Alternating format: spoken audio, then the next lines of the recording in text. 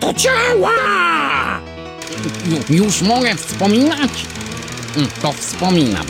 Moje życie dostało kompa w dniu, w którym na moją wyspę przypłynął dzielny pies Reksio i pomógł mi odnaleźć skarb piratów.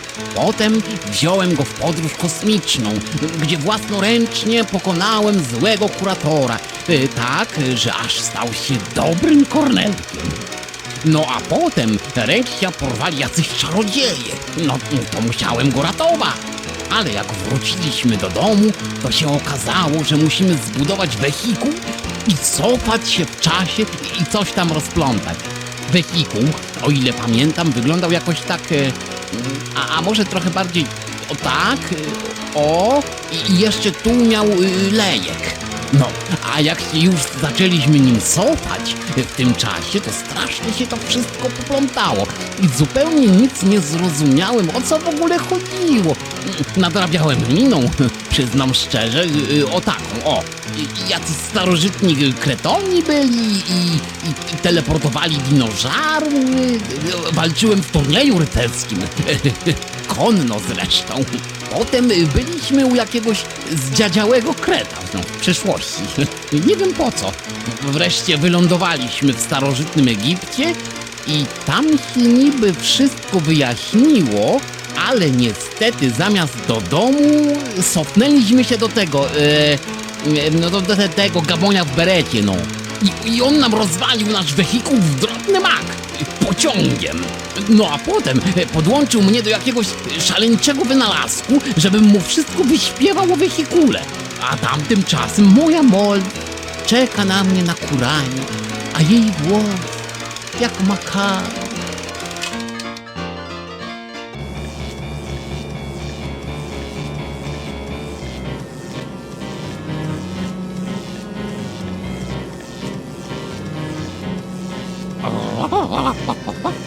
Czy odbuduję wehikuł? Niestety, nie ma takiej możliwości. Jak to? Sowa Merpling zostanie wymyślona dopiero za jakieś 50 lat. To jej ponadczasowa stylistyka napędzała wasz wehikuł. Nie przez kokocze tego. Matku, to już koniec. Herr Kogucie, a nie możesz nam pomóc jakoś inaczej? Ja nie, ale założę się, że jest ktoś, kto może mógłby móc. A wyrażaj się jaśniej z łaski swojej.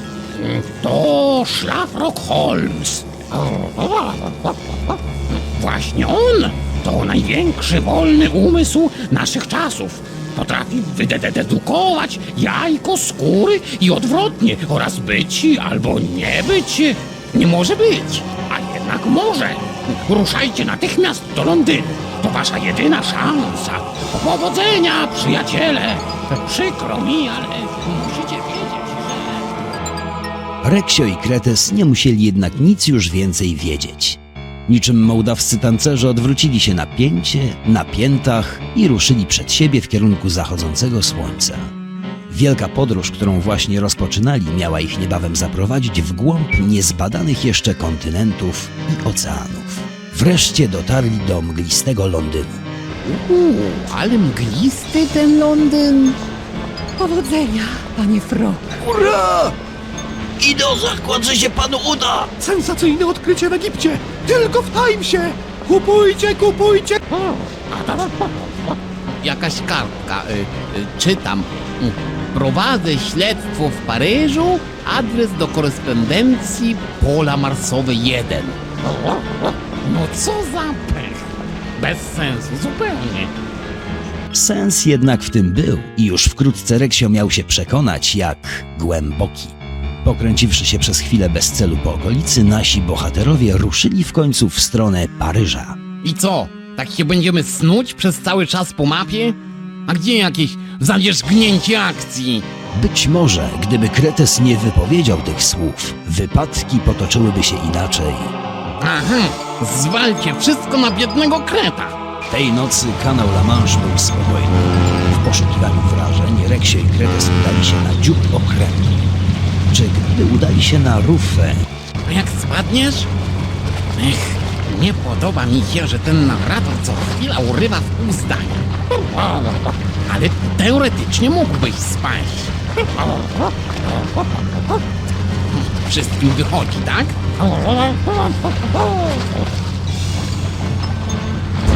O! Nie mów!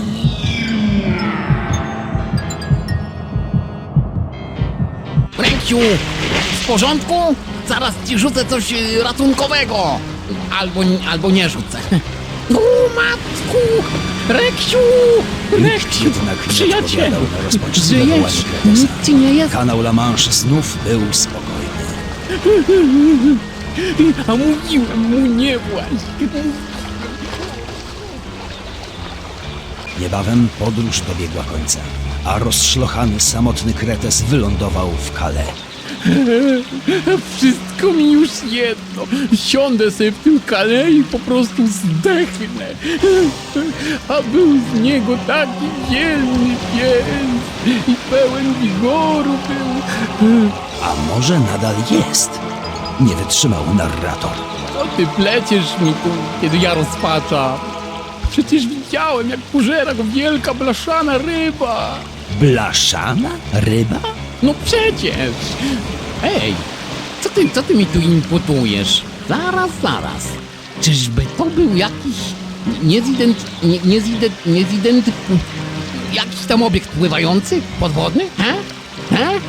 Bardzo możliwe. Ale jaki? Niezidentyfikowany. Może ktoś jest w stanie coś na ten temat wydedukować? Szlafrok Holmes! Ty to powiedziałeś. Reksiu, zaklinam się! Rozwiążę tę zagadkę i uratuję cię! Paryżu, pośpiesznie wyruszam do ciebie! Rzekłszy to, Kretes pospiesznie wyruszył do Paryża. A że Paryż był akurat całkiem niedaleko, w południe Kretes stanął u jego bram. Wow! I zachwycił się jego arcypiękną sylwetą. O! I trwał tak w tym zachwycie dopóki nie zrobiło się zupełnie ciemno i nic już nie było widać. Co to ja miałem... odszukać Holmesa. Adres pola marsowe 1. To nie powinno być trudne. Kretes zagłębił się w gmatwaninie uliczek Paryża, miasta, które nigdy nie zasypia. Tylko czasami. Na przykład dzisiaj.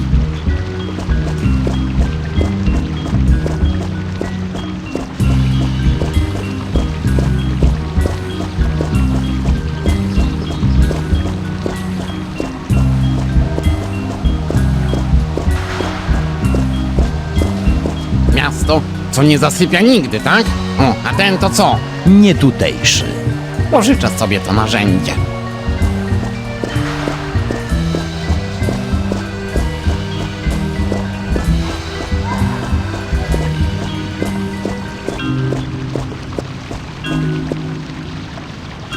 Stryk. Gdybym miał łom...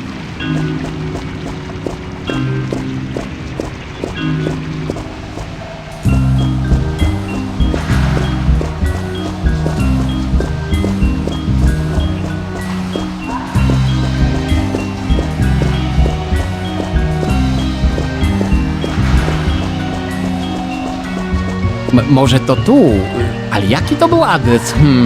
Pst, jak się na mnie kliknie, to mi się z głowy wysuwają przedmioty, które można wziąć i gdzieś użyć. Tylko nie mówcie o tym Molly, dobra? Puk, to ja, Kretes, nie śpicie? Co to jest za adres, jeśli można spytać? Pola markowe 1. Na pewno nie marsowe? No na pewno.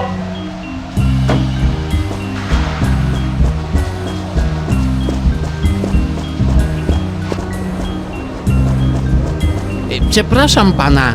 Mi przykrość nie rozumieć.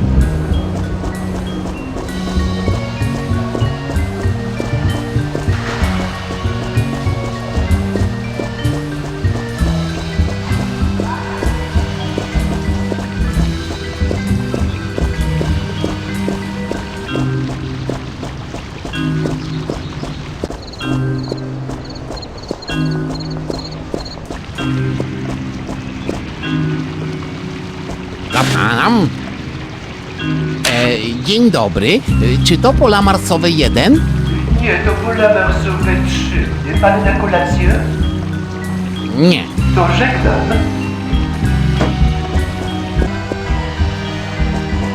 Nie ma ery.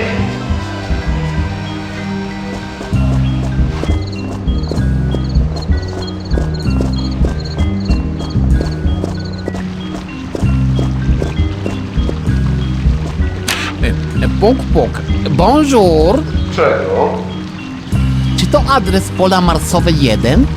Nie, to pola widokowe 5. Olewa.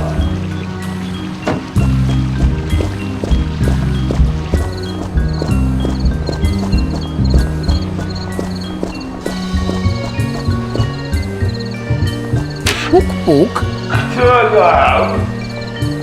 Szukam adresu pola marsowe 1. To nie to są lasy marsowe 2. Podświetlam mroczno.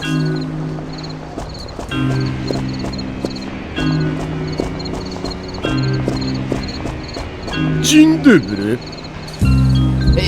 Alo, monsieur listonosz, czy wie pan może, gdzie jest adres pola marsowe 1? Może win, ile nie powiem. Jestem kretym w potrzebie. Niechże pan ma litość. No dobrze, ale najpierw musi pan dostarczyć tę pyczkę na adres Pyla Bywykowe 5. Byleby wykywy 5? Nie, Pyla Bywykowe 5. A, teraz rozumiem. Proszę o to pyczka.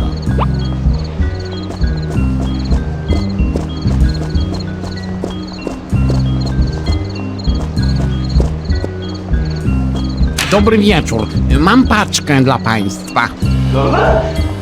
Lasy marsowe 2 jest niemożliwe. Faktycznie. Dobry wieczór. Mam paczkę dla państwa. W środku nocy do nas? Na pola markowe 1? W środku nocy tak. Na pola markowe nie. No to o co chodzi? No, staramy się tu nie zasnąć. Dobry wieczór. Mam paczkę dla państwa. Na pole marsowe 3? Nie. No to chyba jednak nie dla nas.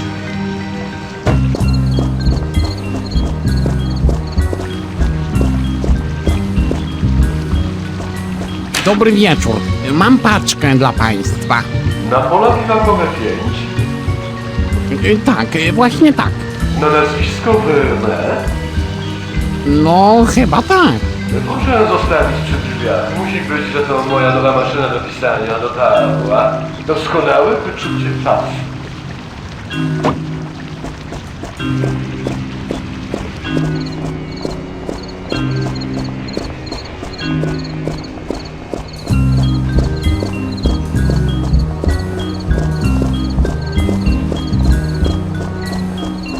Dostarczyłem paczkę. To powie mi pan teraz, monsieur, gdzie znajdę pola marsowe 1? No dobrze, umywa to umywa. Za moją furgonetką jest przyjście do okolic Bystylii.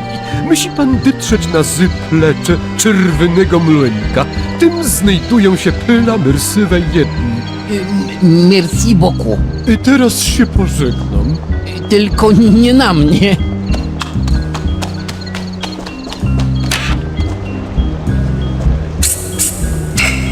Musisz nam pomóc. Musisz nam pomóc. Ja nic nie muszę. Musisz.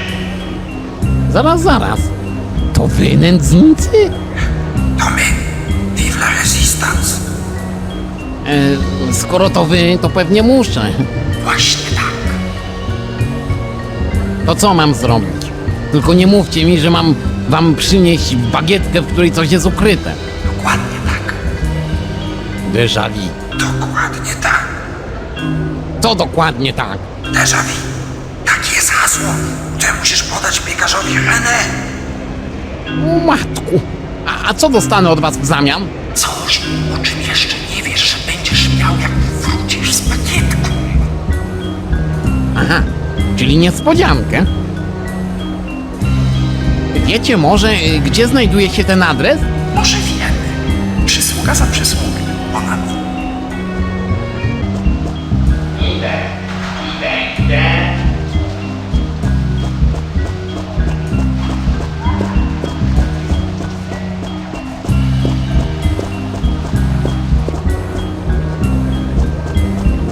Posłuchaj, René, bo nie będę powtarzał 2 razy. Déjà vu. Voilà.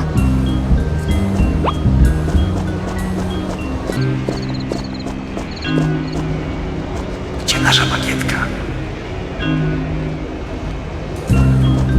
Wasza bagietka, panowie. Ulala. Ja wierzę. Miam. Pyszny.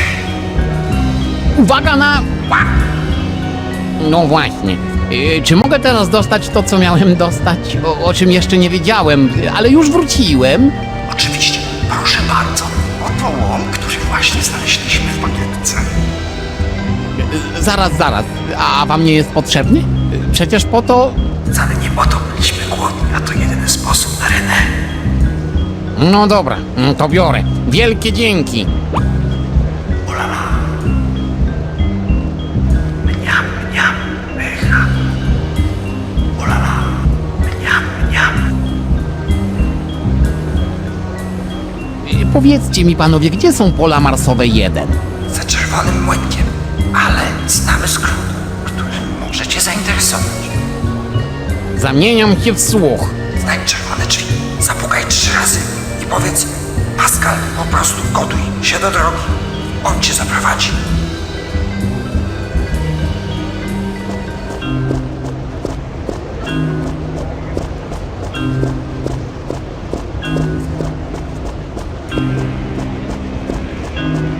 A gdzie pański brodaty przyjaciel? Kto? Dziś do Czerwonego Młynka można wejść tylko z brodaczem. No to klops. Pola marsowe 1. Gdzie to jest?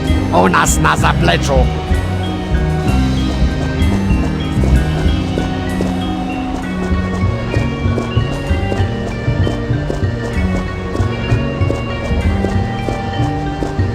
Hej, któryś z was ma brodę?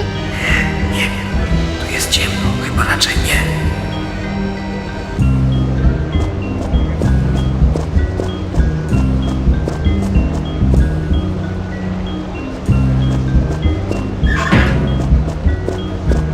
Idę.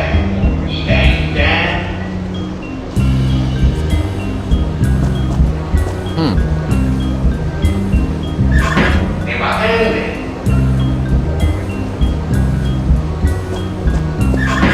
Jak szczur Paryża.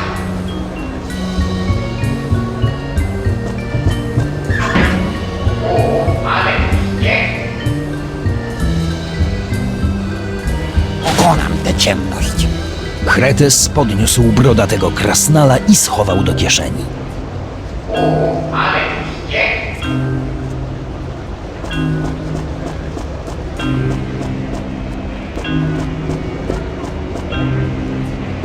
Czy ten przyjaciel jest wystarczająco brodaty? Absolutnie. Zapraszam. O, Monsieur Kret, zapraszamy do nas. Nie, dziękuję. Merci beaucoup. Ja na zaplecze, ale tu kolega z wami zostanie. Może być? O la la, jaki podaty. Cześć dziewczyny. Ty gadasz? A jakże?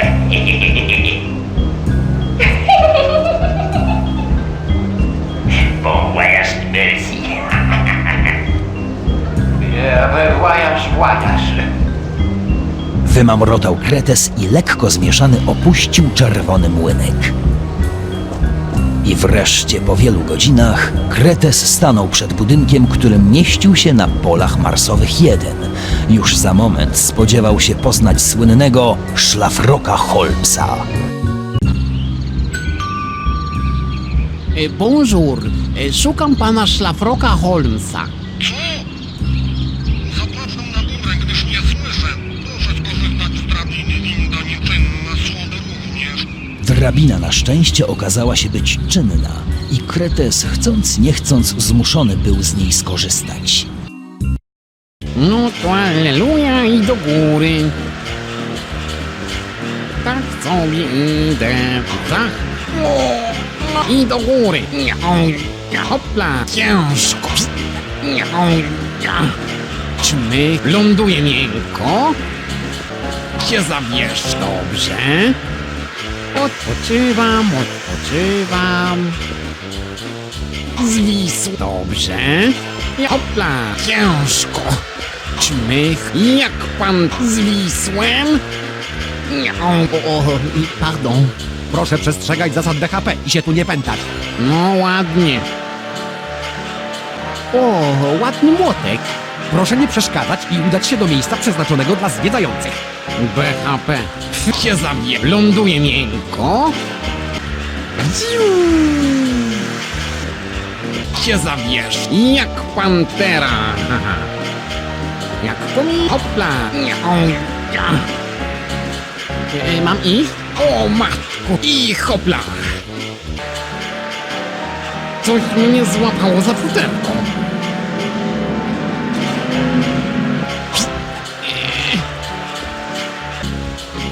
Spadł. O, pardon. Proszę nie przeszkadzać i udać się do miejsca przeznaczonego dla zwiedzających. No ładnie. Ja poczekam. Hopla.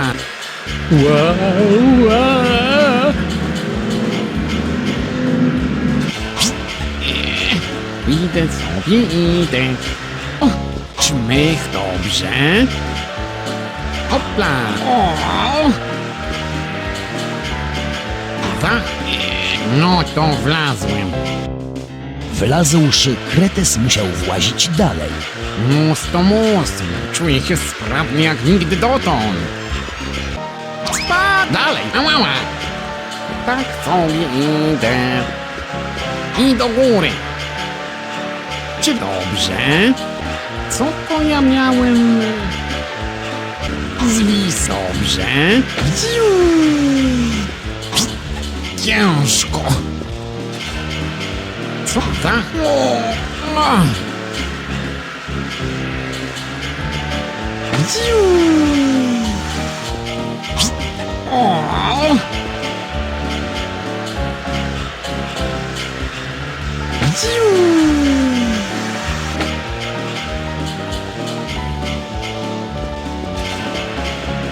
A jaki widok? O matku! Ciężko! Ja latam! Zwis dobrze! Odpoczywam. Tu.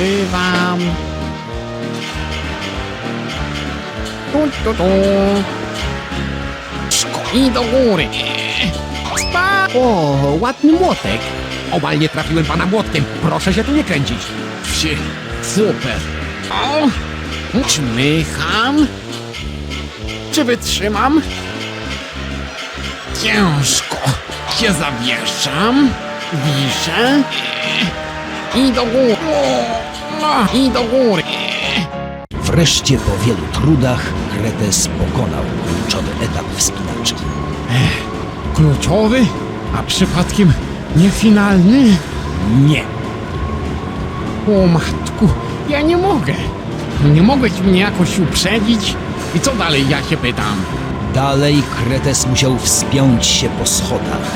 O matku, jak to jest, że kret musi harować jak kret, a tymczasem Reksio sobie najpewniej odpoczywa na dnie wygodnej, blaszanej ryby. Tymczasem Reksio wcale nie odpoczywał, a wręcz przeciwnie.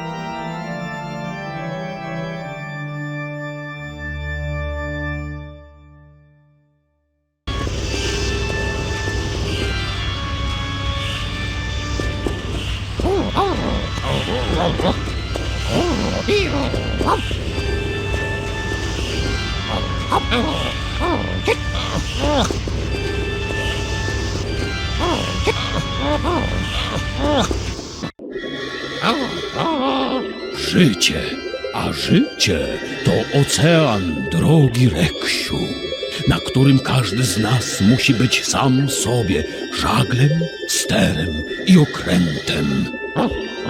Tak, Rufą też, ale ja wolę być dziobem, pruć w fale losu i nigdy nie oglądać się za siebie.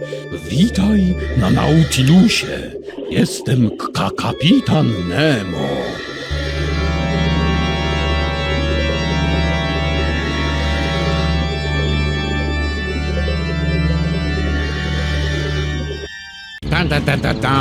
Dan. No, to wlazłem. Czy mam przyjemność ze szlafrokiem Holmesem? Na to pytanie musisz odpowiedzieć sobie sam. Chyba mnie nie rozumiesz. Możliwe, ja zasadniczo mało rozumiem szlafroku. W końcu jestem doktorem Watsonem. Drogi Watsonie, szukam szlafroka Holmesa. Czy go zastałem? Oczywiście, przecież to ty nim jesteś. Sam to wydedukowałem. Drogi Watsonie, ja jestem Kretes. Akurat. Zbyt często używasz zwrotu drogi Watsonie, szlafroku, ale przebranie pierwsza klasa. Przebrać się za ponurego, grubawego kreta. Genialne! Grubawego? Ja ci dam! Po 2 godzinach uprzejmej rozmowy doktor Watson nadal uważał Kretesa za genialnie przebranego szlafroka Holmesa, a Kretes nadal nie wiedział, gdzie może spotkać słynnego detektywa. Wreszcie postanowił zastosować chytry fortel. No dobrze, drogi Watsonie. Rozgryzłeś mnie, to ja, szlafrok Holmes, przebrany za kreta. Wiedziałem! A teraz przypomnij mi, gdzie miałem się udać. Ja, szlafrok Holmes. Jak to gdzie? Miałeś się udać Orient Expressem do Stambułu. Mów dalej. Miałeś usiąść w przedziale, w którym 3 pasażerów nosi kapelusz obok damy w niebieskiej sukni naprzeciwko wąsatego mężczyzny. Czy coś jeszcze? Miałeś odjechać tym pociągiem za jakieś 5 minut. Co? Czemu nie powiedziałeś tego wcześniej? Nie pytałeś. Myślałem, że sam wydedukujesz. No to klops. Samo zejście po schodach zajmie mi pół dnia. O, szlafroku, przesadzasz z tym kamuflażem, a od czego mamy parasole? Hop, siup i proszę ciebie, jesteś przy postoju dorożek. Parasol, aha. Raz kretu śmierć. Coś jest nie tak. Rozpłaszczę się na marmoladę. Watson mnie wystawił, o matku. Zaraz. Na dworzec, a rychło. A na dworzec to gdzie? No to pan ma wiedzieć, nie ja. Ale nie wiem. Ruszaj pan, bo szkoda czasu, będę panu mówił. Ale co, a skoro pan też nie wie? Zdam się na mój kreci zmysł.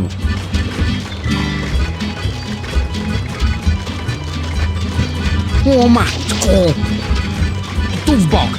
Skręć pan w lewo! I Koń, pić mu się zachciało. za dobrze nam szło, co? Pan to robi specjalnie! No chyba tędy. Tu w lewo! Tu. Tu skręcimy. Teraz tam. No chyba tędy.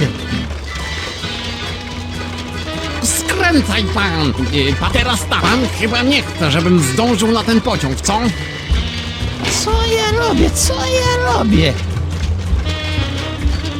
A przepraszam, to nie ja, to koń. Lubi niszczyć. I na prawo. O matko.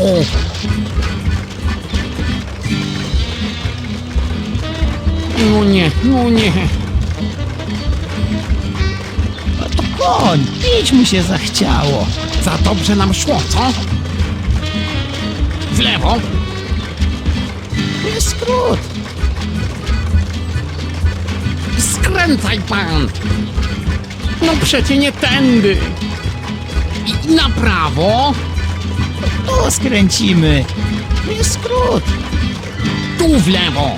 Teraz tam. To jest skrót.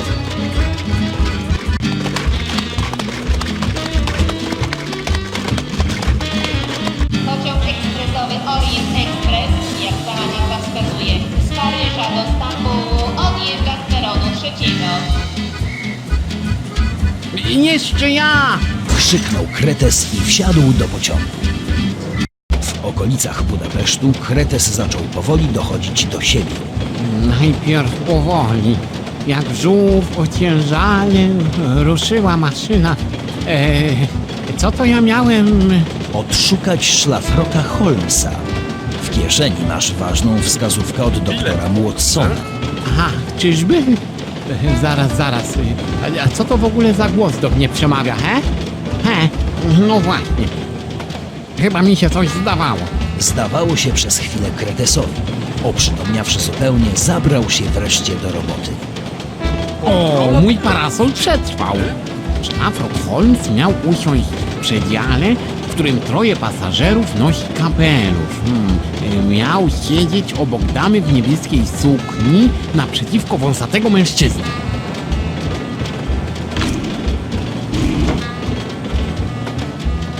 Czy bileciki są? Aha, Szlafrok Holmes. Aha, wcale nie. Szukam szlafroka Holmesa. Życzę powodzenia. Psst, czy pani to pan? A chcesz pan wpysk?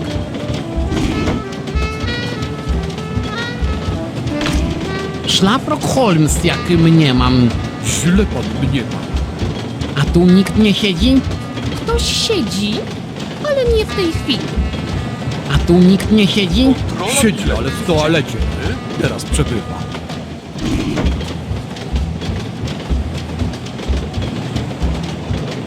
Czy bileciki są? Pasażer na gapę. Zapraszam ze mną. Oto nasz specjalny przedział dla gapowiczów.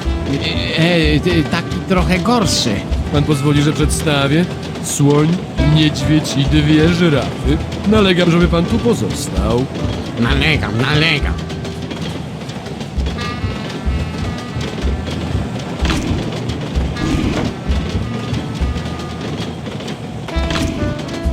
Czy pan Holmes? Nie, Szlafrok Holmes, jak mniemam. źle pan mnie ma.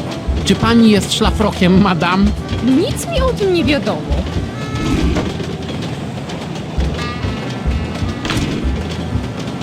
Czy to miejsce jest wolne? Tak się tylko wydaje.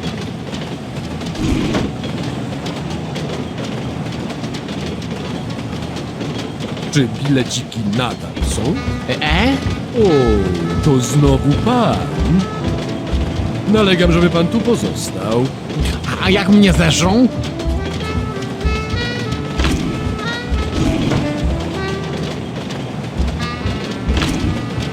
A tu nikt nie siedzi? Siedzi, ale w toalecie. Teraz przebywa.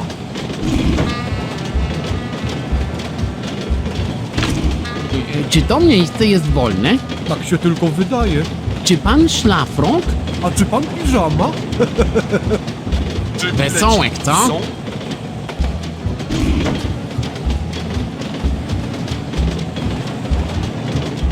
Czy bileciki są? Pan widzę wybrał się na przechadzkę. Zapraszam. Nalegam, żeby pan tu pozostał. Nalegam, nalegam.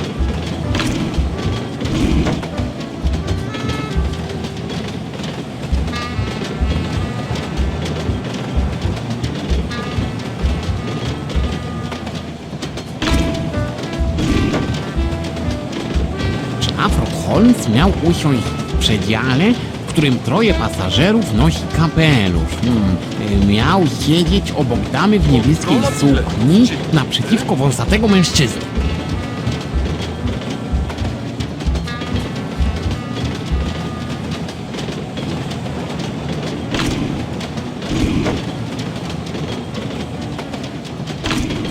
A tu nikt nie siedzi? Siedzi, ale w toalecie. Teraz przebywa. Szukam szlafroka Holmesa. Życzę powodzenia. Bilety poproszę. Szlafrok Holmes, jak mnie mam. Źle pan mnie ma.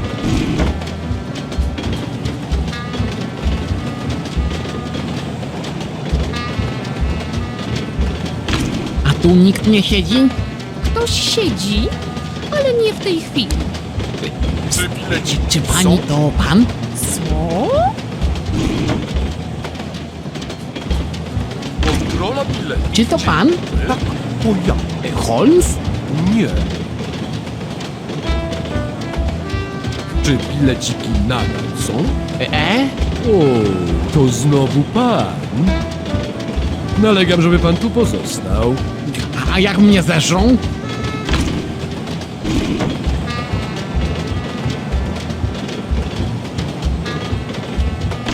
Czy pan Holmes? Przykro mi.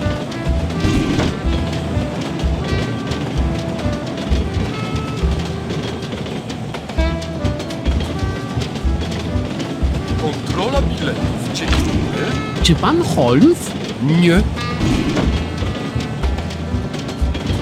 Kontrola biletów. Dziękuję.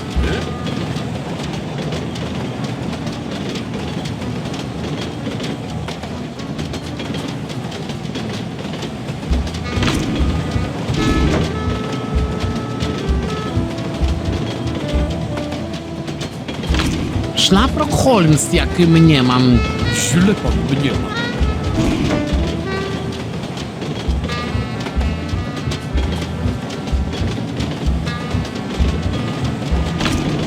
A tu nikt nie siedzi? Ktoś siedzi, ale nie w tej chwili. Czy to pan? Tak, to ja. Holmes? Nie. Czy pan Szlafrok Holmes? Niestety nie. No to ja już niczego nie rozumiem. Zaraz. Pan powiedział Szlafrok Holmes? Tak powiedziałem. Tak nazywał się dżentelmen, który miał jechać na tym miejscu, ale w ostatnim momencie zrezygnował. Odkupiłem jego miejscówkę. Zrezygnował? Przykro mi. To może ja też zrezygnuję. Na zrezygnowanego Kretesa spłynęły kolejno fale czarnej rozpaczy. Ula Boga! Reksiu! Wściekłości, Oj! Zaraz mnie kret zaleje! retorycznych pytań Dlaczego mi to robicie? Dlaczego? i wreszcie zmęczenia. Nogi mam jak z waty, a ślepia mi się same sklejają. Słaniając się na nogach, Kretes udał się do opuszczonego przedziału i zasnął. Śnił mu się Reksio. Widziałem rzeczy, które nie śniły się nawet filozofom. W rzeczy samej sam już nie pamiętam, co widziałem, a czego jeszcze nie. Przemierzyłem wzdłuż i wszerz wszystkie oceany, morza, a nawet niektóre jeziora. Odkryłem ujścia wielu rzek i podziemnych strumieni. Dopłynąłem do Timbuktu, nawet do Shangri-La. Nie pytaj mnie po co. Cieszę się, że podoba ci się na Nautilusie, Reksiu. Wkrótce dopłyniemy tam, gdzie mamy dopłynąć. Wszystko w swoim czasie.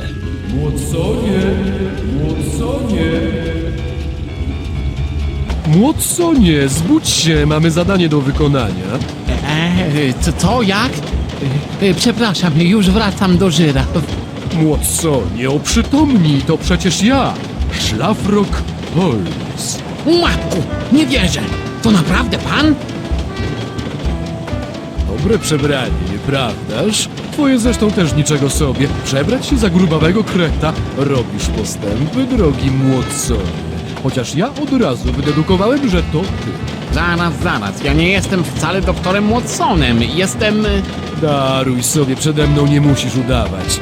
Ale... Nie ma czasu. Coś jest nie tak z tym Orient Expressem. Drogi Watsonie, musisz jak najszybciej dostać się na dach pociągu i dotrzeć do lokomotywy, póki nie będzie za późno. Za późno? Na co? To właśnie musisz ustalić. Ruszaj. Ja tymczasem będę obserwował pasażerów i spróbuję wydedukować, o co w tym wszystkim chodzi. Czyli znaczy się, biedny kret teraz musi jakoś wleźć na dach jadącego pociągu.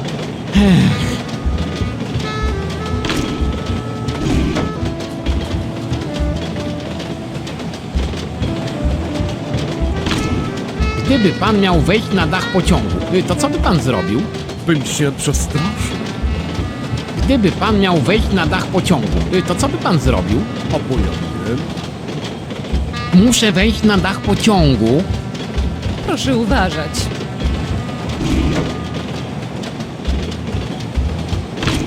Gdyby pan miał wejść na dach pociągu, to co by pan zrobił? Opojony. Gdyby pan miał wejść na dach pociągu, to co by pan zrobił? Poszukałbym jakiegoś włazu na dach.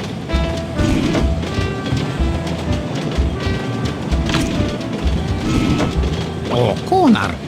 A nuż się przyda. O, mój parasol przeżył.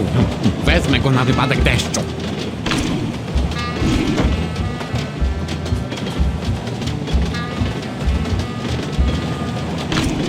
Muszę wejść na dach pociągu. Tak, słyszałam. Gdyby pan miał wejść na dach pociągu, to co by pan zrobił?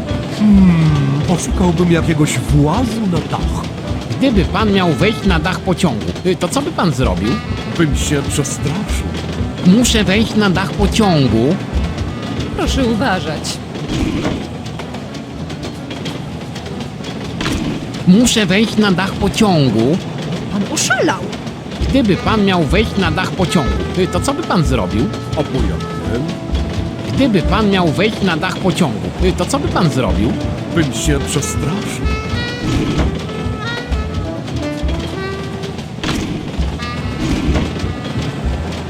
Aha, łaz na dach. Szkoda, że tak wysoko. Zabierz no pani ten łeb. Chyba jakaś głucha ta żyrafa. Albo nieuprzejma. Głodni? Może przekąskę? A gdybym tak tym parasolem...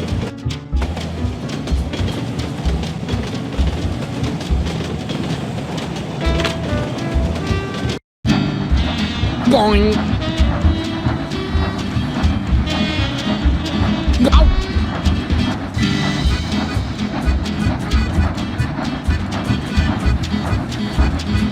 Goń! Ała! Goń! Goń! Goń!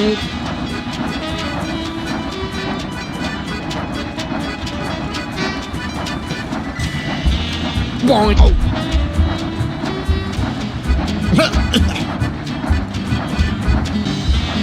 Goń!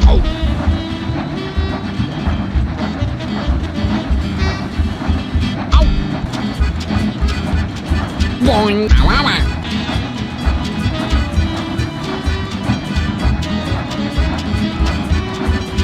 Ała!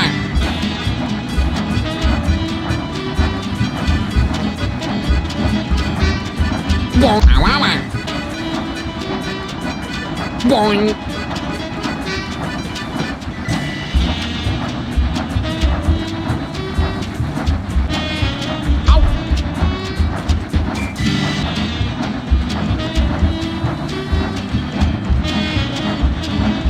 Goń! Aha, no ładne rzeczy. Co tu się wyrabia? Ach, nic takiego, panie przystojniaku. Ten sympatyczny pan Maszynista pokazywał mi, jak puszczać całą parę gwizdek i urwałam taką jedną bajkę. Mam nadzieję, że pan się nie gniewa, panie Krecie. No, nie ze mną takie numery. Psi urok na mnie nie działa. Zresztą jestem już z kimś związany. Ale ja za to jestem wolny. To się dobrze składa, bo zaraz będzie pan zajęty naprawą lokomotywy. A pani? No cóż, robi się późno. Lepiej późno niż wcale. Życzę od pana ten parasol. Co za kobieta. Skoczna. Weźno się pan w garść, bo normalnie łapy opadają. Kocha to wróci. Pan sądzi? Nie. Rozwiązawszy zagadkę Orient Expressu, Kretes powrócił do szlafroka Holmesa. Ała, boing. I to wszystko bez parasola. Dobrze, że dzieci na to nie patrzą. Doskonała robota, Watsonie. Dzięki tobie pociąg nie przybędzie do Stambułu za późno. Słuchaj no, panie Szlafrok, nie jestem żaden doktor Watson. No ile razy mam...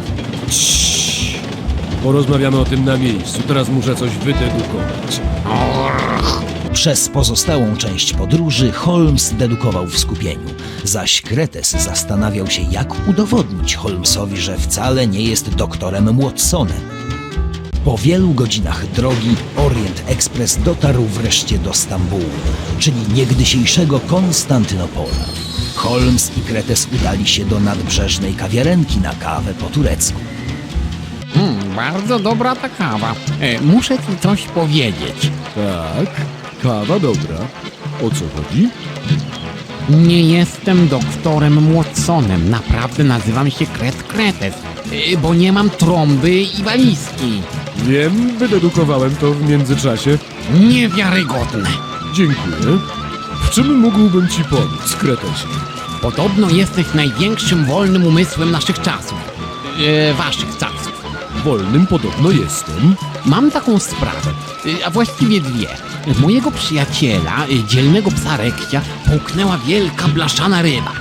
Czy mógłbyś wydedukować, jak mam go odszukać? Mógłbym. Siedź gdzie siedzisz i czekaj. No co ty? Dedukuję, że za jakieś 10 sekund Reksio wynurzy się z morza. Żarty sobie stroisz z biednego kreta w potrzebie? Nie.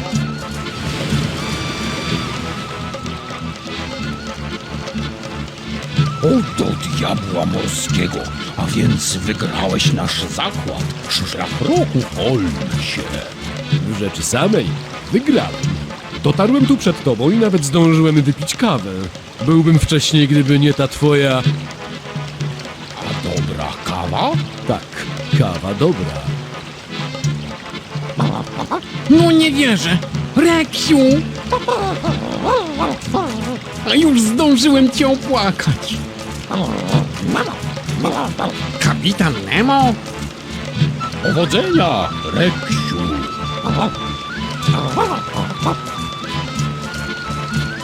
Płynę do Egiptu odkryć ujście Nilu. Do zobaczenia! Podzieliwszy się na prędce opowieściami o swoich przygodach, Reksio i Kretes mogli nareszcie powrócić do głównego celu, jaki mieli przed sobą – odnalezienia drogi do domu. Szlafroku Holmesie, szukaliśmy ciebie, jako że chcieliśmy, żebyś wydedukował dla nas coś bardzo ważnego. Na przykład co? No na przykład, jak przenieść się w czasie o 100 lat.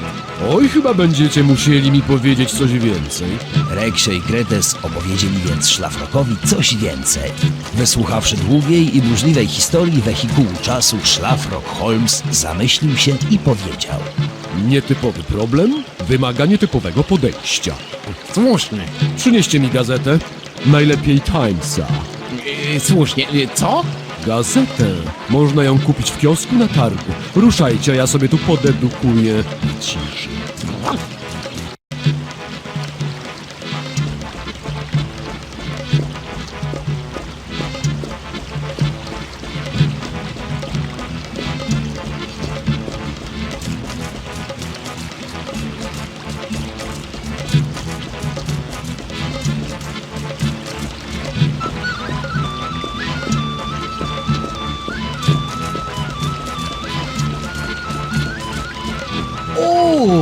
Blachy!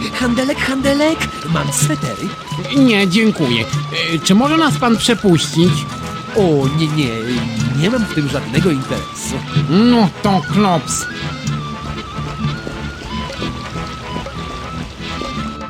Te, rodacy? He? Rodacy, a jakże? No z nieba mi spadacie, Janek jestem, Jaś! Słuchajcie, jest interes. Jaki interes? To nie swetry, można tu kupić na ryneczku. Tak się składa, że mam tu pierwsza klasa towary na handel. Kryształy, kremniwa, galanterię skórzaną. No i? Te bisurmany nie chcą ze mną handlować. Ba, nawet zezwolonka dać mi nie chcą. Że niby nieczysty jestem. Ja nieczysty! Czy ty saraceny jedne... Masz trochę kebabu na wąsach. Złodzieńcy wy moi, weźcie no tę torbę, błagam. I przehandlujcie mi to na swetry. A ty to kto, he? Nie umiesz mówić po ludzku, co? Ty, cwane gapy, wcale nie jesteście rodacy. Chcecie mnie wyciąć w czambuł, co? Spokojnie, panie Janie, kochany. Jesteśmy rodacy, jakem kretes. Zaraz to panu udowodnię. Jeżeli rzeczywiście jesteś moim rodakiem, bez problemu wymówisz to słowo. No zobaczymy, czy bez problemu. Jakie to słowo? Konstantynopolitańczykowianeczka. To łatwe.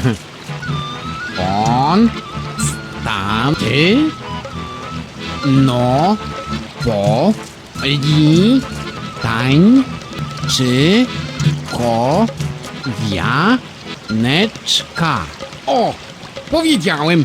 Konstantynopolitańczykowianeczka. O, znowu mi wyszło. No dobra. Teraz pies. To samo.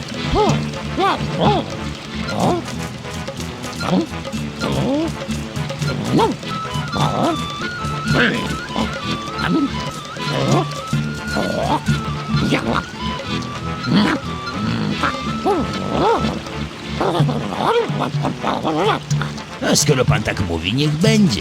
Pan też jest rodak. Oto torba z towarem.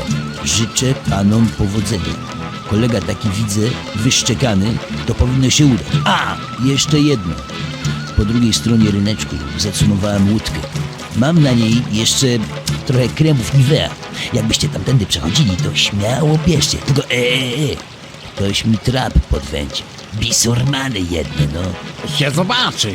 To ja tu sobie poczekam, nie?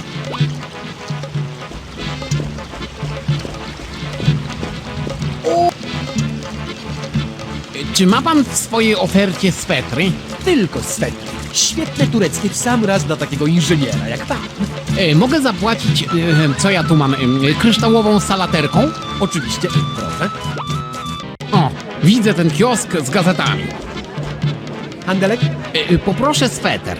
Poproszę Nivea. Reksiu, chyba musimy oszczędzać te kryształy i kremy, bo tu bardzo tłoczno na tym targu. Handelek? Zobacz, Reksiu, jak się wszyscy na te kebaby rzucili. No nie da się przejść normalnie. Bierzemy. Może kryształ?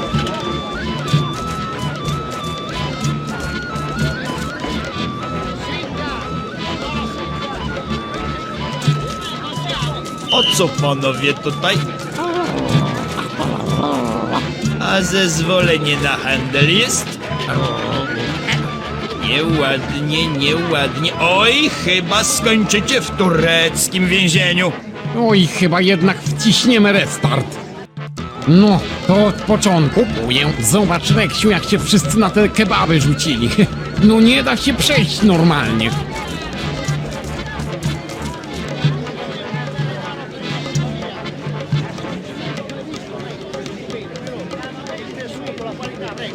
Handelek?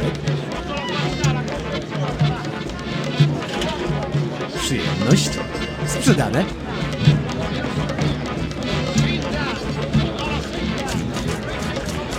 Kupuję. O, to się nam może przydać.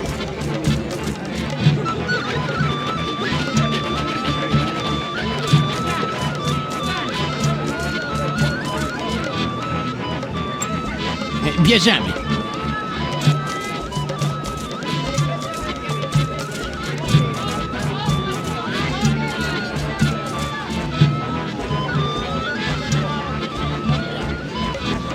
Może kryształ? Proszę. Może kryształ? Zobacz, Reksiu, to chyba ta łódka, o której mówił nasz rodak. Widzę wypchaną torbę na pokładzie. Spuszczam trawę. No, 10 kremów Nivea. Mam nadzieję, że nam starczy.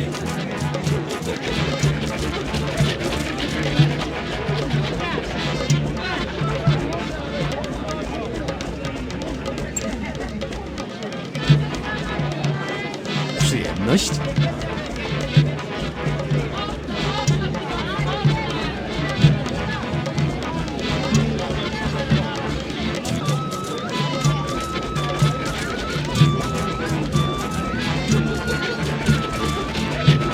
Proszę.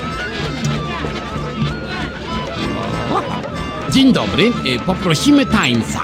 Proszę, Nie wie pani, czy da się jakoś ominąć ten tłum?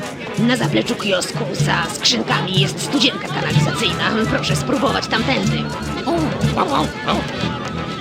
Sety? Aha. To chyba te skrzynki. No to hop, do ścieku.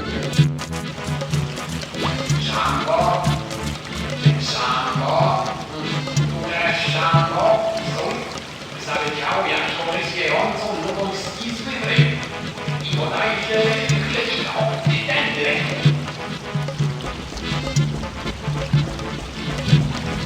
Rodacy, witam was chlebem i solą. Macie coś dla mnie? A jakże? Oto pańskie swetry, panie Janie kochany. No, pierwsza klasa.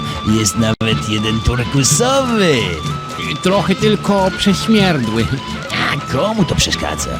No, serdeczne dzięki, na rodaka zawsze można liczyć. Uszanowanie.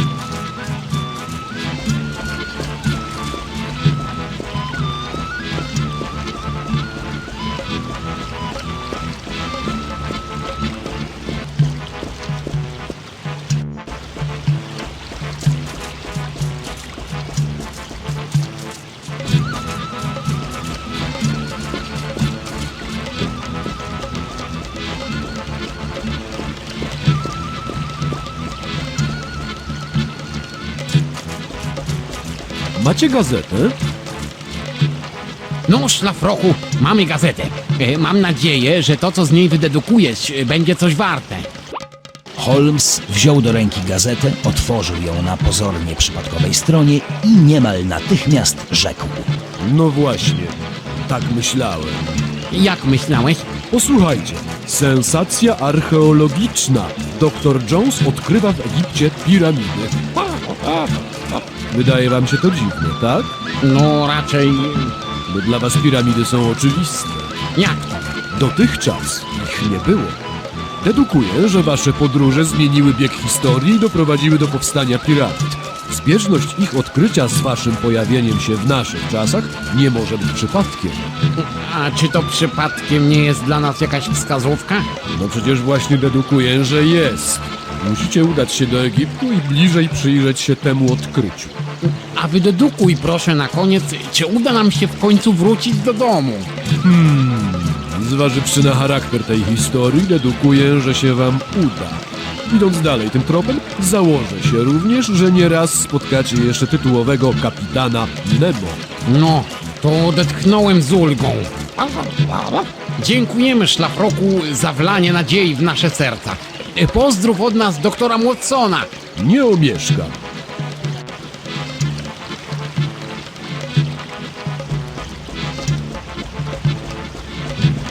No, mamy szczęście. Zobacz, Reksiu. Statek do Egiptu wyrósł nam jak grzyb po deszczu. Ma pan bilet? Skąd? A pan ma? A skąd mam bilet? Niedobrze, niedobrze.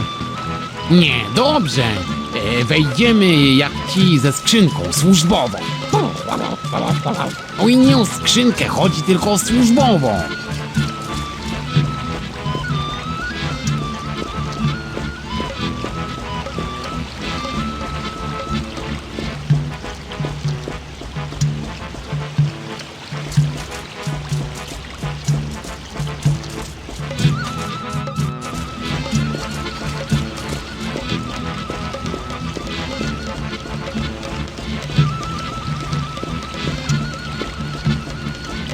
Podoba się panu za granicą, panie Janie? To mi od razu podoba. Straszny chleb, nie to co u nas. Wracam do kraju. O ile mnie pamięć nie myli, to aktualnie go nie ma na mapie. Słabo się znam na mapie, a i pamięć już nie ta.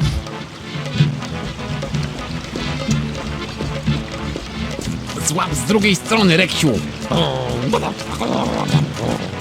O matku, ja też nie mam takiej animacji. O, do kieszeni, no.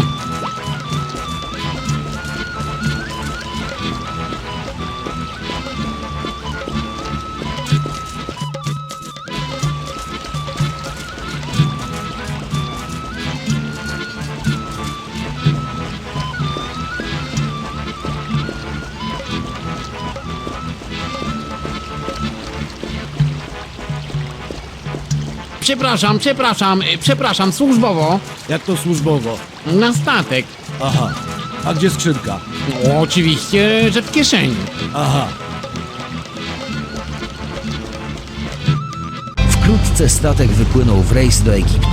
Reksio i Kretes, jako że byli pasażerami na gapę, postanowili wmieszać się w tłum, by nie wzbudzać niczyich podejrzeń. Przepraszam państwa. Bardzo mi przykro, inżynier Gamoń nie jestem. Przepraszam, ale nie dosłyszałam.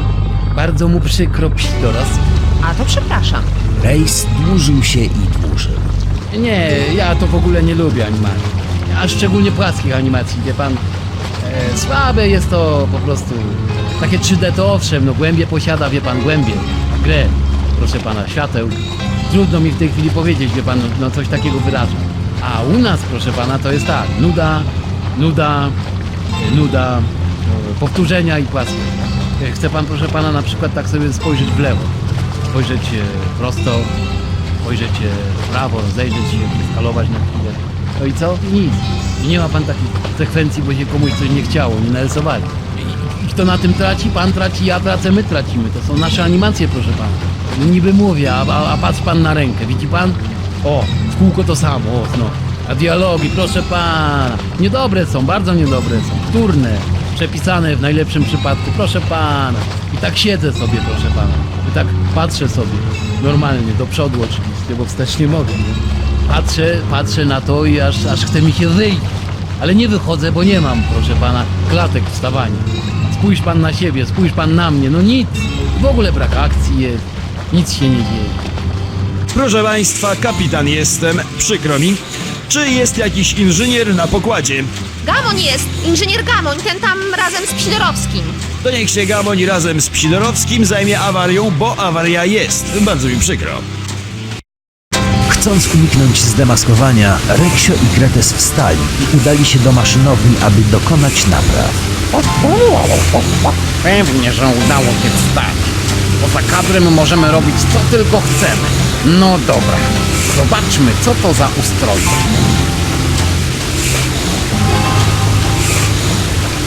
Gdyby tak przywalić czymś w ten cylinder. Oj, chyba nie sięgniesz.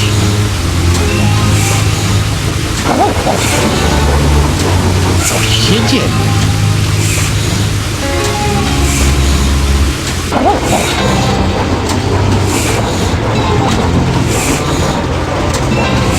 Ta śruba wygląda na poluzowaną. O, zobacz, nie to sztuki w tej świątyni techniki, że za to na luźnym gwoździu. Oj, artysta, gwoździa nie umie dobrze przyjąć.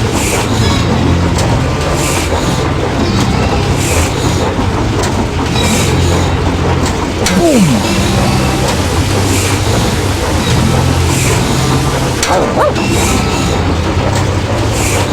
No właśnie.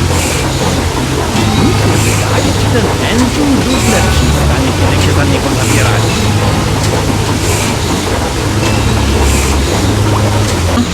Co mi strzeliło z tym inżynierem, to nie wiem. Chyba przez te swetry. No właśnie. Bum! I co? Aha. Dokręt. Żeby się tylko to nie rozleciało. A masz ty dzyndzlu, ty! Co to za diabelski ten cały engine? No, coś naprawisz, to coś cię zepsuje, zupełnie jak w życiu. Dokręcaj, tak. Bum!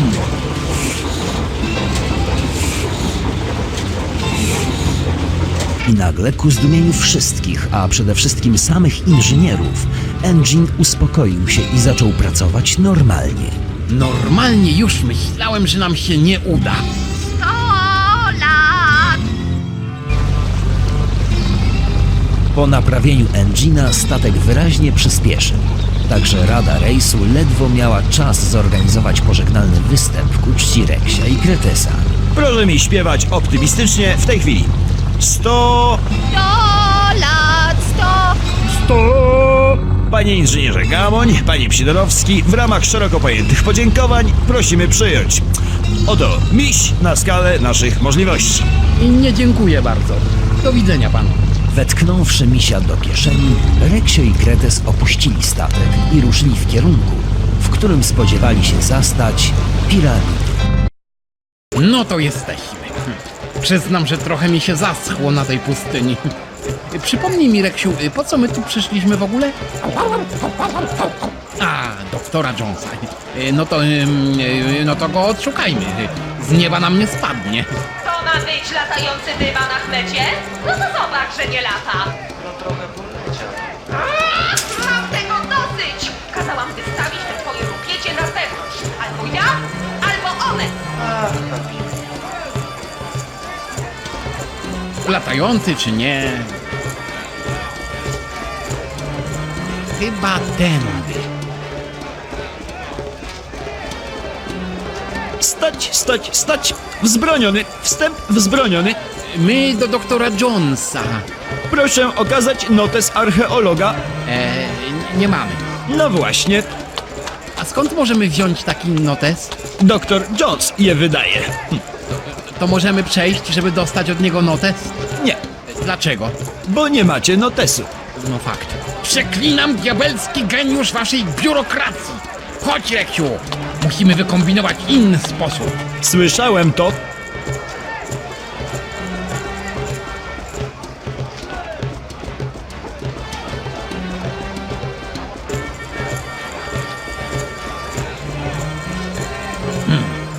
To wygląda jak... Au. Tak. O, teraz to już zupełnie jak... Au. Tylko bez głowy.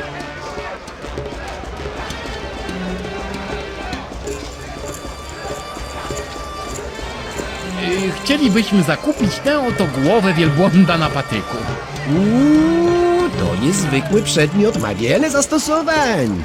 Może wymienimy się. Co by pan za to chciał? No, ewentualnie coś ładnego na ścianę do piwnicy. Co to? To mumionek! Przebojowa przytulanka dla milusińskich. Bawiąc straszy, strażąc bawi. O, to zupełnie jak pan. Co pan za to chce? Tylko i wyłącznie inną przytulankę o podobnych właściwościach. Proponujemy misia za tego pańskiego mumionka. Jest jeszcze straszniejszy. Mowa stoi. Piękny, prawda? To Niluś. Sam go zrobiłem. A tu jest napisane Made in Cesarstwo Chińskie. Co pan chcesz za tego Nilusia? Lampkę najlepiej z dżinem. Proszę okazać notes. Moment. Chyba zostawiliśmy w domu. Akurat.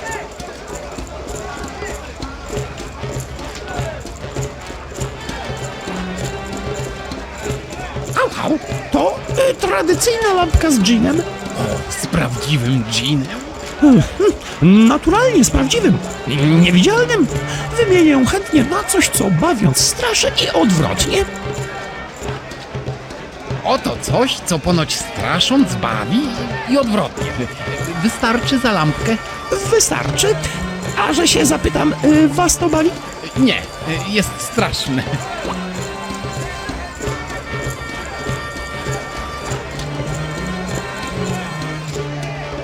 Oto lampka. Z dżinem? A jakże? I z tonikiem. Cóż mogę rzec? Niluś jest wasz. Żegnaj, malutki.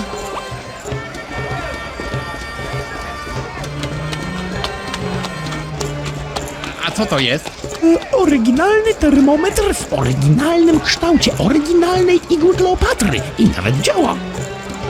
O, bardzo oryginalny. Ile kosztuje? Nie ma ceny, ale oddam go w zamian za cokolwiek wyprodukowanego w cesarstwie chińskim. Ten oto Niluś został wyprodukowany w cesarstwie chińskim. Wow, biorę! Igła jest wasza. O, skarabeusz ze złota. Można nim, sam nie wiem, przycisnąć papierus. Matko, jak ze złota to pewnie wart jest fortunę. Jest. Dlatego oddam go jedynie za tę niewiarygodną piramidę z padającym śniegiem, co ma tam ten facet nad rzeką. Toż to istne czary warte każdych pieniędzy.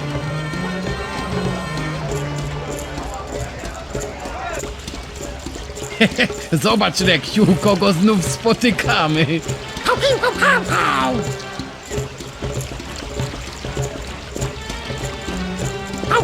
A niech mnie Shangri-La pochłonie.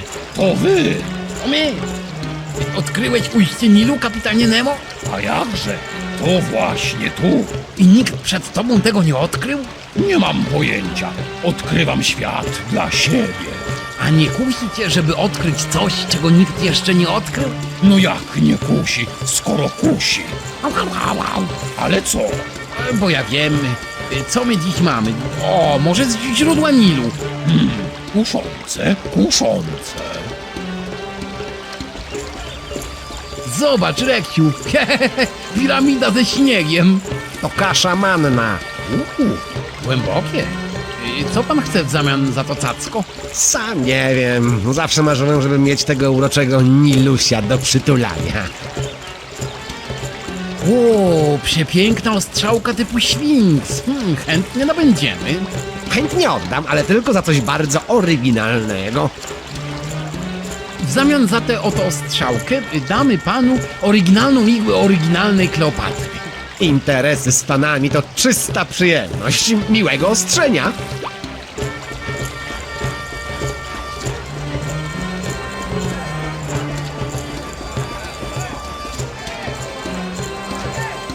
Wymieńmy się, błagam. Chciałbym, ale nie mogę. Nie wprowadziłem jeszcze na magazyn. Przyjdzie kontrola, sami wiecie.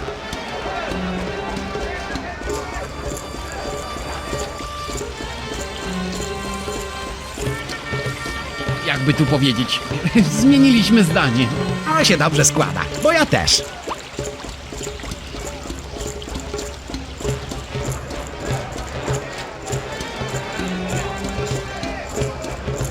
Czy możemy dokonać wymiany wstecznej? Naturalnie, klient nasz pan.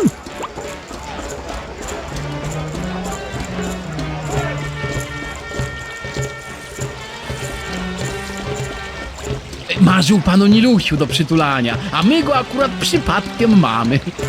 No to coś czuję, że się dogadamy. Piramida jest wasza.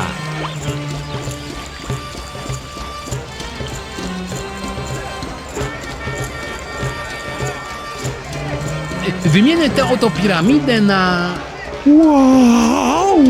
Niewiarygodne! Niech pan jeszcze potrząśnie, błagam. Spokojnie, jest pańska. Och, będę ją potrząsał do końca mych dni. Bierzcie skarabeusza, jest wasz.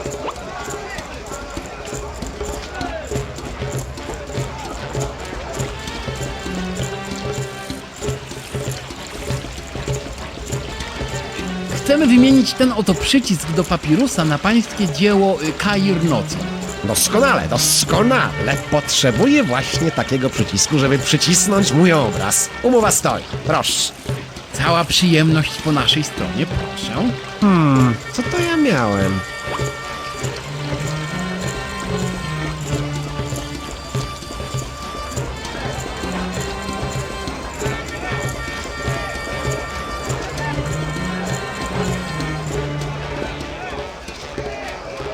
Da nam pan ten łeb wielbłąda? obraz Kair Nosą to jedyna rzecz, jaką znaleźliśmy. O, przepiękny! Egipskie ciemności nareszcie uchwycone. Idealny na ścianę do piwnicy. Mam tylko nadzieję, że nie zdominuje wnętrza. Łeb jest wasz.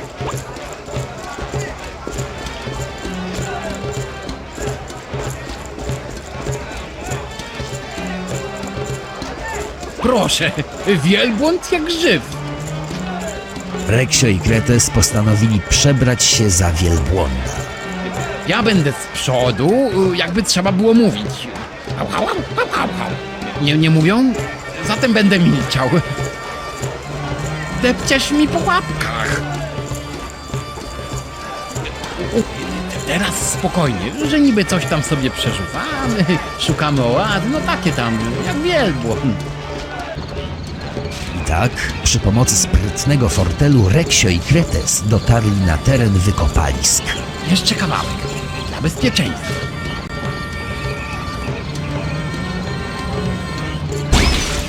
No, to znajdźmy tego doktora.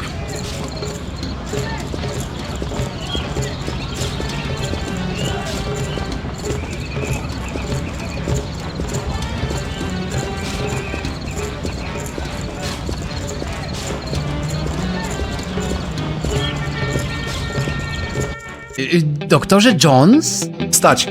Kto wy jesteście? Jak żeście tu weszli? Oto dzielny pies Reksio, a ja się nazywam Kretes. Przybyliśmy tu... Powiedziałeś... Kretes? Tak mnie zwą. Słyszałeś, Tomuś? Tak miałem nie słyszeć, jak słyszałem. Powiedział Kretes. Mówię, że słyszałem. Tomuś, porzuć ten ton. Tato, prosiłem cię. Nie teraz, Tomuś. Czemu tak dziwi was moje imię? On się pyta czemu. Panowie pozwolą, że się przedstawię. Chętnie pozwolimy. Jestem profesor Dr. Jones, odkrywca tej oto piramidy. A ten tu, to mój syn Tomasz. Ale mówcie mu Tomuś. Błagam, nie mówcie. Au, au, au, au. Jak to odkrywca piramidy? Przecież one tu stały od wieków. W żadnym wypadku. Całkiem niedawno wybraliśmy się z Tomusiem na przechadzkę i nagle... bam! Dookoła nas pojawiły się te oto piramidy. No to je odkryliśmy, prawda, synu? Co prawda, to prawda. Nadal nie rozumiem. Chcąc rozwikłać te tajemnice, rozpoczęliśmy prace wykopaliskowe. No i się dokopaliśmy do tej oto tablicy. Tata uważa, że to klucz do rozwiązania zagadki. Odczytaliście ją? To chyba hieroglify. No właśnie. Udało nam się odczytać tylko jedno słowo. Jakie to słowo? Kretes. To słowo to Kretes. Reksio i Kretes zbaranieli. Będziemy musieli pomóc im odczytać tę tablicę. Profesorze, doktorze, może jakoś wspólnymi siłami odczytamy tę tablicę? No nie wiem, nikt jak dotąd nie złamał pisma hieroglificznego. No, ktoś w końcu musi to zrobić. Ja chcę. Nie żartuj sobie, Tomuś. Ale tato! Słuchajcie, mam tu takie coś, taką okrągłą płytę, taką rozetę z kamienia. Gdyby udało się ją odcyfrować, byłbym w stanie odczytać te napisy na tablicy. To my ją pożyczymy i spróbujemy coś z nią zrobić. Dobrze. A mi nie chciałeś jej dać. By się zepsuł, Tomuś, i zgubił. Tomuś, słuchaj, tylko nie Tomuś. Tomaszu, nie lubisz swojego imienia? A nie widać? Cała moja rodzina ma wyszukane imiona, a mnie nazwali Tomuś. To zmień imię, tak zrobię. Mam już nawet kilka pomysłów. Floryda, Kalifornia, New Jersey. New Jersey, Jones? Popracuj jeszcze nad tym. Może Północna Dakota.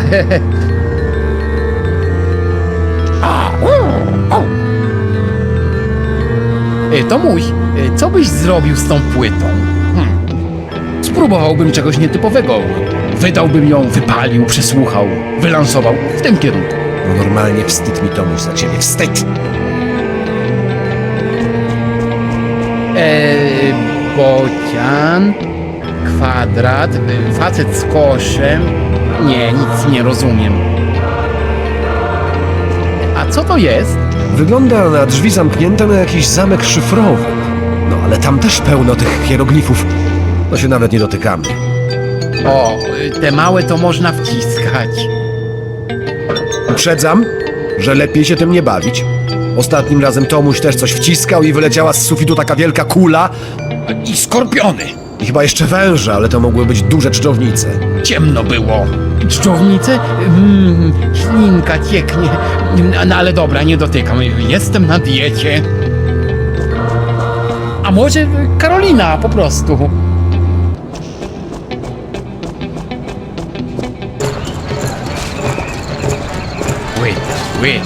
Łyda. I co my mamy z nią zrobić?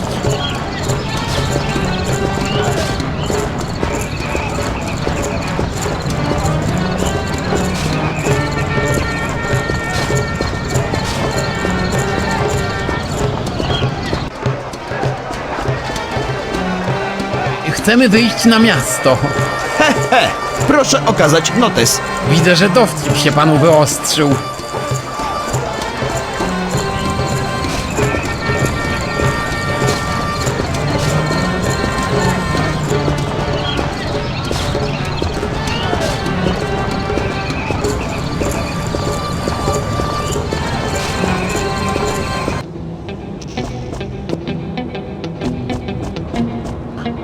Doktorze Jones, możemy dostać notes archeologa? Proszę, róbcie dużo notatek i szkiców, na pewno się przydadzą.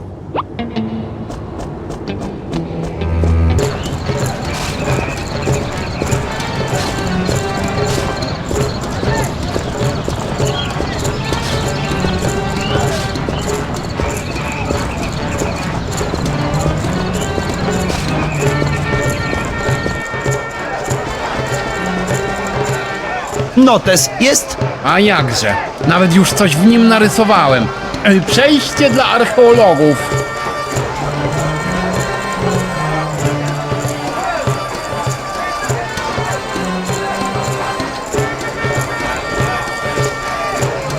Przepraszam, co tu jest napisane na tej płycie?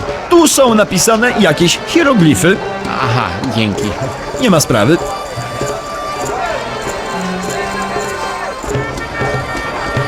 Umiałby pan to odczytać? A co ja jestem, jakiś czytnik, czy co? Kupiłby pan notes archeologa? A chcecie sprzedać? Nie, tak się pytam.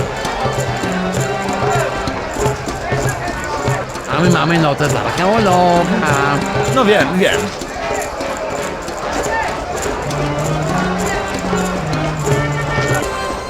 No proszę, jak tu się zrobiło czysto i elegancko.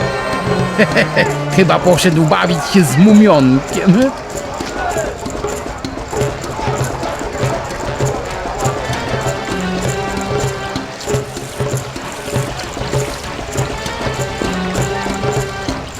No i co? Odkryjesz źródła Nilu? Tak, jak tylko skończę odkrywać to ujście do końca.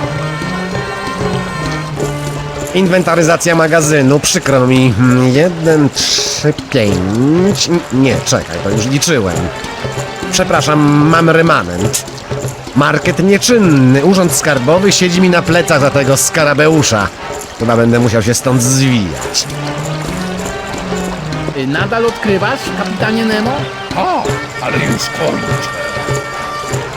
A przypadkiem nie wiesz, kapitanie, co tu jest napisane na tej płycie? Niestety przypadkiem tego nie wiem.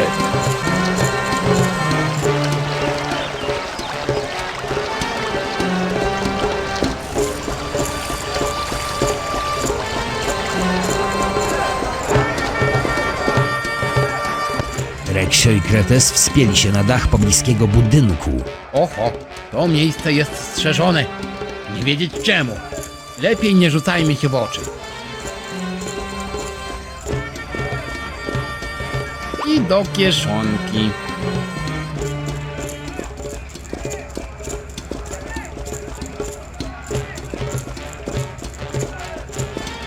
Stać! To miejsce jest pilnie strzeżone. Natychmiast wracajcie tam, skąd żeście przyszli. I zostawcie wszystko tak, jak było. Lepiej z nim nie polemizujmy. Ma zbyt duży argument przewieszony przez ramię.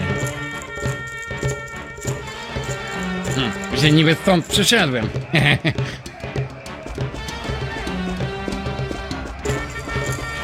No, mam pomysł, Reksiu. Ty się tam wespnij i kręć tymi linkami od prania, tak bym mógł się przekraść niezauważony. Jak komandos. Au, au!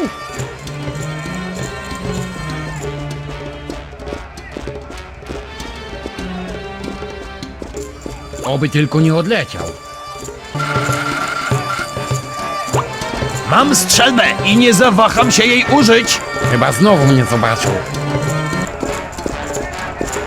Ej, ty! Jesteś zaklepany! Pobite gary. Widzę cię! Widzi mnie. Znowu cię widzę! Znowu mnie widzi.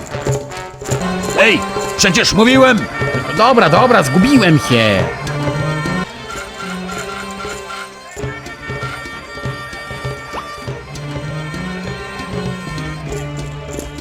Oby tylko nie odleciał.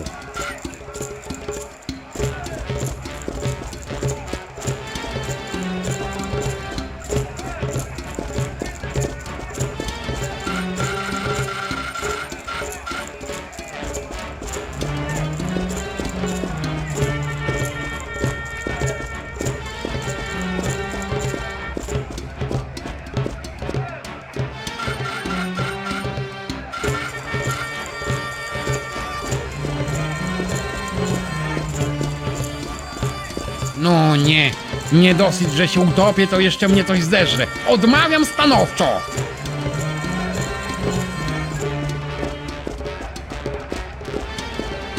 A to co? Jakieś pokrętło chyba.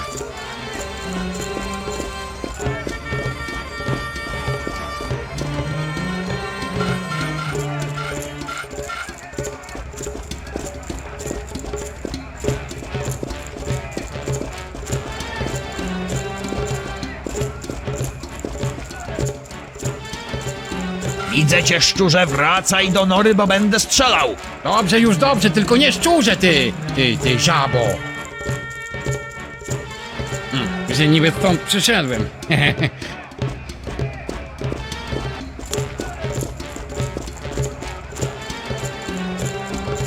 Kretes zainstalował pokrętło i przekręcił zawór.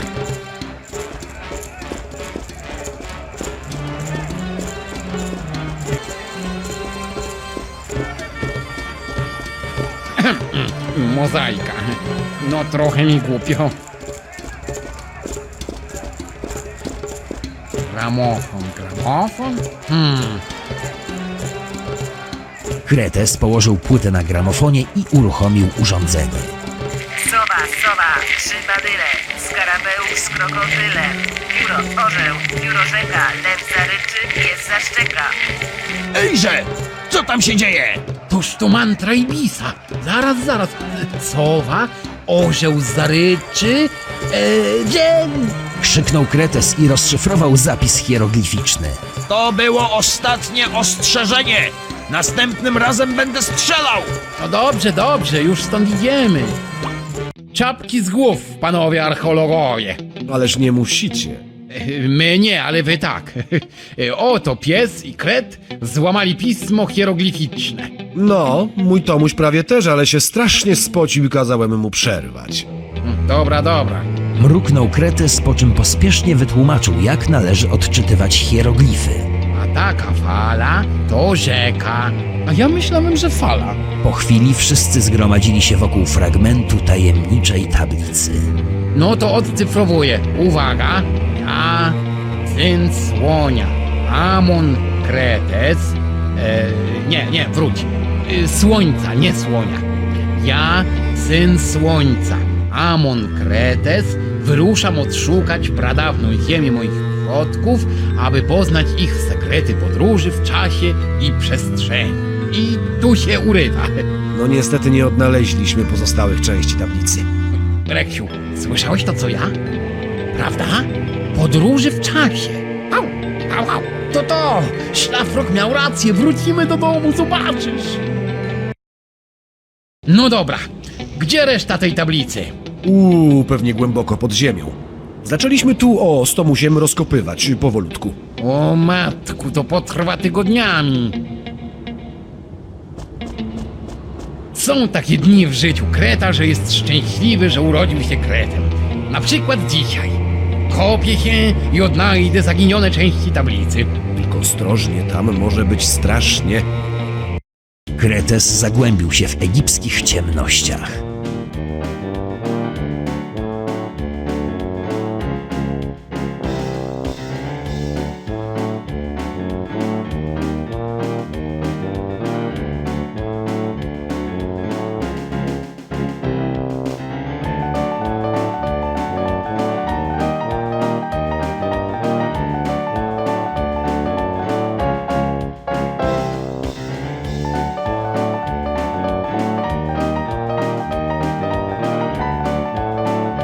Łomatku! Aha! Tego właśnie szukamy. Ale zrobimy tak. Namierzymy wszystkie elementy tablicy, ustawimy je obok siebie, żeby pasowały, skleimy i zabierzemy na górę w jednym kawałku. Władca ognia! Łomatku! Trzeba uważać.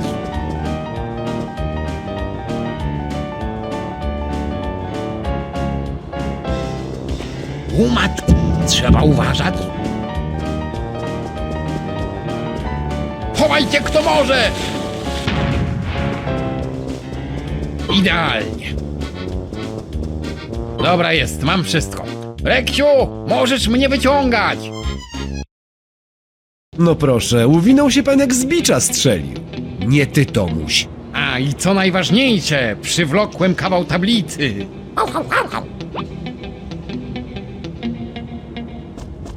No, to wkładam i czytam. Dowiedziałem się, że u źródeł wielkiej rzeki, tej co u ujścia tworzy deltę, mieszkają mędrcy, którzy wskażą mi drogę, a miejsce to zwie się Szan. Szan? Nie, tu tekst znowu się urywa. Nie wiem, Szanghaj, San Diego, Szanok. Trzeba odszukać resztę tej tablicy. Jeno gdzie kopać?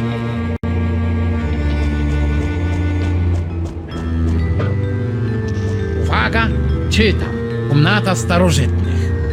Ciśnij jednego psa i wszystkie krokodyle, żeby wyjść. Wciśnij psa? Reksiu. Hał. A, na panelu. Rozumiem.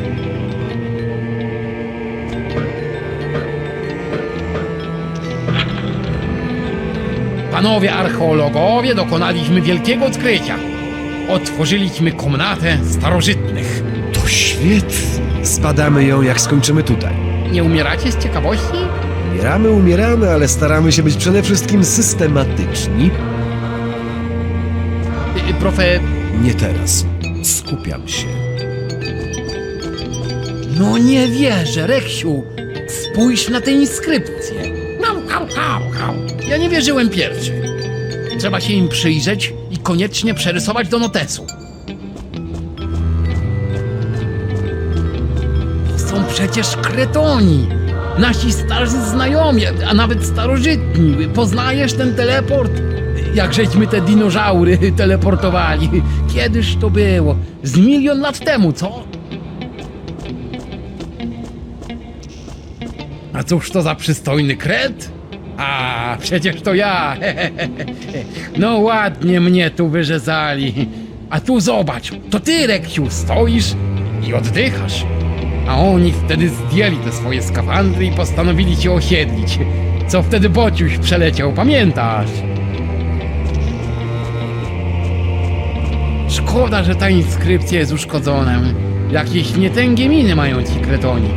Coś się musiało wydarzyć. Ale to już jak myśmy stamtąd się cofnęli.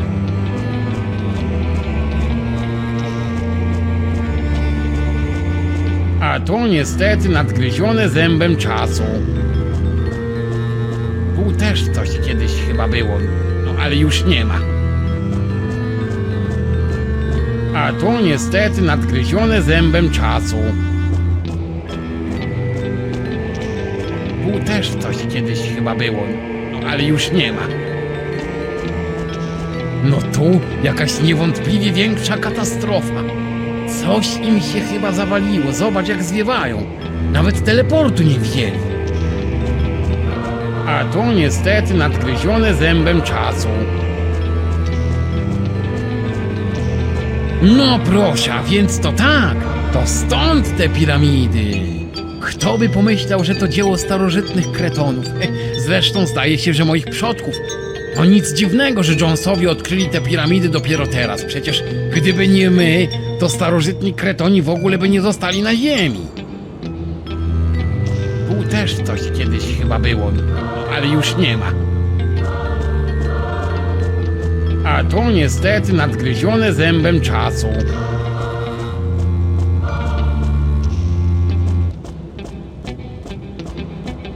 To wygląda mi jakoś wyjątkowo ważnie.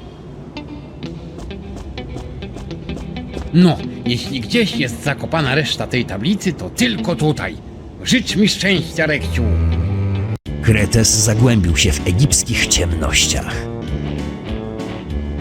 Matko, ups! Wybuchłem. Trzeba... Mdle. O...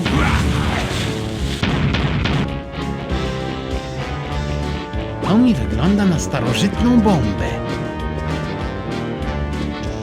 Władca ognia! Oka trochę bolało. Lubisz mi to robić, co? Czy się poddać? Sam masz ty, no to klops. Matka, masz ty mumionko.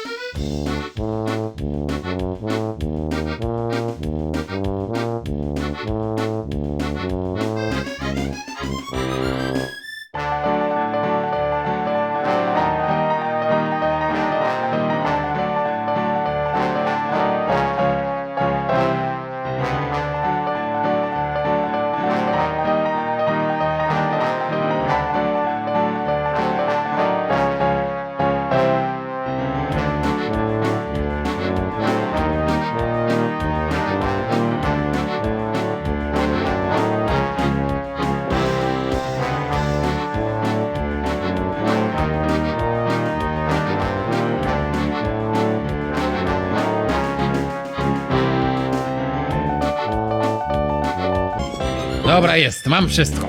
Reksiu, możesz mnie wyciągać! Mam ją, Reksiu! Istna tam była Dolina Mumionków, ale się nie dałem. Jeju, ostrożnie, Reksiu! Ta amfora wypełniona jest czymś łatwopalnym, a nawet wybuchowym.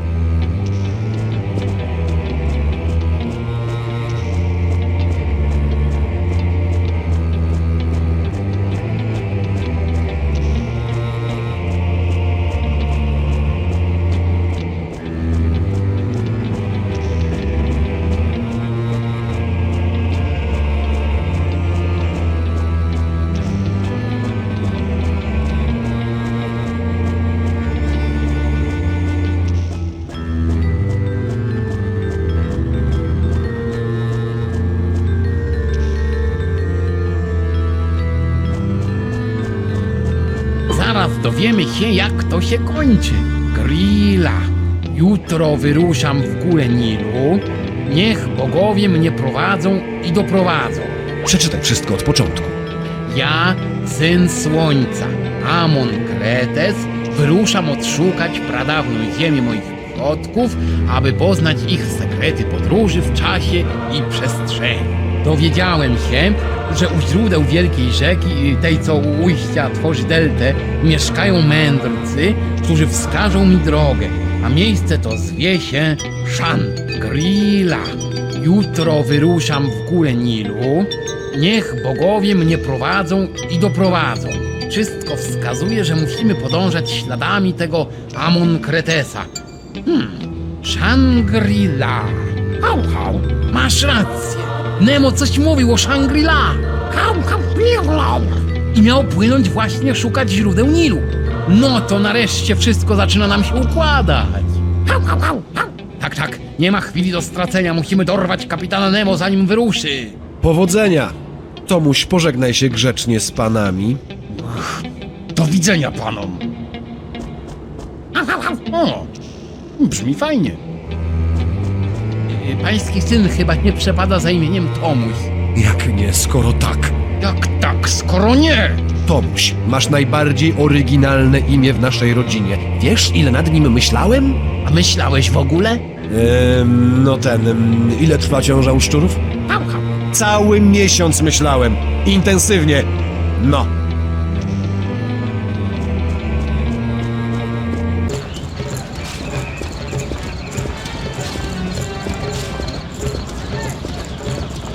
O, złota moneta. Założę się, że jej tu wcześniej nie było.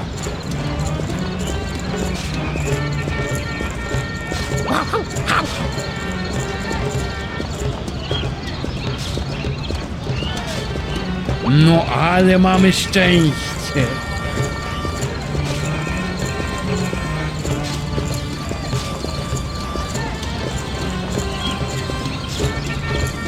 O, coś błyskało. O, jest.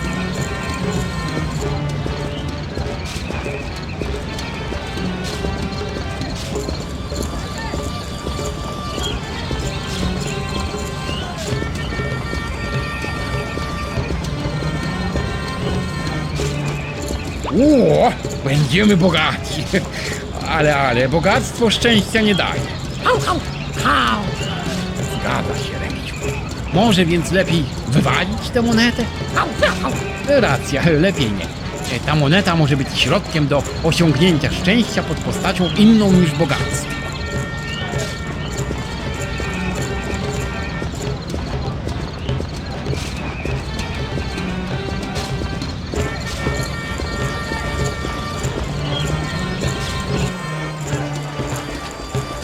Panowie wiedzą, że z terenu wykopalisk nie można nic wynosić? Nie wiemy. Skoro nie wiecie, to nie ma sprawy.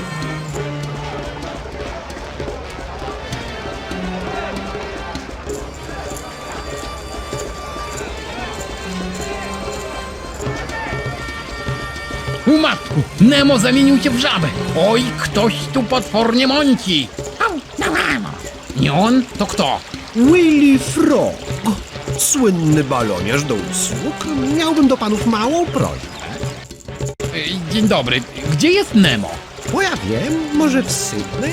Hałała! Właśnie, nie ten. Nam chodzi o kapitana Nemo. Tego, co tu jeszcze niedawno odkrywał ujście Nilu. A, ten! Odpłynął w górę rzeki. O matku, to już koniec. Masz rację, Reksiu. Jeśli popłynął w górę rzeki, to tylko po to, by odkrywać źródła Nilu. Musimy go dogonić. Tylko jak? Może statkiem? Miałbym prośbę. Pociągiem? Nie, samochodów jeszcze specjalnie chyba nie wynaleziono. Może wielbłądem? No nie wiem, no nie wiem. A może balonem? A może balonem? Wziąłby nas pan? Wykluczone. Nie mam ani czasu, ani miejsca na pokładzie. Ale zdaje się, że miał pan za to do nas prośbę. No tak. Zahaczyłem się kotwicą o palmę. Moglibyście ją odczepić? Założyłem się, że oblecę świat dookoła, czas mnie goni. W ogóle pomożecie? Wykluczone, nie mamy czasu. No dobrze, co powiecie na taki pomysł? Ja wam powiem, jak zbudować balon, a wy mnie w zamian odczepicie. Brzmi rozsądnie. Najpierw musicie znaleźć spory kawał materiału na czaszę balonu. Naprawdę spory. Czy ten tu namiot jest wystarczająco spory? Jest idealny. No to sobie przywłaszczymy. A tam Pamiętaj, że ten kupiec dostał od nas wielkiego złotego skarabeusza. Może sobie za niego wybudować hipermarket. Co teraz, panie Frog? Teraz zdobądźcie duży kosz i ustawcie go w namiocie.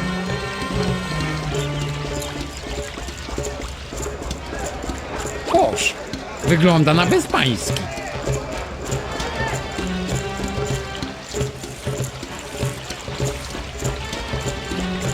Stawiamy kosz w namiocie, uzyskując ciekawą przestrzeń. Teraz musicie wstawić do kosza zbiornik z paliwem. Jakim paliwem? Najlepiej z jakimś łatwopalnym gazem. Ostrożnie, Reksiu, mamy się wzbić w powietrze, nie wysadzić. I teraz musicie zdobyć palnik i umieścić go na amforze. Może być lampka gazowa.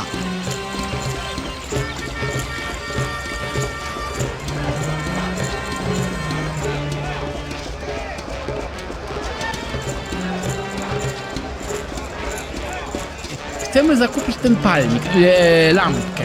Nie jest na sprzedaż. Jestem kupcem, a to mój ostatni towar.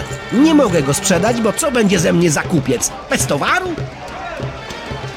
Damy panu tę złotą monetę, a konto kupna lampki. Wezmę i przemyślę waszą ofertę. Może druga złota moneta pomoże panu w podjęciu decyzji? Może pomoże, zobaczymy. Czy ta waluta jest wystarczająco twarda, by zmiękczyć pańskie kupieckie serce? Wystarczająco jest, ale czy wystarczy? No, panie kupiec, masz pan no tu jeszcze jedną monetę na zachętę, kup pan sobie coś ładnego za to. No dobrze, złamaliście mnie i moje zasady, lampa jest wasza. O ja, nieszczęsny. Widzisz, Reksiu, pieniądze szczęścia mu nie dały. Jak obraz? Pasuje do wnętrza? Chyba tak, ale nie mam światła w piwnicy, to tak do końca nie wiem.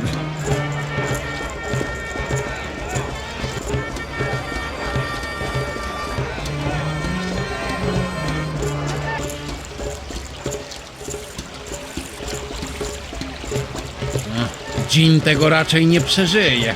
Dobrze, teraz lekko przekręćcie palnik, namiot powinien się wybrzuszyć. O, proszę, jak się ładnie wybrzuszył. To już prawie koniec. Przywiążcie linki od namiotu do kosza. No proszę, balon pierwsza klasa. Na koniec musicie się postarać o kotwicę na linie. Kotwicę? Na pustyni? Zmarnowałem tu zbyt wiele czasu. Żeby zdążyć, nie mogę już sobie pozwolić na więcej lądowań. Muszę spalić za sobą wszystkie mosty. Weźcie moją kotwicę. Nie będzie mi już potrzebna. Do zobaczenia! I pamiętajcie, żeby uzupełniać paliwo. Nie musisz się tak spieszyć, ja to kiedyś czytałem. Zdążysz, bo zyskasz jeszcze jeden dzień, czy jakoś tak, no. No i zrobił nas w balonach. On spełnił naszą prośbę, a my jego nie.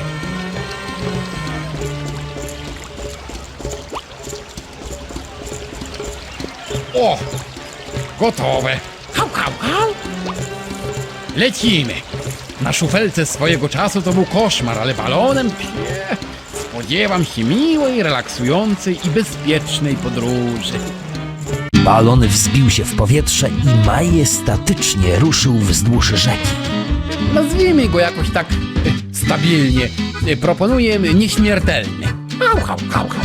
A teraz proponuję chwilę zasłużonego relaksu. Relaks jakkolwiek faktycznie zasłużony trwał niestety faktycznie chwilę. Reksiu, nieśmiertelny pali jak czołg. Poziom paliwa spada o wiele szybciej niż byśmy sobie tego życzyli. Hał, hał, hał, hał, hał. Nie ma czasu na międzylądowania. Spróbujemy coś zaimprowizować.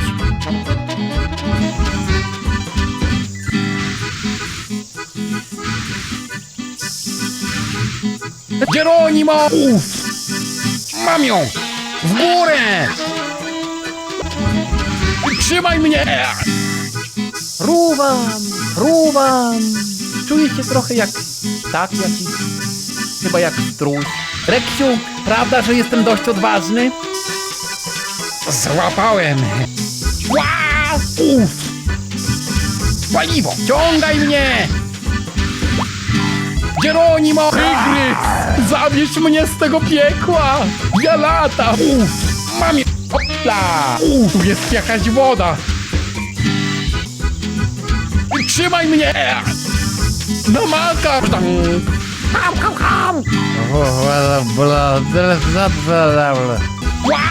Uff! Zabigry! Zabierz mnie z tego piekła! Trzymaj mnie! Ktoś zgasił światło. Co się dzieje? Gdzie ja jestem? A co to jest? O, wygląda na wątrobę. A masz ty gadzie! Poznaj gniew Kreta! Stanę ci na żołądku! O, stoję! A teraz na jednej nodze! Ha, ha, ha! Proszę bardzo! Zaszkodzę ci! Oj, zaszkodzę! Reksiu, jak wychylisz się trochę z balonu, dostrzeżesz niewątpliwie, że zostałem połknięty przez krokodyla! Hopla! A! Jakże ekstremalnie. Podreperujmy nieco nieśmiertelnego. Jakoś jednak tak do końca nie zawierzam magii imion. Wkrótce nasi bohaterowie ponownie wzbili się w górę. Improwizu! A! Ja latam! Hał, hał, hał! Wow! A! Złapałem! A! Jeszcze żyję! Hał, hał! Geronimo! Uff, mam ją! Ciągaj mnie!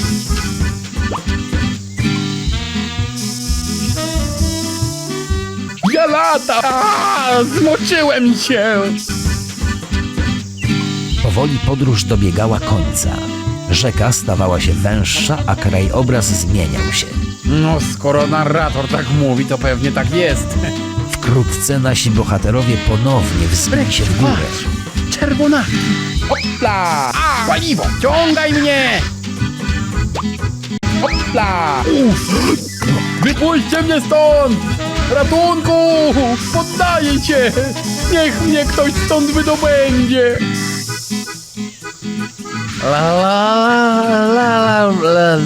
Improwizu! Tylko nie do wody! Jeszcze żyję! Au, au!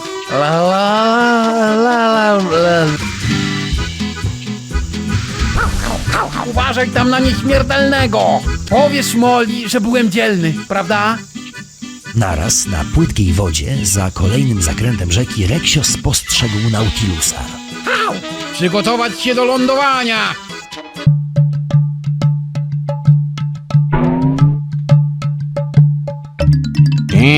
Ty! Co zrobiłaś kapitanowi Nemo? Stój, to nie tak, jak się wam wydaje. A nam się wydaje, że jednak tak. Dziękuję ci, Reksiu. Nie ma chwili do stracenia. Kapitanowi Nemo grozi wielkie niebezpieczeństwo. Tak mniemam, skoro ty się tu kręcisz. Ostatnio, jak cię widziałem, omal nie wykoleiłaś Orient Expressu, nie wspominając o złamanym sercu maszynisty. Może do niego wrócę. Akurat.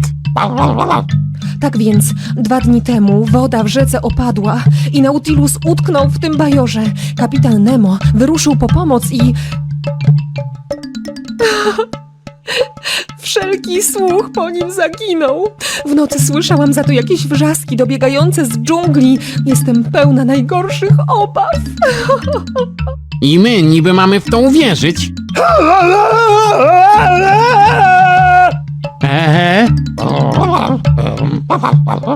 Nazywam się Kari Matahari. Jestem córką kapitana Nemo. A co robię? Szlocham! Zaraz. Jak to córką? Adoptowaną. Za młodu. O, musicie mi pomóc. Kapitan to jedyna osoba, jaką mam na świecie. O, Reksiu, dziękuję ci. No i po Reksiu.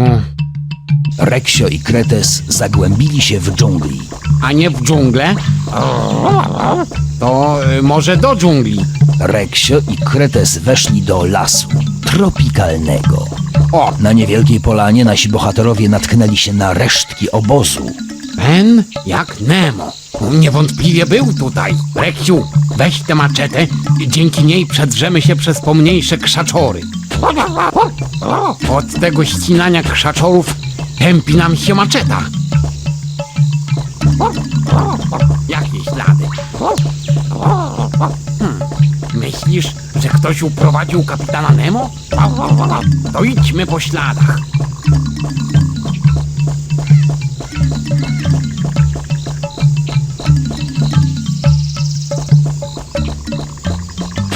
O, osełka!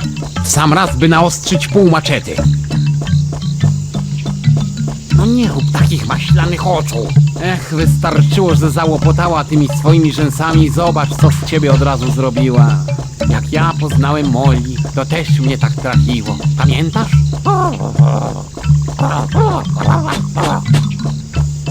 Ostrzymy maczetę. Ślady prowadzą w tę gęstwinę. Ruszajmy. Po drugiej stronie gęstwiny było jeszcze więcej gęstwiny.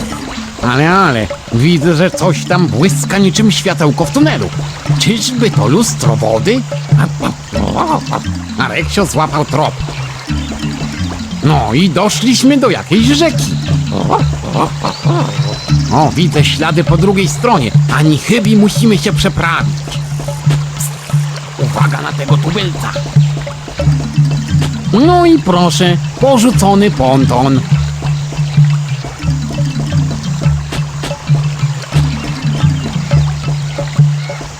O, osełka! W sam raz by naostrzyć pół maczety.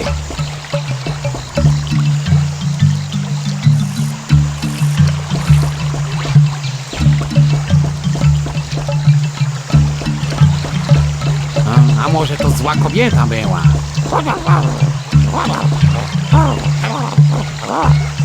Może i ładna, no bo ja wiem. Mi się tam psy nie podobają. Kobieta powinna mieć ryjek i wąsy. Zobacz, Reksiu, tam! Wygląda na łagodne zejście do wody.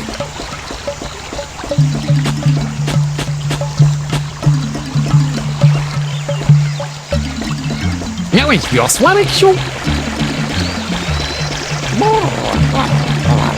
Nie żartuj. Najpierw musisz ją dobrze poznać. No tak, z Molly to szybko było, prawda?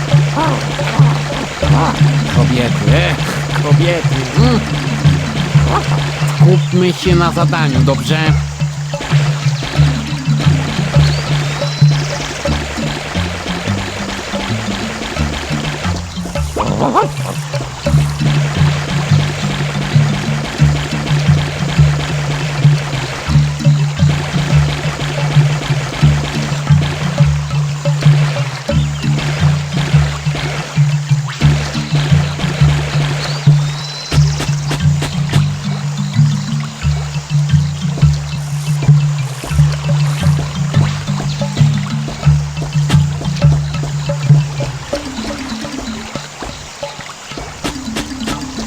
Biały krzyżyk. To chyba dobrze, prawda, Reksiu?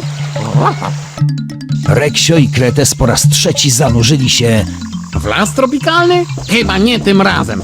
Przed nami jakiś taki otwarty teren. Nareszcie. Ale już niedługo. O matku, on ma rację.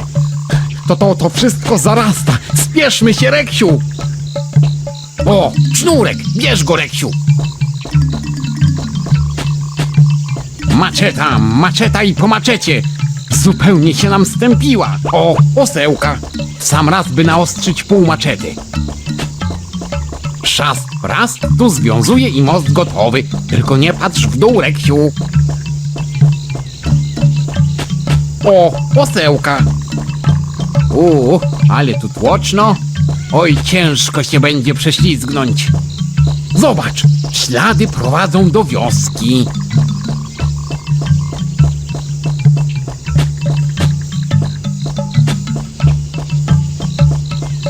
Hej, przebierzmy się za tych... Właśnie. Uff, aleś mnie przestraszył. Fiu.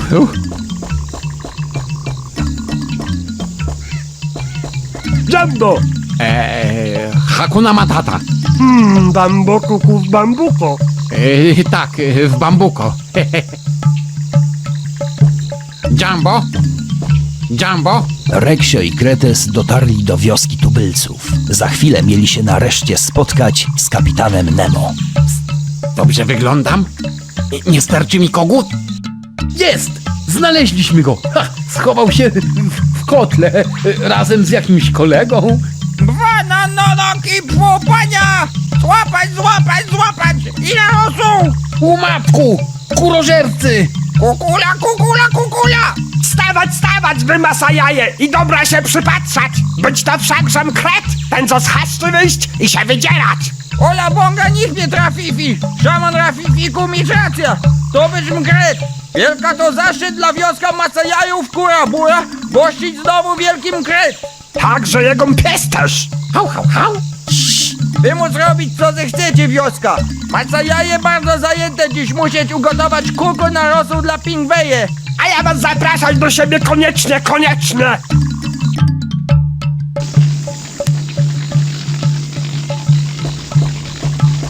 Kapitanie Nemo! A możesz mówić wyraźniej? Jest Reksio, jak mnie mam. Kretes, jak mnie mam. Doktor Rolling Stone, jak mnie mam. Dobrze mnie masz. Doktorze Rolling Stone, co robisz w tym kotle? Piję herbatę, jak mnie mam. Ci kurożercy kazali mi się rozebrać do rosołu, ale odmówiłem. Jestem dżentelmenem, jak mnie mam. Podarowałem wodzowi mój bicykl, mnie mam, że jak pozna jego zalety, uwolni mnie i podziękuję. Wodzu, musisz natychmiast uwolnić kapitana Nemo. O nie, zaraz przybyć pingweje i jak nie być zupa, to one być bardzo dla nas straszne i przepotworne. Ona tak przychodzi czasem z lasu i wtedy musi zupa dla nich być. O nie, masa jaje być dumne plemię i nie walczyć z pingweje. Lepiej gotować zupa. Ależ wodzu, może jednak. Kapitan potrzebny na rosół, ten drugi mniam też. A jednak jakaś cywilizacja już tu wcześniej zawitała.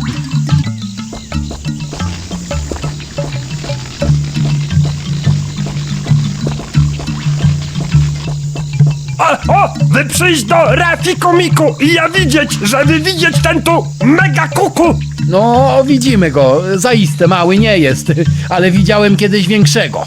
U nas wioska Kurabura być taka tradycja, że jak mkret jakiś przybywać do nas, to musieć poprosić ten mga kuku do tańca raz, dwa, trzy. Że co? Stara legenda Masajajów głosić, że jeden mkret tak zatańczy, że aż się w kuku brzuch rozewrze. No, próbować! Reksiu, ten pan to chyba odbył nie jeden lot nad kukułczym gniazdem, co? Hał. Wy zobaczyć, jaki on biedny, jak skrzydła do tańca rozpościerać i tak czekać. A już, prosić kuku do tańca, nie kazać mu czekać. Można prosić do tańca? O, dobra. A teraz zaraz się okazać, czy ty być ten mket, na który my czekać. Nic się nie dzieje. Bo to dopiero początek być. Wy teraz musieć raz z lewej, raz z prawej. Jak kroki dobre być, to kuku się rozewrze brzuchem. I w lewo. Raz, dwa, trzy. Cza. I w prawo. I w lewo. Raz, dwa, trzy. I tak zupełnie zakręcony Kretes tańczył sobie z wielkim kogutem, próbując sobie wyobrazić, że tańczy z Moli, kiedy nagle... O! Kuku się rozwarł był! Ty być ten kret, ten prawidłowy! O, la bonga, to wielki dzień dla Masajajów! Dziś wieczór my jeść czerwonaki i tańczyć na jedna noga! Ale, to chyba jakiś przypadek. Ja tańczyłem bez sensu zupełnie. Ty tak, ale twój duch tobą sterować i to sterować dobrze! Ty mieć wielki przodek, co za tym stać? No to ciekawe, co tam być w tym kuku! Niezwykła to opowieść tu na obrazkach być! Ufitcy Kurabura! Nasza legenda mówi, że dawno temu, kiedy słońce było jeszcze wielka spirala, do wioska Masajajów przybyć wielki mkret Amokrentes i mniejsze mkrety. No to chyba jest ten nasz egipski Amon Kretes. Tu widać, jak wielkim mkrety wyczarować mega kuku i wystraszyć złe pingweje, kysz i uratować Masajajów i ich wódz kukuryk. To ci sami pingweje, co przychodzą dziś do was na zupę? Ci sami, ola bonga! Żeby tak dziś wielkie amokręte spogonić tych pingweje i pokazać im, gdzie ziemniak rośnie. Jakoś nie chce mi się wierzyć, że ten tu kogut potwór został wyczarowany. Wygląda na typowy projekt wykonany z materiałów znalezionych w lesie. No niech mnie wąż zdusi, jeśli to nie jest jakiś schemat. To tak jakby... bicykl jakiś. Centralne jakieś urządzenie, które rozprowadza ruch na poszczególne elementy układu. Płaskie, wyszczerbione z boku i z jakąś taką chyba rączką. To mi wygląda na jęzory ognia. A to jakieś jajko chyba, ale w czym?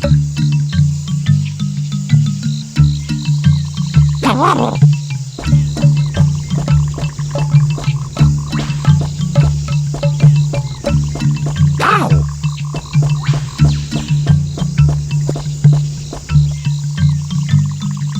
Ty, patrz, pasuje. To może spróbujemy zrestaurować tego potwora, co? Hał. No to musimy się rozejrzeć za materiałami. Proponuję udać się w stronę lasu.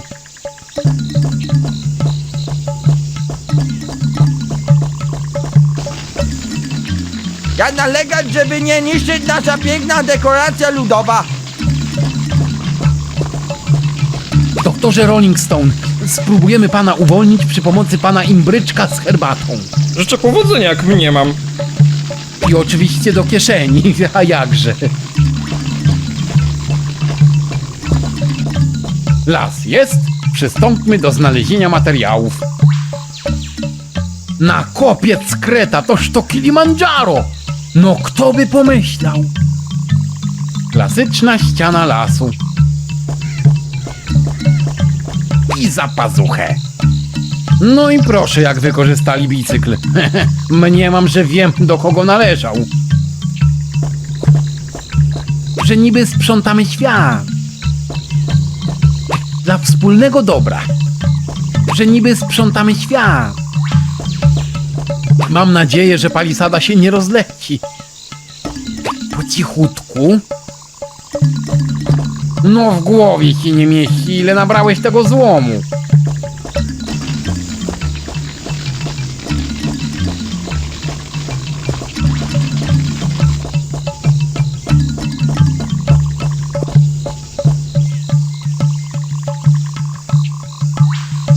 Czajniczek z herbatą, jakże straszny. A tu damy żar. Hał. Powiedziałem żar, nie żart. Pewnie, że jest nieśmieszny. Gdybym dał tam jakiś żart, to byście pękali ze śmiechu. Kret się pogrążać, ten żart być bardzo słaba. Znaleźli się eksperci. O, przepraszam. Ja skończyć latający uniwersytet humoru węża Pytona. Wiedzieć, co nie lew, a co nie tygrys, na przykład. Ja się znać. Tutaj wetkniemy koło zębate. O! Wachlarz tu. Patelnia. Dobrze, że pogryziona przez lwy, bo pasuje. Bęben. Super.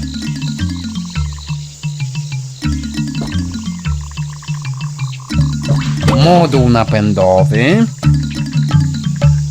Tu damy to koło od bicykla.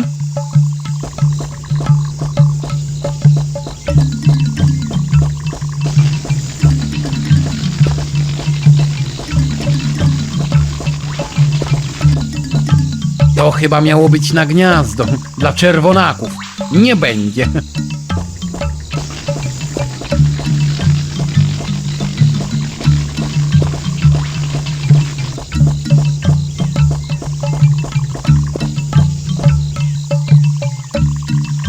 Koło, sterowe zresztą. Szpadelek. Wsadzimy mu w kuper. A na koniec przywiążemy jeszcze sznureczek, który właśnie wygrzebałem z kieszeni. Został mi po budowie teleportków. No to chyba wszystko. Ale co teraz? Ola bonga! Pingweje lezą! Lezą! Hał! Pani koko! No, wielki kuraku, przygotuj się, bo za chwilę ożyjesz. Gotowy, Reksiu? Hał! Pip, pip, pip, pip, pip, pip, pip, pip, pip, pip. Pingweje! Lezą z lasu! Czy zupa oby nie zasłania? Nie, na szczęście za kuku. Witajcie wielkie małe pingweje! Na dowód wielka przyjaźń między narodem Masajajów i pingwejów nasz komitet wioskowy ugotować tradycyjna zupa z kuku. Mniemam, że to nasze ostatnie chwile, kapitanie. Może herbatki. Dobra, teraz ty wyj, a ja będę udawał grzmoty. Koko, już? A zatem bez dalszej ceregiele zasmakujcie naszego kuku!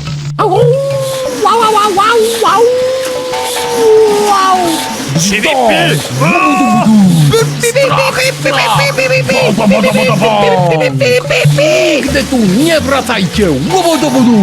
Hola bonga, pingmeje przepędzone! Uciekali, aż się za nimi kurzyło! Tam gdzie ziemniak rośnie, do szanoka chyba. No dzięki Bogom i duchom!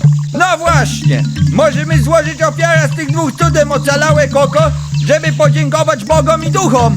Nie trzeba! Lepiej ich wypuśćcie ich! To mówiliśmy my, bogowie i duchy! Krzyknął z oddali Kretes zmienionym głosem. Kto to powiedział?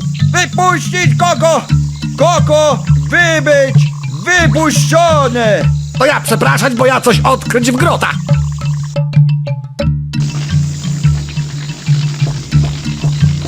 Wszystko w porządku, kapitanie Nemo? Chyba tak.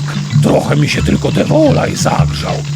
Ach, gdyby nie wy, zapewne skończyłbym jako rosół. Czy mogę coś zrobić, żeby się jakoś wam odwdzięczyć? Musimy odszukać Shangri-La. Podobno to gdzieś tutaj, w górze rzeki. Obawiam się, że nie tej rzeki. Nie tej? O matku, to co my teraz zrobimy?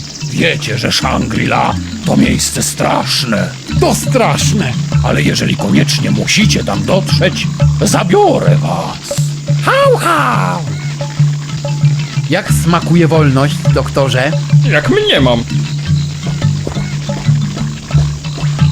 Oja być wielka zadowoloność, bogowie przepędzić pingwejów! Duchy! Bogowie i duchy! Ty przestać już szturchać wód z tą strzałką, ja bardzo prosić. Wodzu, ale co wódz? No to ja przepraszam. Możemy już wreszcie płynąć do Shangri-La? Nie, dopóki poziom wody w Nilu jest tak niski. Nautilus utknął i obawiam się, że musimy poczekać do pory deszczowej. Hał! To my spróbujemy coś wykombinować.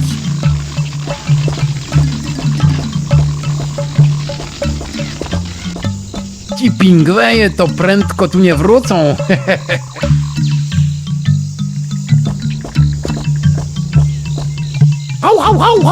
Hał! Pingweje na Madagaskar!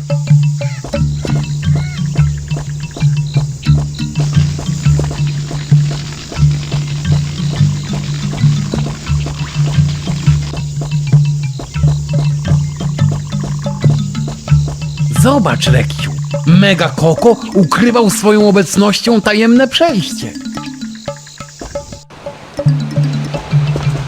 No proszę bardzo zobaczyć, co szaman Rafik i Miki tu odkryć! Co? No przecież, że ukryta jaskinia z obrazki Masajajów i legendarny tunel słoni, który do oceanu prowadzi ponoć. Szanowna wycieczko Koko, na tym malunek widać dozgonna wdzięczność wodza Kukuryka okazana wielkiemu Mkretowi. Jeden Masajaj być w transie i wykonywać pradawny taniec na plecach. To chyba być moja rodzina. Wódz Kukuryk i inni Masajaja wsiadać na statek wielkiego Mkreta i razem z nim wpłynąć w mroczna czeluść dwóch czarnych Mazajów. Mazaje symbolizować ten tu tunel. To ten legendarny tunel? No chyba! Dawno słonie wylizać ten tunel aż do Wielka Ocean i dalej na inny kontynent w ogóle. Tak lizały! tabliczka Amona Kretesa. Czytam. Tu byłem, ale to nie tu. Wódz Kukuryk zna inną rzekę, która też tworzy deltę. Popłynie z nami tunelem Słoni, żeby pomóc ją odszukać. Mam nadzieję, że dotrzemy do mędrców w Shangri-La i że oni wiedzą, gdzie szukać kolebki cywilizacji starożytnych Kretonów.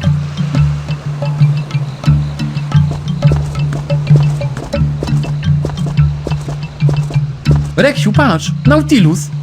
Musisz się dobrze wychylić, żeby go zobaczyć. Trzeba donieść o tym kapitanowi Nemo.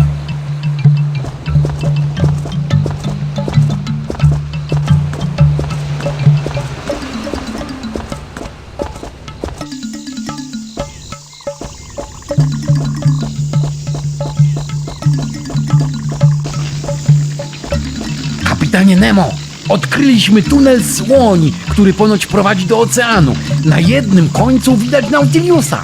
A na którym? Na tym tu niedaleko. Tak na oko uda się wpłynąć Nautilusem do środka. Tak na oko to wiesz co, rosół. Ale kto nie próbuje, ten nie próbuje. Zobaczę, co się da zrobić. Być wolnym. Jakie to uczucie? Jestem zdany na siebie. Nie wiem, w którym kierunku dom. Jak kompletny nieznajomy, jak Rolling Stone. Jak mniemam. A co pan odczuwa teraz, doktorze Rolling Stone? Satysfakcja, jak mniemam.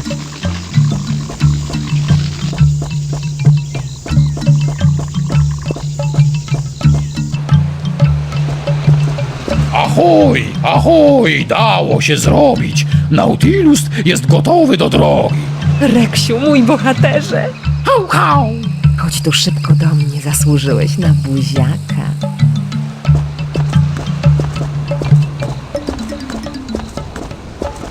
Czekam, Reksiu. Czekam, Kretesie. Hał, hał, hał, hał! Żegnaj, szamanie Rafiki Miki. Oby twoje plemię miało zawsze dostatek manioku i batatów. Czy co wy tam spożywacie na co dzień? Żegnajcie, ziemianie! Wszystko w porządku, kapitanie? Prąd jest silny, a skały ostre. Możemy tylko skręcać do góry. Pełne zanurzenie. Wstrzymajcie oddech. Jeden błąd i po nas. Aha.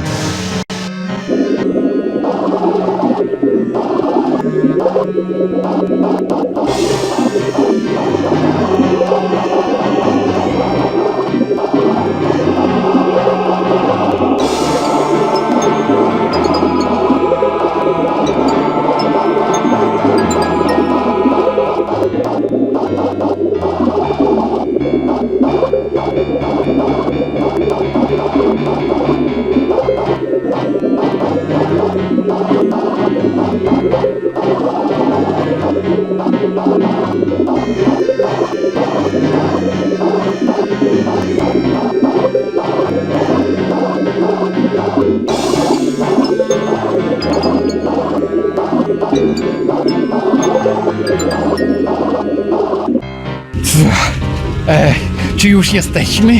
Nie, przed nami więcej skał, ostrzejszych.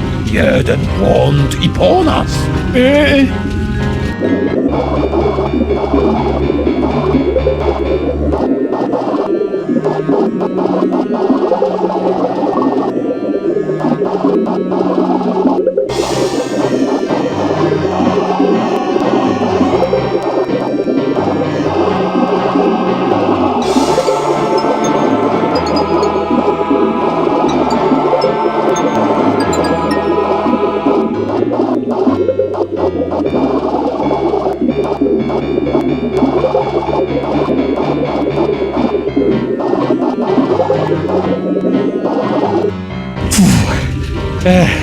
Kapitanie, to tu?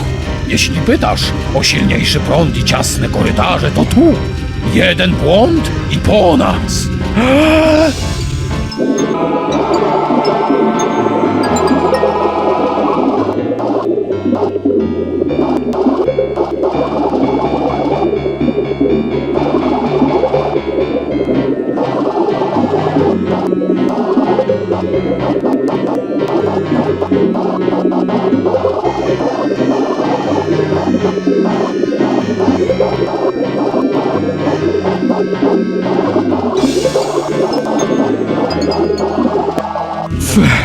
Normalnie zaraz się zaduszę. Czy już jesteśmy? Tak, na mój dziób wypłynęliśmy właśnie na Ocean Indyjski. Dziób nie zwodził kapitana Nemo. Wypłynąwszy w okolicach Zanzibaru na Ocean Indyjski, Nautilus wziął kurs na Bombaj w Indiach. Kapitan Nemo sterował w zamyśleniu. Reksio i Kari Matahari rzucali sobie nieśmiało spojrzenia i wzdychali. Zaś Kretę spróbował przeprowadzić naradę sztabową. Wygląda na to, że naszą jedyną nadzieją jest odnalezienie siedziby starożytnych Kretonów. A dlaczego? Kto wie? Nie słyszę. A dlatego, że jeśli wierzyć Amon-Kretesowi, poznali oni tajniki podróży w przestrzeni i co nas interesuje w czasie. A propos, czy moglibyście się trochę skupić? Bowiem w czasie, gdy ja dedukuję, wy robicie jakieś inne rzeczy. Podsumowując zatem, płyniemy właśnie do Shangri-La. Zresztą podobnie jak kiedyś Amon-Kretes. A tam dowiemy się od jakichś mędrców, gdzie ta siedziba Kretonów jest. Albo przynajmniej była. Kto jest za, kto jest przeciw? Dziękuję. Nie widzę. Zaparowały mi gogle. Po wielu podobnych do siebie dniach Nautilus wpłynął wreszcie do portu w Bombaju. Tu was wysadzę. Dalej musicie podróżować koleją, torami do końca i w lewo. W lewo. Aha. Moment. Przecież... Przykro mi, mam zasadę, że 2 razy nie wpływam do tej samej rzeki. Ale sami nie trafimy. Ja was zaprowadzę. Jesteś pewna, że chcesz tam wrócić? Muszę stawić czoła demonom przeszłości. Nie będę cię powstrzymywał. My też nie. No dobrze, będę was oczekiwał w porcie w Kalkucie. Powodzenia. To rzekłszy, kapitan Nemo odpłynął, a nasi bohaterowie udali się na dworzec i wsiedli w pierwszy lepszy pociąg. Skąd wiesz, że akurat tym pociągiem nam się to uda? Tu w Indiach panuje demokracja kolejowa.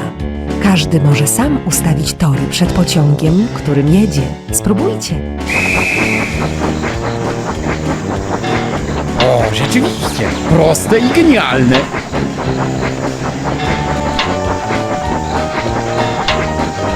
Odkryłem wadę tutejszego systemu kolei. I co my teraz zrobimy? Cofniemy się i złapiemy inny pociąg.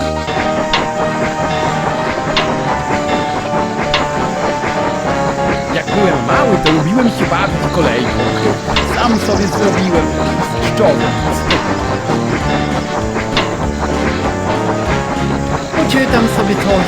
Może księgę dżungli? O! Ten mój. To był fat. O. Szkoda, że mnie nie wychowały wilki, tylko nas też.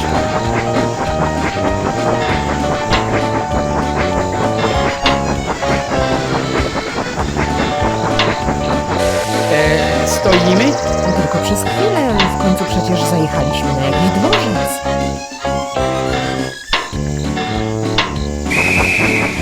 Przepraszam pana, co takiego jest w tym całym Shangri-La? Patrz, wyskoczył.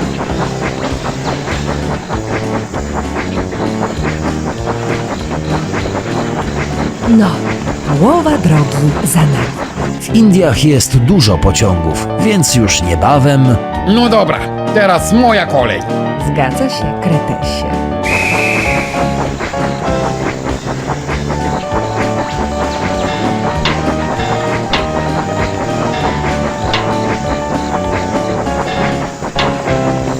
Powiedz mi, Reksiu, coś o sobie.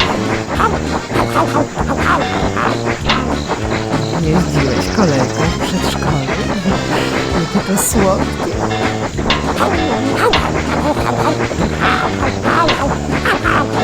O, to zupełnie jak ja.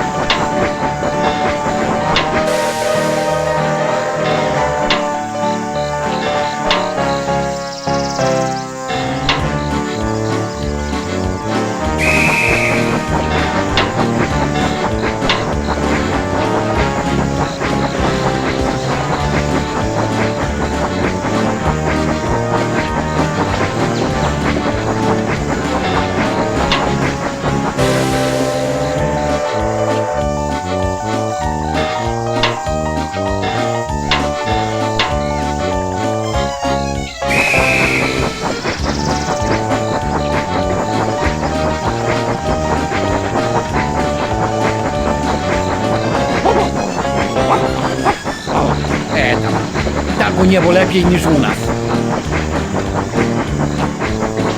Jesteśmy na miejscu. Dobra robota, chłopaki.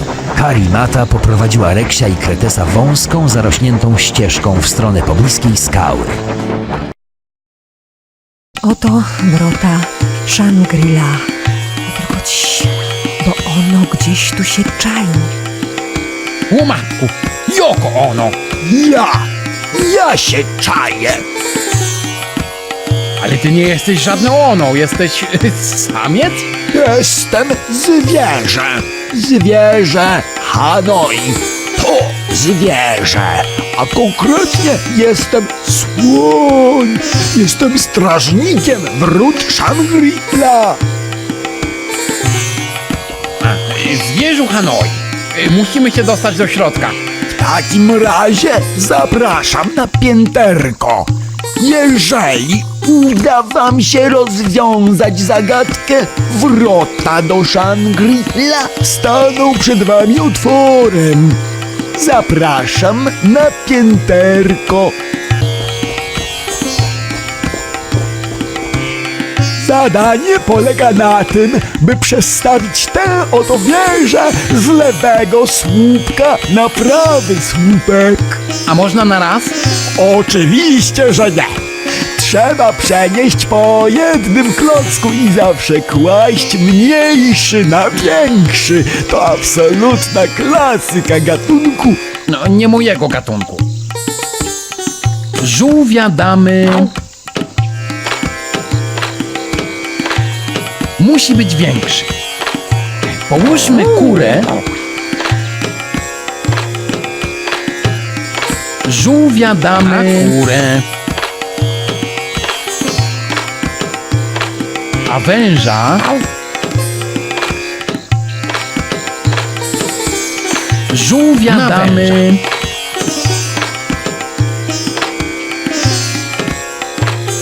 Połóżmy kurę na węża.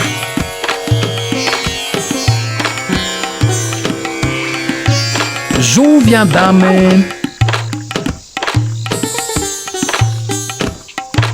Połóżmy kurę... Żółwia damy... Na kurę.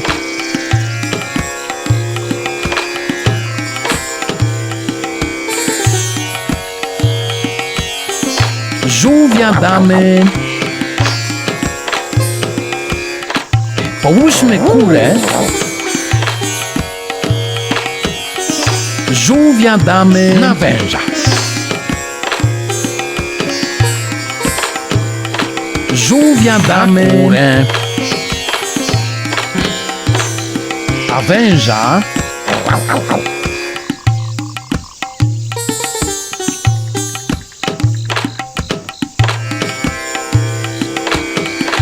Połóżmy kurę... Nie, tak nie można. Żółwia damy... Na kurę. Połóżmy kurę... Żółwia damy...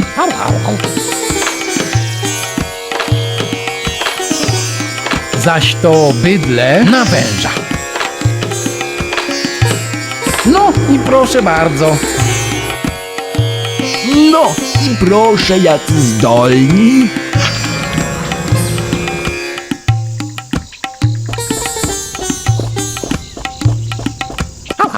Nie, zostanę i przytrzymam drzwi.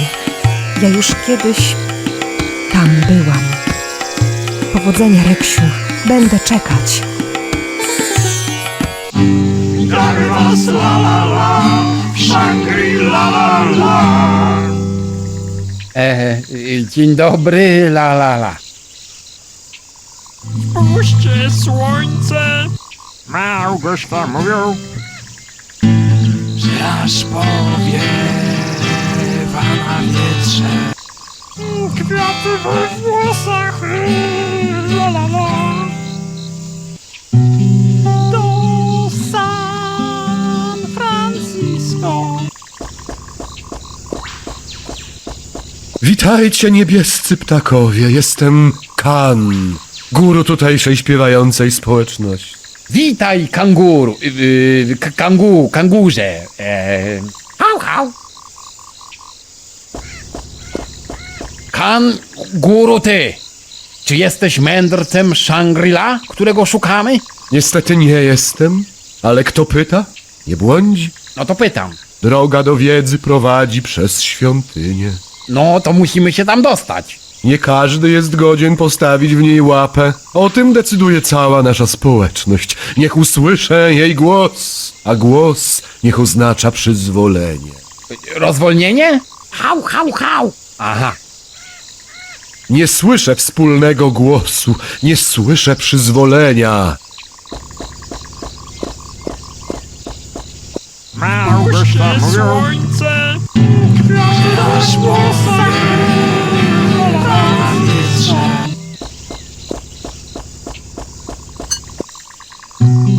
Do San Francisco. Po jednej, bo jeszcze zaczną śpiewać protest songi. akwarium, akwarium. Tak jak Sir Rolling Stone. Niech pies szansę ma. To nie ma bram. Akwarium, akwarium. I wszyscy śpiewamy. Schody do nieba.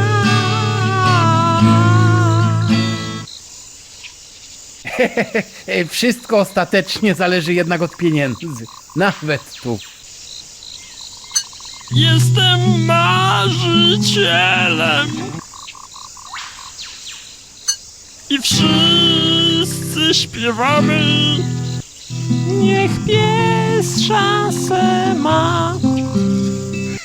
Niech pies szansę ma. I wszyscy śpiewamy. Niech pies szansę ma.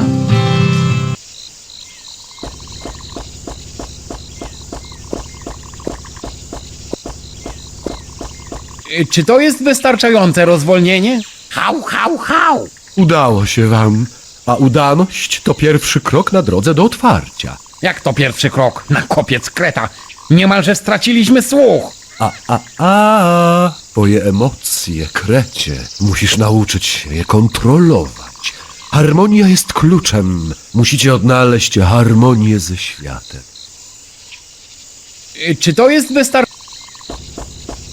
Patrz, Reksiu. Porzucona między drzewami harmonia.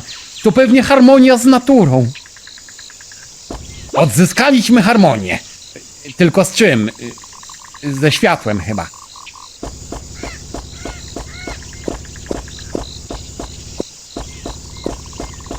Patrz, Reksiu, harmonia. Tak sobie tu wichi i powiewa.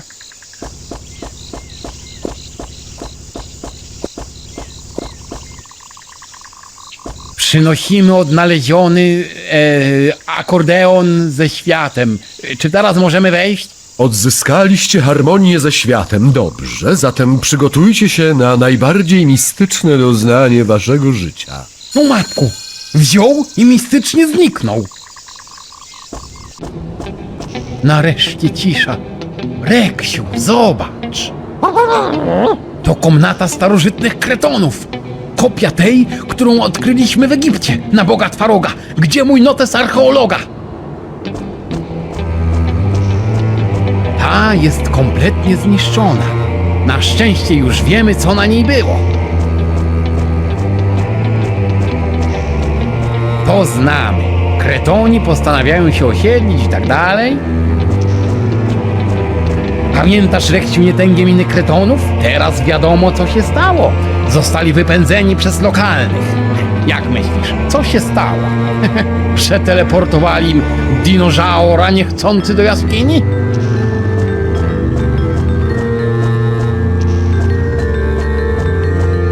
Kretoni najwyraźniej nie poddali się. Będąc archeologiem, wnioskuję, że zbudowali jakiś gigantyczny pojazd. Chyba statek. Zaraz, o co tu chodzi? Już wiem!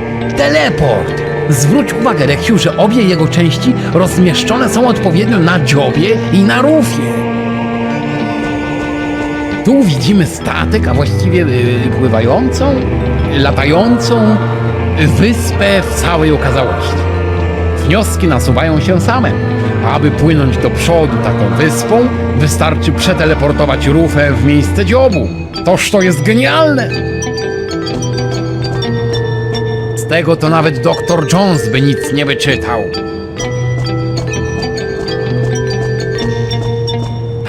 Ta tablica się kompletnie rozpadła. Pewnie przez te śpiewy. Tę katastrofę już widzieliśmy wcześniej częściowo. Ciekawe, co się stało. Zapewne w coś się wteleportowali biedacy. Co my tu mamy?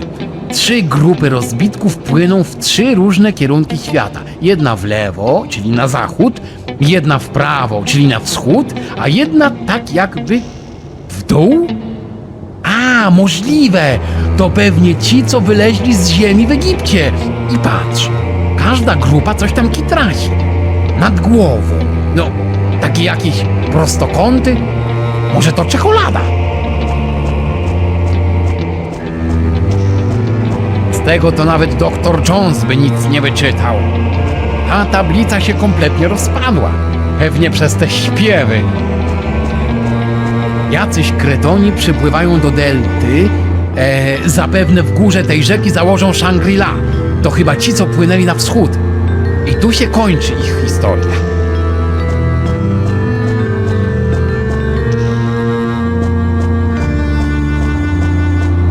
Patrz, tu na końcu też jest takie coś jak tam w Egipcie, ale trochę inne. Przerysuję to. No, Kanie Górze, gdzie ci mędrcy? Czy na pewno chcecie ich spotkać? No jasne, że chcemy ich spotkać.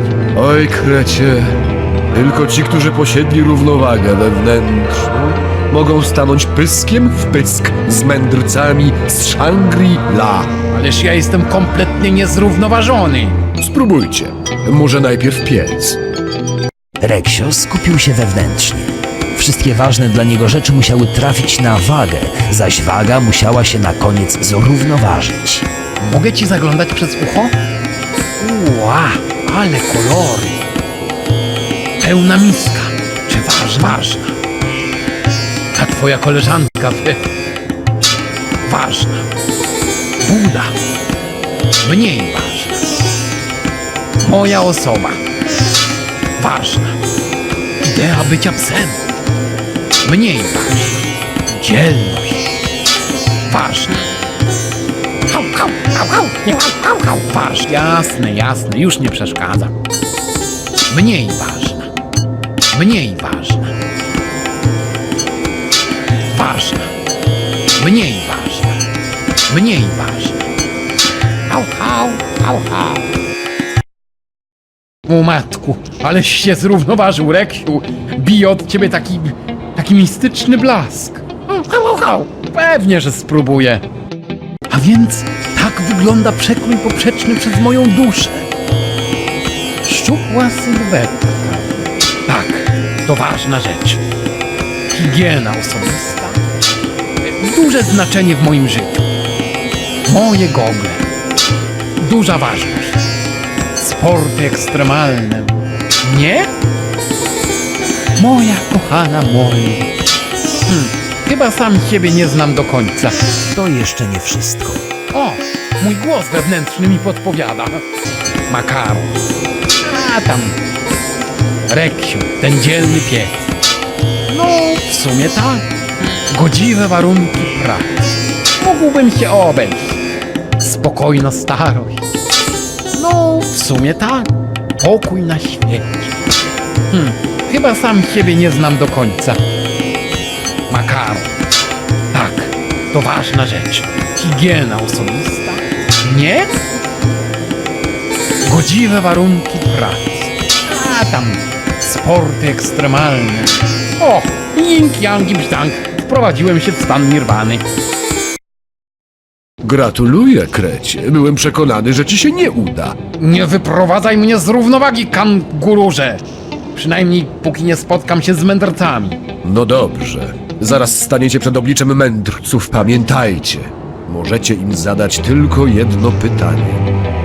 Reksio i Kretes wstrzymali oddech. Oto za chwilę mieli poznać odpowiedź na dręczące ich pytanie.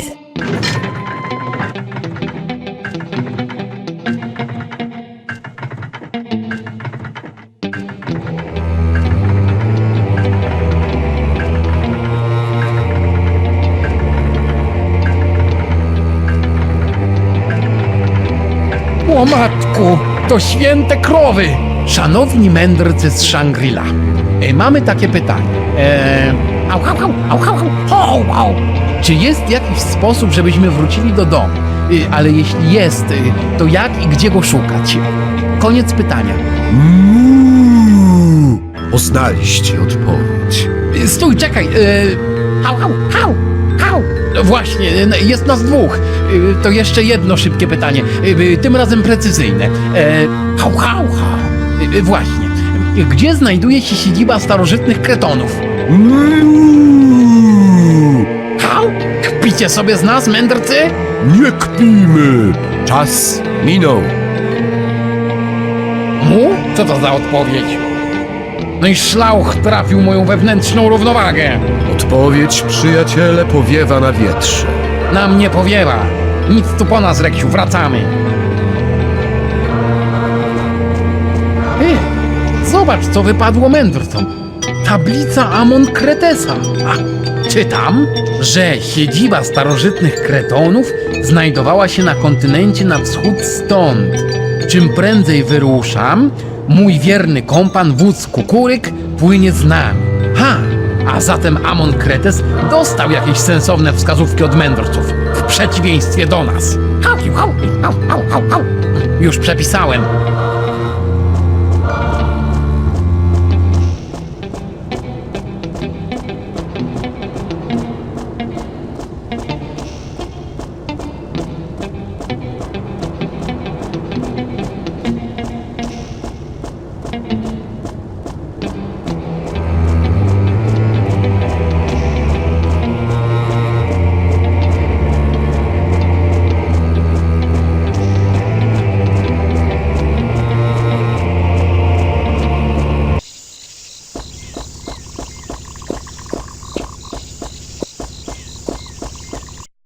Zrównoważyliśmy się wewnętrznie, zharmonizowaliśmy się ze światem, nauczyliśmy się kilku trudnych słów, ale nie otrzymaliśmy odpowiedzi na dręczące nas pytanie. Hał, hał, hał, hał. Tak, wolę walczyć z, dajmy na to, pająkami zombie, niż zmagać się z odmętami własnej duszy. Karimata miała rację. Shangri-La to straszne miejsce. Hał, hał, hał, hał, nie hał, hał, hał. Karimato, zwierzu Hanoi. Tu jest, tam. Gdzie Karimata? Ej, co tu tak śmierdzi? Co tu zaszło? Zaszło ją od tyłu dwóch wyznawców. Jakich wyznawców? Co ty mówisz? Wyznawców bakterii kłoni. Ci śmierdziele zabrali ją niechybnie do swojej siedziby, do Shambola, a ja nic nie zrobiłem. Hał, hał! Wstyd! Co z ciebie za zwierzę? Zwierzę okryte hańbą. Hał, hał, hał, hał, hał, hał, hał! Tak. Dzielne zwierzęta ruszają teraz na ratunek, a to znaczy, Hanoju, że ty tu zostajesz. I weź się w garść! Tak, wiem, się wezmę, przykro mi. Reksio i Kretes ruszyli po śladach porywaczy. Smród stawał się coraz bardziej intensywny. Tak intensywny, że aż przysłaniał słońce. Po niedługim czasie Reksio i Kretes znaleźli się w jądrze ciemności smrodu. Czuję, że dotarliśmy do Shambola. Teraz jestem dzielny. Dzielny jak dzielny pies Reksio. A może nawet bardziej? Nie to co zwierzę Hanoi. Nic się nie boję. Hał, hał, Harimato! O, Reksiu, wiedziałam, że przybędziesz. A ja to pies? Przegryźcie mi więzy, szybko! Daj, ja to zrobię. Grabie! Niemal natychmiast ciemność wokół naszych bohaterów zapełniła się wrogimi postaciami. My tu tak tylko zwiedzamy. Nie przeszkadzajcie sobie. Róbcie dalej to, co robicie. Może tylko wodę spuśćcie. No to nie spuszczajcie. Już kiedy wydawało się, że wszystko stracone, No nie wierzę. Zwierzę. Hanoi zresztą. Tak, to ja. Wziąłem się w garść i oto jestem. Hał, hał. Skakujcie na mój grzbiet. Postaram się was wydostać z tego szambala. zwierzę Hanoi sprawnie wydostało się z Szambola i rzuciło się kłusem przez dżunglę.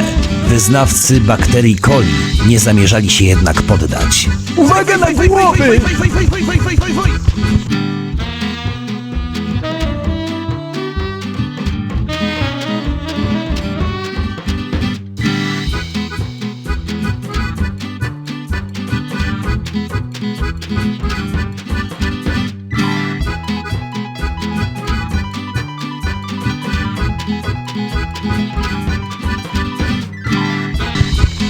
Oj! Ła! Ła! Już jesteśmy? Nie! Uwaga na głowy! Ła! Aj! Au! Ła!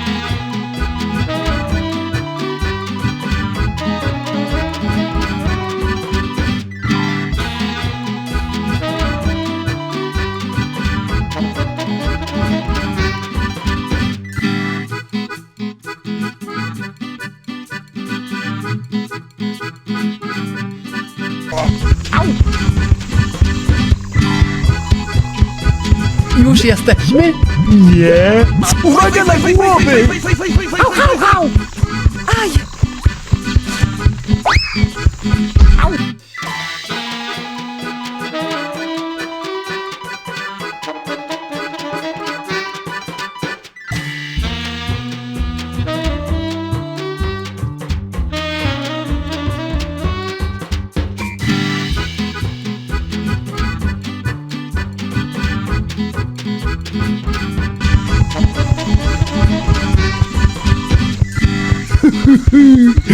Przed nami Kalkuta! Jesteśmy bezpieczni! Tu was wysadzę! A, dziękujemy zwierzu Hanoi. Au, au, au, au, au, au. Jak już dzielny pies Reksio mówi komuś, że jest dzielny, to ho, jaki musi być dzielny. Dziękuję! To dla mnie wiele znaczy! Żegnajcie! Po odejściu zwierza Hanoi, Hari Matahari wreszcie miała okazję podziękować za ratunek. Już drugi raz ktoś mnie uwolnił z Shangri-La. Hał, hał. Mój pierwszy wybawiciel został moim ojcem. Kapitan Nemo? Tak. A drugi? Hał, hał. Ruszajmy, bo się zaraz rozkrecę. Wprawdzie nikt nie wiedział, co właściwie robią krety, kiedy się rozkrecają, ale dla pewności wszyscy postanowili natychmiast udać się do portu, żeby tego uniknąć. A, jesteście cali i zdrowi. Przetrwaliśmy piekło Shangri-La. Porwali mnie wyznawcy bakterii coli. Hał, hał, hał, hał, hał. Tak, ładnie przemalowałem Nautilusa w międzyczasie. No ładnie, ale czy to oby legalne? O, jeszcze przez kilkadziesiąt lat tak. No, mówcie, co takiego powiedzieli wam mędrcy? Hał, zupełnie nic. To jaki jest plan? Znaleźliśmy jedną z tabliczek Amon Kretesa. Pisał coś o kontynencie na wschód stąd. O Ameryce? Pewnie tak. Ameryka, Amuryka. Może to o to chodziło tym krowom? Płyniemy. Naprawdę weźmiesz nas do Ameryki? Jak mógłbym o to mówić? Nautilus wypłynął w stronę wschodzącego słońca. Dni podobne do siebie jak krople wody w oceanie ciągnęły się w nieskończoność. Reksio i Karimata spędzali czas na długich rozmowach o życiu oraz o życiu po życiu. Czyli uważasz, że pożycie to życie po życiu? Interesujące. A Kretes trochę studiował swoje notatki, ale głównie odsypiał dotychczasowe przygody. Pewnego dnia kapitan Nemo dość niespodziewanie rzekł. Od Kalkuty wieje nudą. Musimy przeczekać to gdzieś, bo Nautilus źle znosi takie smętne wiatry. A gdzie my w ogóle jesteśmy? Bo przysnąłem. Na oceanie. Niespokojnym? Nie, spokojnie. Toż mówię. Zacumujemy przy tej półwyspie. Zresztą i tak muszę zrobić porządek pod pokładem i wywalić część rupieci, bo cały czas mam wrażenie, że to nie my. Co złego to nie my. Cumuj, cumuj. W czasie, kiedy ja będę robił porządek, A ja się będę opalać? wy dwaj pójdziecie w głąb wyspy zdobyć zapasy jedzenia. O, są na wykończeniu. My też jesteśmy na wykończeniu. A więc wszystko dobrze się składa. Czołem! Willy Frog! Zdaje się, że ostatnio się bardzo spieszyłeś. Spaliłeś za sobą wszystkie mosty. To prawda. Myśleliśmy, że jesteś już gdzieś w Hiszpanii, a ty tu sobie ryby łowisz. Słyszałem to, co za mną krzyczałeś w Egipcie. No i miałeś rację. Tu właśnie przez tę wyspę przebiega linia zmiany daty. Jak ją przekroczę, będzie wczoraj, a więc zyskam 1 dzień. Czyli dzisiaj możesz sobie spokojnie połowić ryby. Właśnie. Uważajcie z tą linią zmiany daty, lepiej zapiszcie sobie, po co idziecie, bo jak wdepniecie do wczoraj, to nie będziecie nic pamiętać. Reksio i Kretes wyruszyli w głąb wyspy w poszukiwaniu prowiantu. Jaki piękny las, a jaki młody.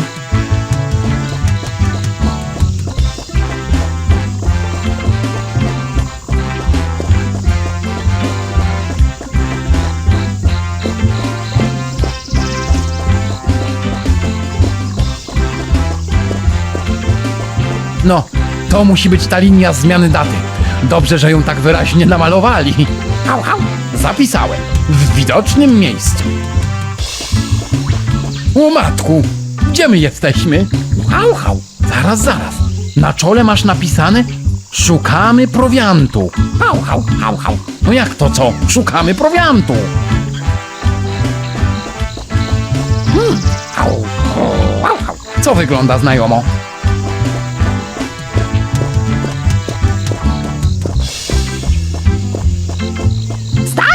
I dalej nie iść! Spokojnie, tylko zwiedzamy. Akurat! Chcecie ukraść nasz twaróg! Twaróg? Skądże znowu? Wy nie kłamać! Macie to wypisane na twarzy! Nie, no co wy, skąd takie przypuszczenie? Jest mieć na czole napisane: szukamy prowiantu! Tak się zresztą składać, że my też. To my idziemy.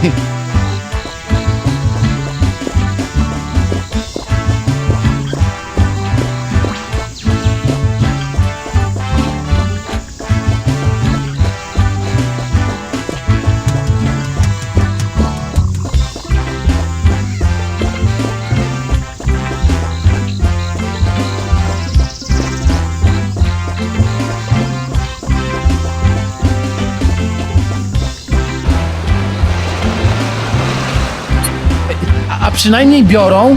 Bynajmniej, ale chyba powoli biorą się za branie. Co? Nic nie słyszę. Coś mi to przypomina, tobie nie? A! O matku! A, mało nie zdechłem ze strachu. Do czego to jest? Do odstraszania kretów, ale jest do niczego, dlatego wywalam. Uważaj, Reksiu, żeby ci się w kieszeni nie otworzyła, bo mnie niechcąco odstraszysz.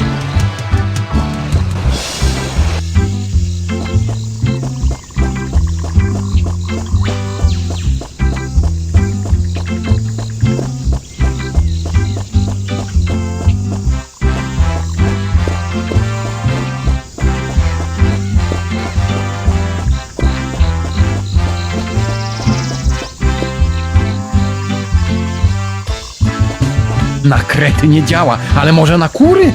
Napędźmy im trochę stracha. To skrzynka Marlaka! Ratuj się, kto może!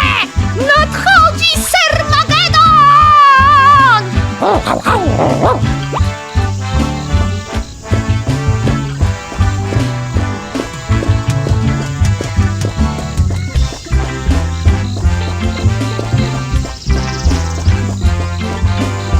Jakże wielkie było zaskoczenie Reksia i Kretesa, kiedy za wyłomem skalnym ujrzeli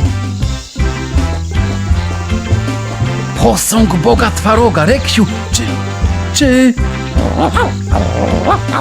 To moja wyspa. To tu się poznaliśmy.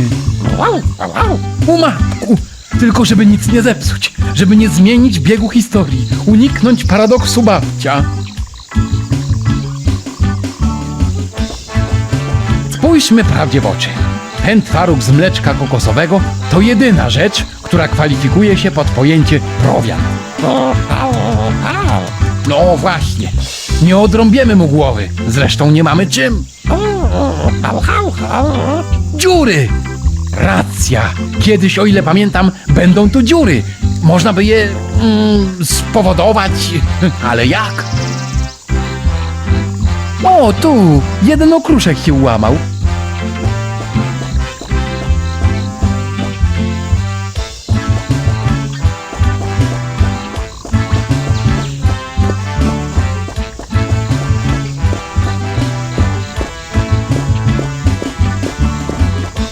Ciekawe, co tam słychać jutro. Reksiu, zobacz, jakiś kret. Mam nadzieję, że to nie... O matku, aleście mnie przestraszyli. Mój babć. To jest mój babć. Żebym go tylko niechcący nie zastrzelił.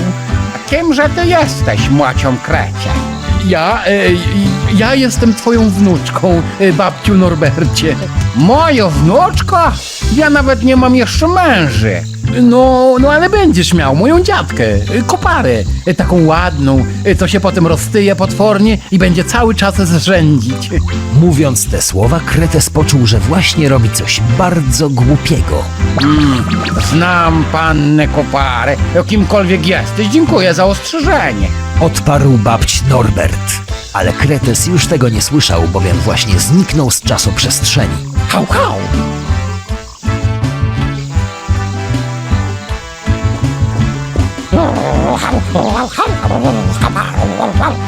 Nie po tym, co właśnie usłyszałem o koparze.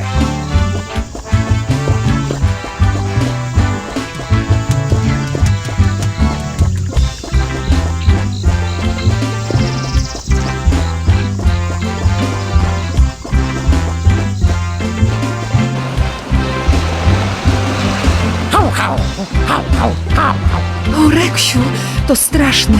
Gdyby można było cofnąć czas chociaż o jeden dzień. Zapadł się pod ziemię? No co w tym dziwnego? No to przecież kret.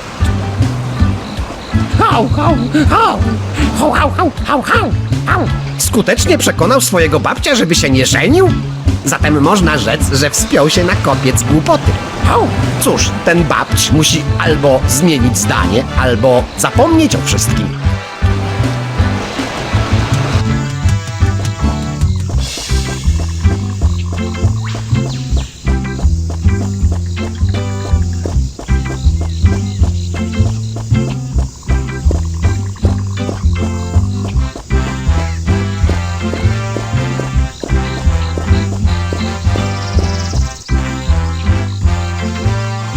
Reksio postawił patefon na pieńku. Cóż to za anielska muzyka dobiega z zakrzaczorów? Powiedział niedoszły babć Norbert i wszedł do wczoraj, zapomniawszy natychmiast o spotkaniu z Kretesem. Myślę, więc jestem, a konkretnie myślę, że zaraz mnie tu nie będzie, bo się oddalę szybkim krokiem. Byłem w niebycie. W niebycie. To takie coś, czego nie ma. Jak? Pustawo. Trochę śmierdzi. O nie, mam dosyć paradoksu babcia na dziś.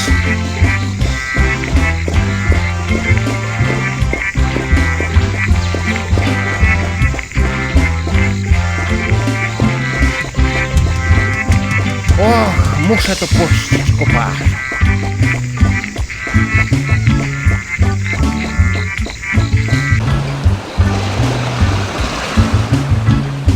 Co?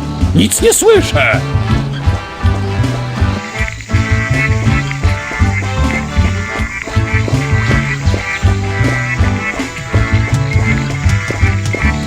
Zobacz, szczurek hasa. Cip, cip, cip. No, zobacz, jak to wcina. Głodny był. Dziękuję białym olbrzymom. Jak szczurek Sokole Oko może okazać się pomocny? Może okazać się bardzo pomocny. Pozwól no do kieszeni Reksia. No, chyba ten sam, Sokole Oko.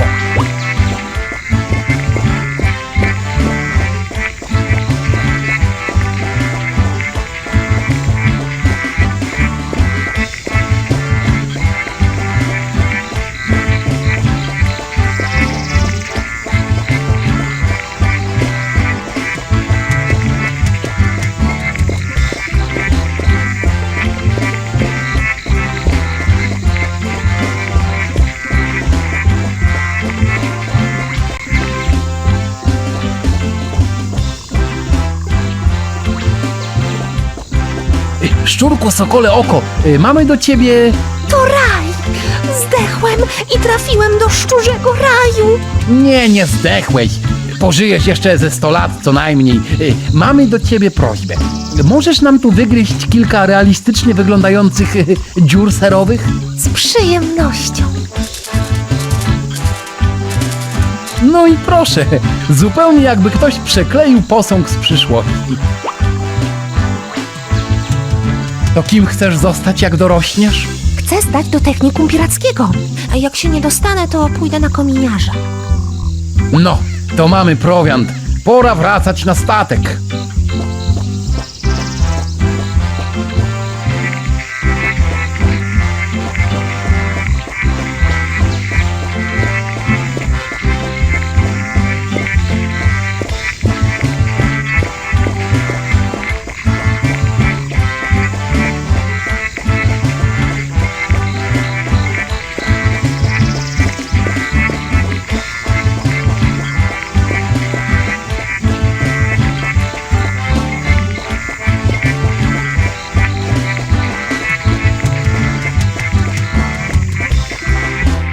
Mamy prowiant! Ja mam wreszcie porządek pod pokładem. Ja mam nadzieję, że zaraz odpływamy. A ja mam tylko jednego okonka. A więc można rzec, że wszyscy zyskaliśmy coś podczas tej przygody. Ja na przykład zyskałem dzień. Ech, gdyby tak można było wielokrotnie przekraczać te linie zmiany daty z wczoraj do dziś, to byśmy sobie spacerkiem wrócili do naszych czasów. Ale niestety musielibyście okrążać świat za każdym razem. Wiem co mówię, znam się na okrążaniu światów. No nic, tak się tylko rozmarzyłem. Dziękujemy Willy Frogu za pomoc i powodzenia! Nie dziękuję. Nie proszę. Nie powiedział Kretes i wraz z Reksiem wsiadł na pokład Nautilusa. Nautilus ruszył na wschód w kierunku odległej Ameryki. Przemierzając Ocean Spokojny, nasi bohaterowie przeżyli wiele przerażających, Wypuśćcie krakena z klatki. zdumiewających, A oto Tahiti. Jaka Tahiti? No ta. Ojej, przecież ona ma gołe... Reksiu, nie patrz! Gołębie! Tahiti słynie z gołębi. i przedziwnych przygód. Uła, ale mają wielkie nosy. I właśnie dlatego ta wyspa nazywa się Wielkanocna. Wreszcie, po wielu dniach tułaczki, Nautilus przybił do wybrzeży Ameryki. To były najfajniejsze przygody w naszej historii. Nie wiem, czemu ich nie pokazali. Nieważne. No to, gdzie my tu tymczasem wylądowaliśmy? W Ameryce. Boż to olbrzymi kontynent, a nawet dwa. Gdzie znajdziemy to, czego szukamy, skoro nawet nie wiemy, czego szukamy? Szukajcie, a znajdziecie. Reksio i Kretes ruszyli w jedynym możliwym kierunku.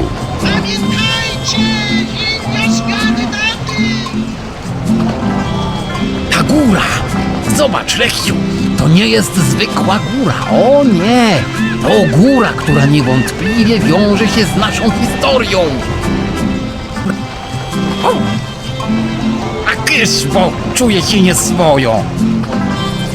Ty, sępie!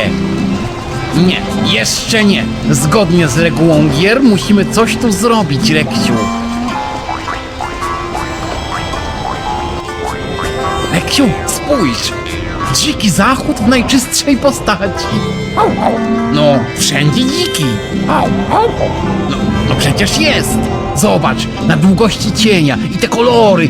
Zachód jak malowany. To właśnie jest koń.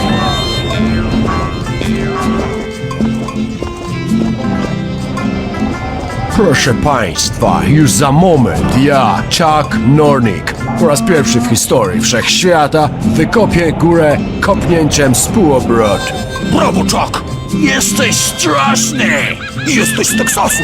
Kop z półobrotu! Co tu się dzieje, panie Nornik? Zapraszam na pokaz. Ta oto góra spróbowała mi się przeciwstawić, ale już za chwilę zostanie wyeliminowana przeze mnie, Chucka Nornika, przez moje słynne kopnięcie z półobrotu. Panie Nornik, Chuck, błagamy o litość. Nie wy pierwsi.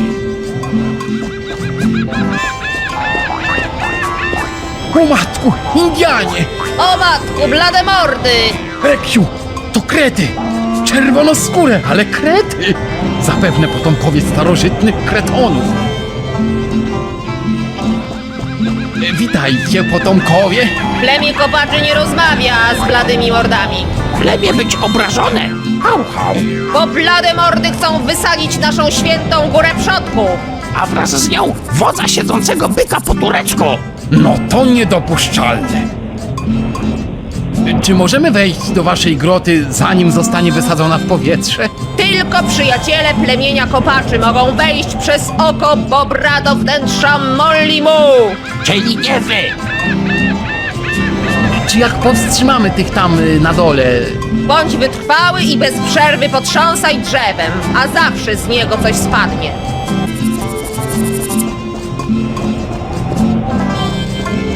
Panie Nornik, Chuck, błagamy o litość. Nie wy pierwsi. Po co tu ten cały dynamit? Ta góra to ostatnia przeszkoda, żeby połączyć koleją wschodnie i zachodnie wybrzeże. I za parę chwil zostanie wyeliminowana. Po co od razu niszczyć krajobraz? Może lepiej wykopać tunel. No właśnie mam zamiar to zrobić. Wykopać. Z półobrotu. Stać. To moje show. Ale panie Nornik, ja mógłbym wykopać tunel tak delikatnie. Nie da się wykopać delikatnie. Nie zbliżać się. Wszystko widzę. Z półobrotu. Ludzie, powstrzymajcie go! Jego się nie da powstrzymać. Po pokazie będę podpisywał swoją nową książkę pod tytułem O półobrotach ciał niebieskich. Zapraszam.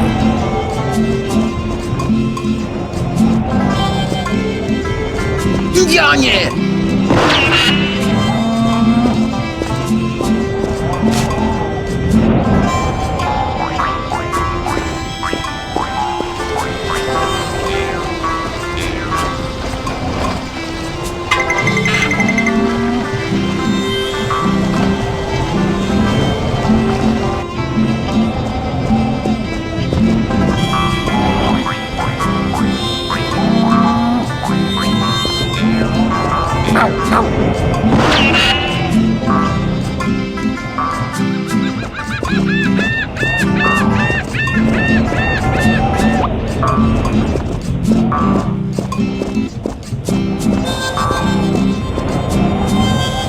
Iha!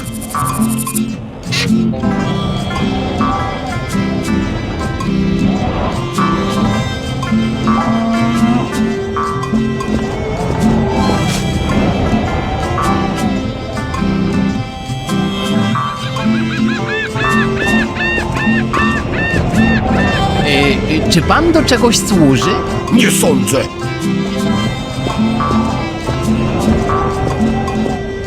Chodź, dziadku, przesuniemy cię bardziej na słoneczko. Zobacz, jaki piękny zachód.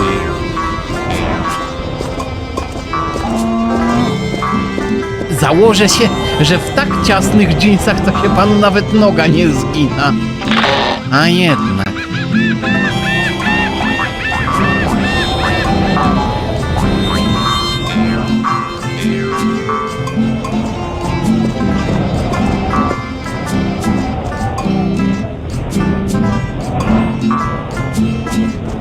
Chuck, uważaj! Git! A masz! Kto następny? I nie wracaj! Cops Braty! Ej, fajna zabawa! Jak ją nazwiemy? Tak, żeby uczcić Chucka Norrika! To może... Alan? Cops Braty! Ej, fajna zabawa! Jak ją Jesteś straszny! Teraz albo nigdy! Powiedział Kretes i zniknął w ciemnościach. Muszę oczyścić ten tunel tak, by nie wysadzić ani góry, ani tym bardziej siebie. Myślę, że wystarczy, jak uda mi się połączyć wszystkie wagoniki w jednolity pociąg.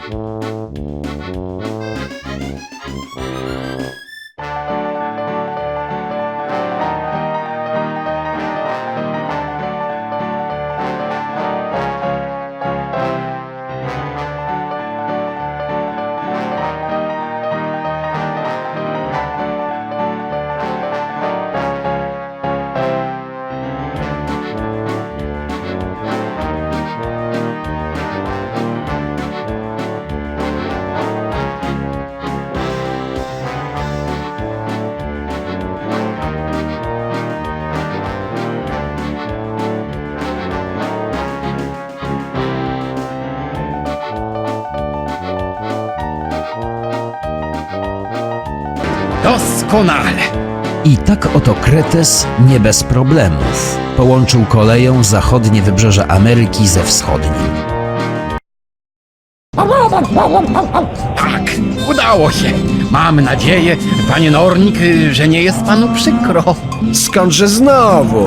W czasie, kiedy pan się tam grzebał, ja własnoręcznie odparłem atak morderczych krzaczorów. Praktycznie uratowałem świat. Znowu. Niech żyje Chuck Norrik! Jaha! Trochę jednak żałuję, że nie dane mi było wykopać góry z półobrotu. A co by pan powiedział na cały kontynent? Wykopać z półobrotu kontynent? Tak, Amerykę zresztą. Musi się pan udać do Panamy i jak się pan pospieszy, jeszcze zdąży pan wykopać kanał panamski. No to się pospieszę. Tak, tak, oczywiście.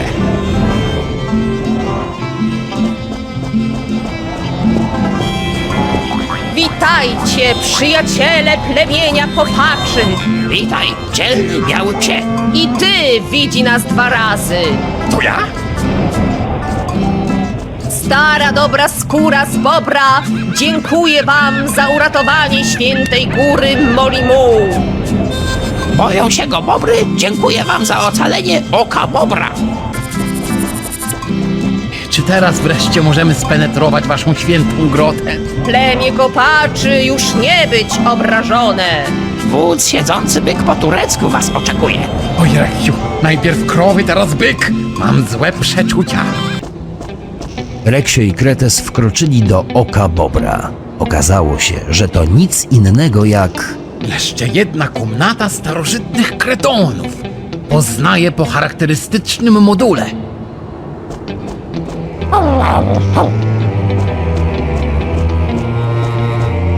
No nie. No nie, ci koparze w ogóle nie dbają o zabytki. Zniszczone.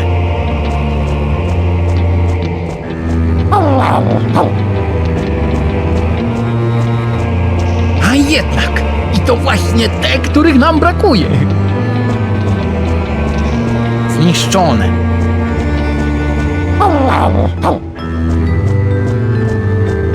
Tu jest narysowane, jak doszło do katastrofy. Tyle, że niewiele rozumiem. Z jednej strony księżyc, z drugiej słońce. Jakby uwięźli między nocą a dniem. Między wczoraj a dziś. A, więc to tak. Jakiś wulkan wyrósł i rozwalił pływającą wyspę Kretonów na pół. Wprawdzie nie jestem wulkanologiem, ale strzelam, że takie wulkany rosną latami lub też setkami lat. Zniszczone.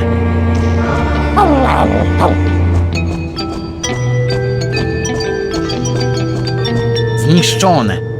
Trzecia grupa rozbitów. Czyżby przodkowie naszych nowych przyjaciół, plemienia bobrów? A, wszystko się zgadza. Ale dlaczego przypływają z zachodu? Co to oznacza? Czy katastrofa pływającej siedziby Kretonów nastąpiła na zachód stąd? Czyli, że co? O, się już pogubiłem w tych pytaniach.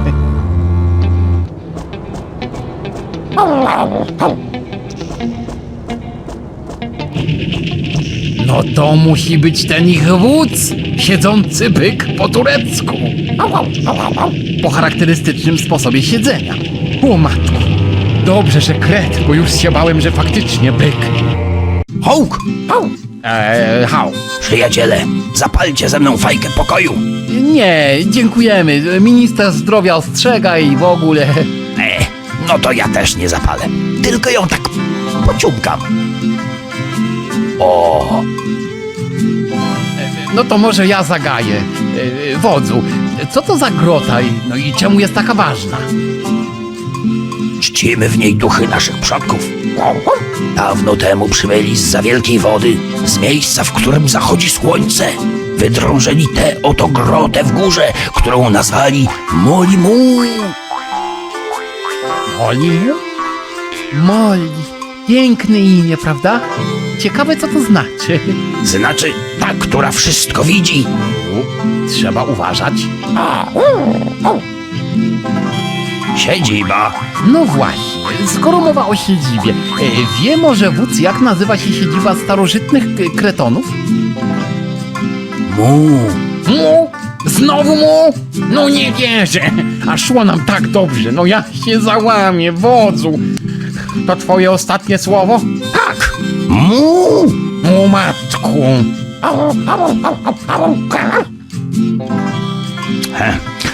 Nie. W pamięci plemienia kopaczy nie zachował się żaden Amon Kretes. Chodźmy już, Reksiu. Tak, idźcie już. Siedzę, bo usiadłem, żeby się położyć, a nie żeby siedzieć.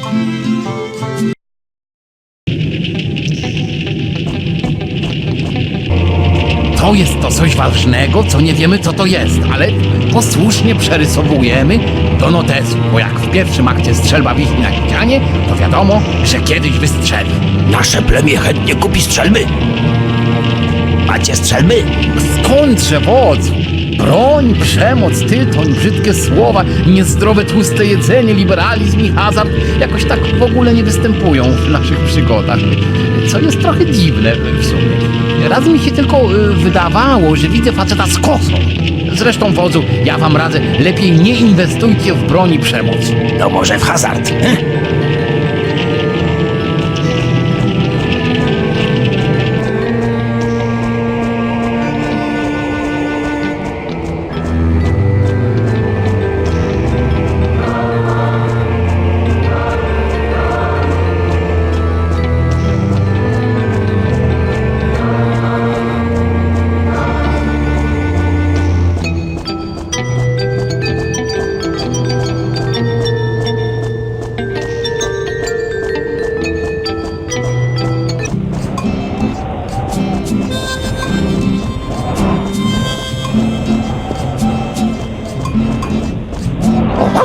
tak, oczywiście.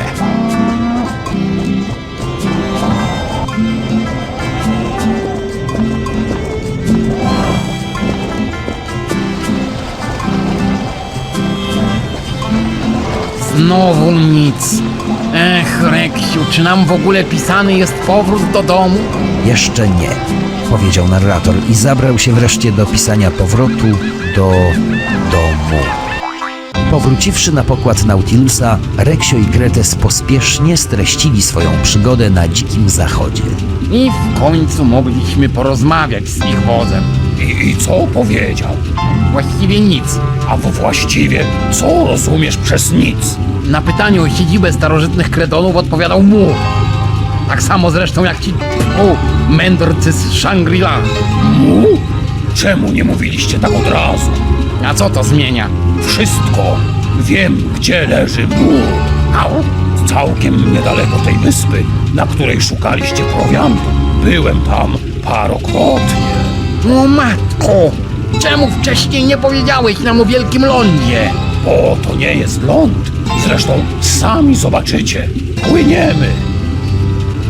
Nautilus odbił się od wybrzeża Ameryki i ruszył z powrotem na zachód ze swoją maksymalną mocą 100 węgorzy elektrycznych.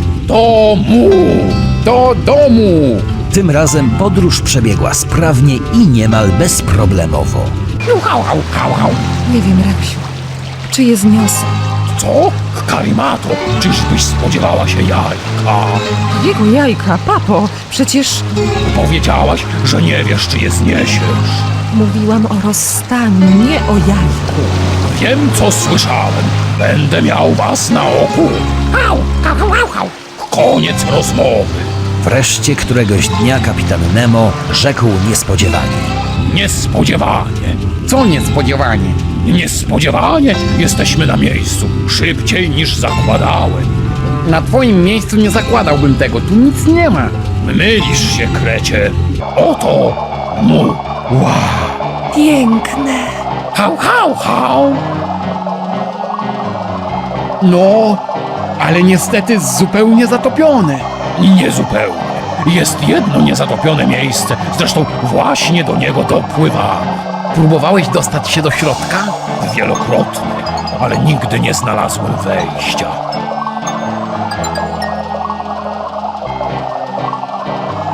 No, jesteśmy. Stoi w morzu kret olbrzymi. Co powiedziałeś? A, taki wierszyk mi się przypomniał z dzieciństwa. Matek mi go opowiadał. Wierszyk? Stoi w morzu kret olbrzymi. Patrzy w przyjaciela oczy, między nimi leży przejście, w które kiedyś kogut wskoczy. Niesamowite. Hał. Bo widzicie, ja też znam jeden wierszyk z dzieciństwa. Stoi w skale wielki kogut, patrzy w przyjaciela oczy, między nimi leży przejście, które kiedyś kret przekroczy. U matku, dosyć podobny. Nie tyle podobny. To dwie części tego samego wierszyka. Chyba czas, żebyś im powiedział, papo. Chyba tak. Widzicie, ten wierszyk to wskazówka prowadząca do skarbu, a ja poświęciłem całe życie, żeby go odnaleźć. Wierszyk przekazał mi ojciec, a jemu dziadek, a dziadkowi jego ojciec i tak dalej. Autorem wierszyka był mój przodek, wódz Kukuryk. Towarzysz Amon Kretesa? Właśnie on.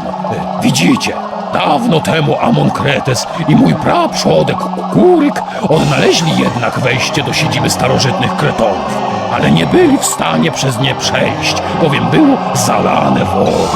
Postanowili osiedlić się na pobliskich wyspach i przekazywać wiedzę o zalanym przejściu kolejnym pokoleniom, aż do momentu, w którym technologia pozwoli przez nie przejść. To dlatego wybudowałeś Nautilusa. Tak, ale niestety to nie wystarczyło. Amon Kretes i Kukuryk byli wielkimi przyjaciółmi. Chcieli, żeby ich potomkowie odnaleźli skarb razem. Dlatego podzielili wskazówki na temat ukrytego wejścia i ukryli je w dwóch częściach wierszyka. Ja otrzymałem w spadku tylko jedną część. A ja drugą? Czy to oznacza, że... Tak, Kretesie, to ty jesteś potomkiem Amon Kretesa. Od początku o tym wiedziałeś. Domyślałem się i dlatego postanowiłem wam pomóc. Trzeba było powiedzieć. Oszczędziłoby nam to wszystkim mnóstwo czasu. To nic by nie zmieniło. I tak nie wiemy, gdzie jest wielki kogut z wierszyka. Czyżby? Pokaż no jakąś mapę, kapitanie. Gdzie jesteśmy? Tu, koło Kreta, przy linii zmiany daty. To kogut jest tu, na tej wyspie. Tu? Tam, gdzie szukaliście prowiantu? Jesteś pewien? Tak, dosyć dobrze znam tę wyspę, bo się na niej urodziłem. I pomyśleć, że szukałem go nawet u Masajaju. Hał, hał, hał, hał, hał, hał. Tak, jak to było w tym wierszyku? Że posągi patrzą sobie w oczy. A przejście jest między nimi. Czyli tu, gdzieś wśród tych wysepek. Płyniemy. Tylko jak my znajdziemy to przejście wśród tych koralowych wysepek? Nautilus może tego nie wytrzymać. Au, au, au, au, au, au. Gdzie widziałeś te wysepki, Reksiu? Au, au. W notesie? Którym? Naszym archeologicznym? Zobaczmy. Au, au, au, au. Nie widzę nic. Nie widzę nic. Teraz dopiero zauważyłem. Wygląda, jakbyś wychodził z szaletu. Męskiego zresztą. A jaki zadowolony? Nie widzę nic. Hał, hał, hał, hał. Hał. To chyba nie to. Nie widzę nic. Nie widzę nic. Hał, hał. Te starokretońskie bohomazy? Hał, hał, hał, hał, hał, hał, hał. Możesz mieć rację. Chyba mam tego więcej. Hał. To chyba nie to. Hał, hał, hał, hał. Hał, hał. Nie widzę nic. Hał, hał. No dobra, to chyba wszystkie. Spróbujmy je jakoś dopasować do siebie. Kretes rozsiadł się nad mapą. Hał, hał, hał, hał, hał. Prawym przyciskiem myszy mogę sobie obkręcać? Co ty bredzisz, Reksiu? Jakiej myszy?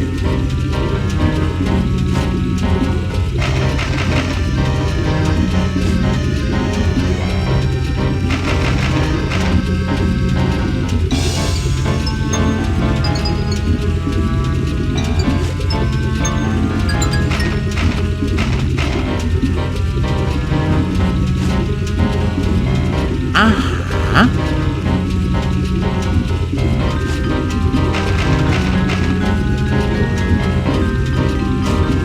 Aha. Pasuje jak ulał. Reksiu, jesteś geniuszem. Hał, hał. To wskazówka, a właściwie wielka strzałka. Wskazuje punkt, w którym jest ukryte przejście. O, dokładnie tu. Kapitanie Nemo, ster prawo na burt. Dzięki starokretońskiej wskazówce Nautilus bez problemu odnalazł ukrytą zatoczkę, a w niej... O matku, to! Ukryte przejście do mułu. Och, szukałem go przez całe życie. Mój skarb. Jestem tak blisko, a tak daleko. O co chodzi, papo? Zanurkujemy i zaraz tam będziemy. Niestety to niemożliwe. How? Właśnie odkryłem, że większość węgorzy elektrycznych, które napędzają Nautilusa, uciekła, korzystając z przeciągniętej do granic możliwości poprzedniej sekwencji animowanej. A co to jest? To część silnika, nieważne. Energii wystarczy jedynie na zanurzenie. To zanurzmy się i spróbujmy nałapać nowych. I lepiej nie przeciągajmy tej sekwencji, bo ucieknie reszta węgorzy. Słusznie. Musimy nałapać elektrycznych węgorzy, tak by napełnić cały akumulator. Mamy go! Oby tak dalej.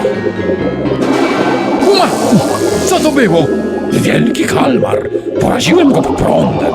Przypominam, papo, że mieliśmy oszczędzać prąd. Nie mogłem się powstrzymać. Prąd się skończył. Poczekamy i zobaczymy, co się stanie. Po jakimś czasie... No i proszę, nasze węgorze stanęły na wysokości zadania. Próbujemy jeszcze raz. Mamy go! Oby tak dalej. Ło! To jest odrzut, ale używajcie go z umiarem, bo zużywa diablo dużo energii.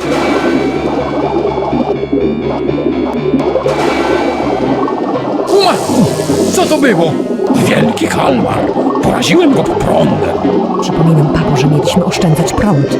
I nie mogłem się powstrzymać.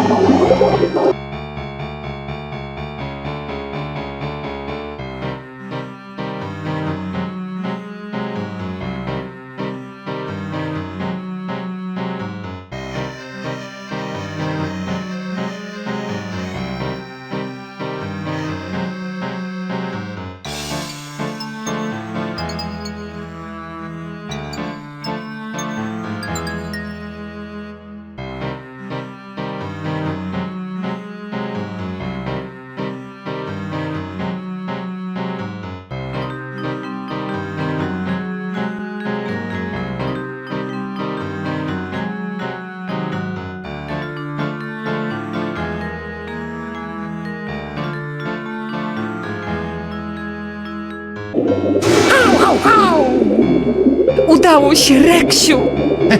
Zobaczcie, jak mi się futerko naelektryzowało. O tutaj. O, wierzymy ci na słowo, kretesie. Papo, te kalmary, okręt podwodny, ten prąd, przypomniało mi się coś. Co? Wyrocznia przypowiedziała mi, że pokocham wybrańca. No i? Chodzi o to, że Reksio... I nie chcę o tym słyszeć. Zresztą nie czas ani miejsce na to, bo oto wpływamy do wnętrza mu. Tu? Tu? Tu nic nie ma. Gdzie skarb? Poświęciłem całe życie, żeby go odnaleźć. Na pewno gdzieś jest. Muszę tylko dobrze patrzeć. Reksiu, zobacz tutaj. Au, au, au. Linia zmiany daty. Au, au. Nie mam pojęcia.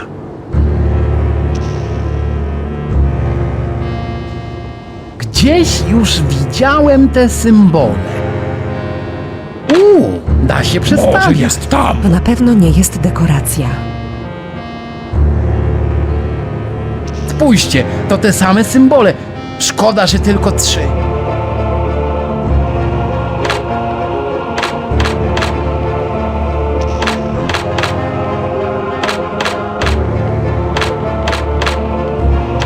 Szalet męski.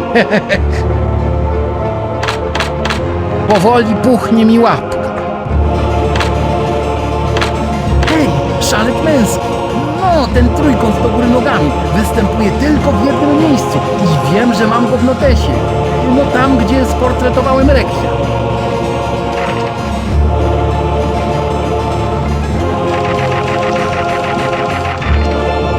Skarbie, skarbie.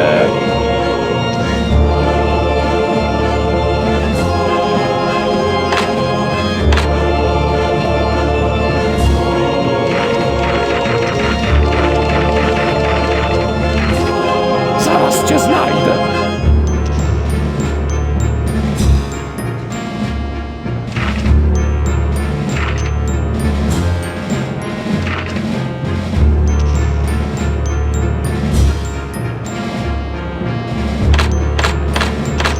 Nie traćcie nadziei. Może jest tam.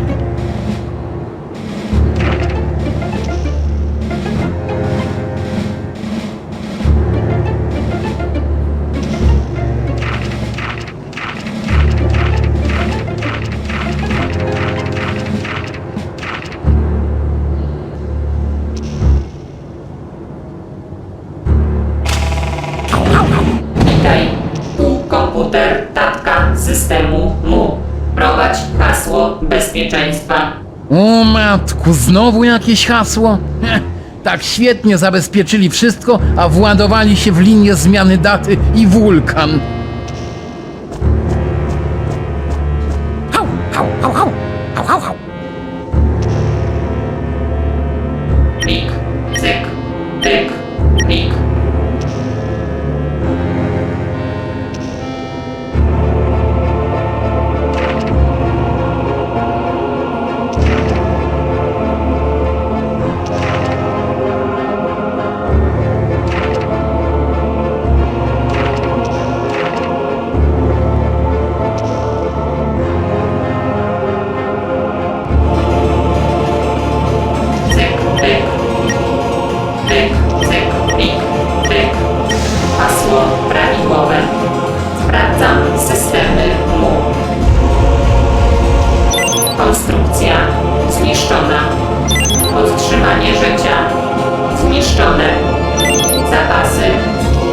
zeżarte przez szczury. Skarby, brak. Zasilanie awaryjne. Ja, sprawna. Teleporty, sprawne. Wybierz donowo program. Co my tu mamy? 1.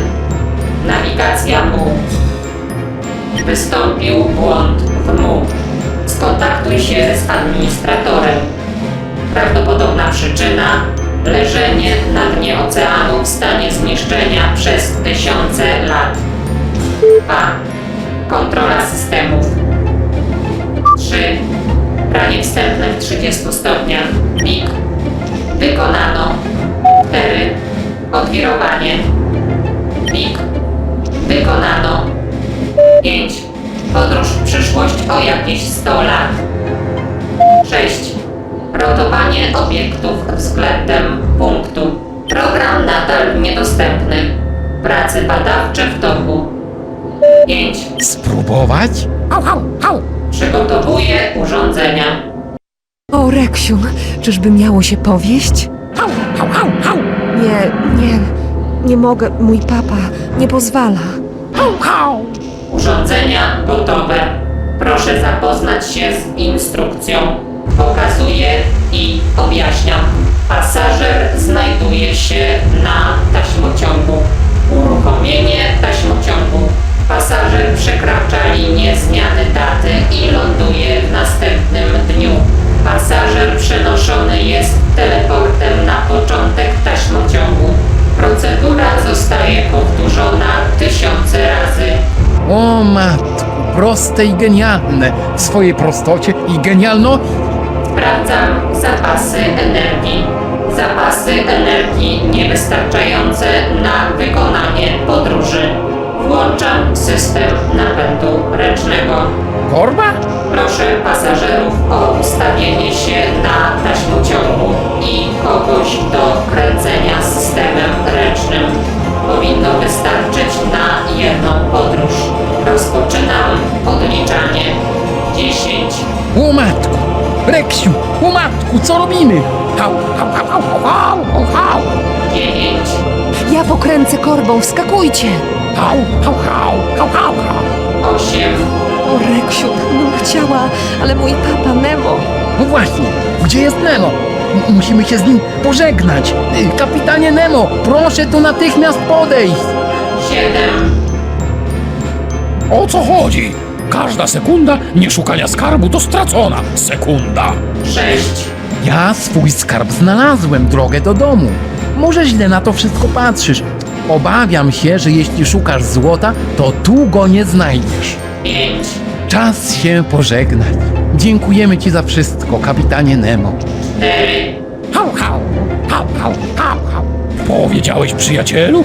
Nikt nigdy mnie tak nie nazwał. To ja też cię nazwę przyjacielem. 3. O, Reksiu... Żegnaj, Karimato. 2. Chodź, Reksiu, bo stracimy jedyną szansę. 1,5. Zbyt dużo ode mnie wymagasz, Reksiu. Papo, jest XIX wiek. Emancypancy. Nie. 1. No chodźże! 0. Rozpoczynam sekwencję podróży w przyszłość o jakieś 100 lat. Papo, pozwól mi lecieć z nim. Ja go kocham. Kocham, a potem ja będę wysiadywał te jajka. Żadna porządna kura nie wskakuje do teleportów z psem. Ale ja nie jestem kura.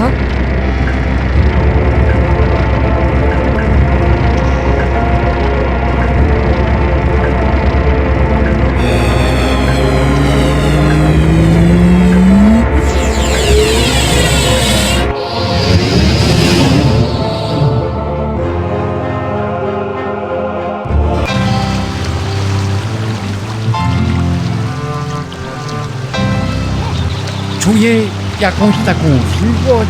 O matku! Wylądowaliśmy w środku oceanu. Trochę umiem krecikiem. O tak, ale nie dłużej niż 5 minut. Skąd mam wiedzieć?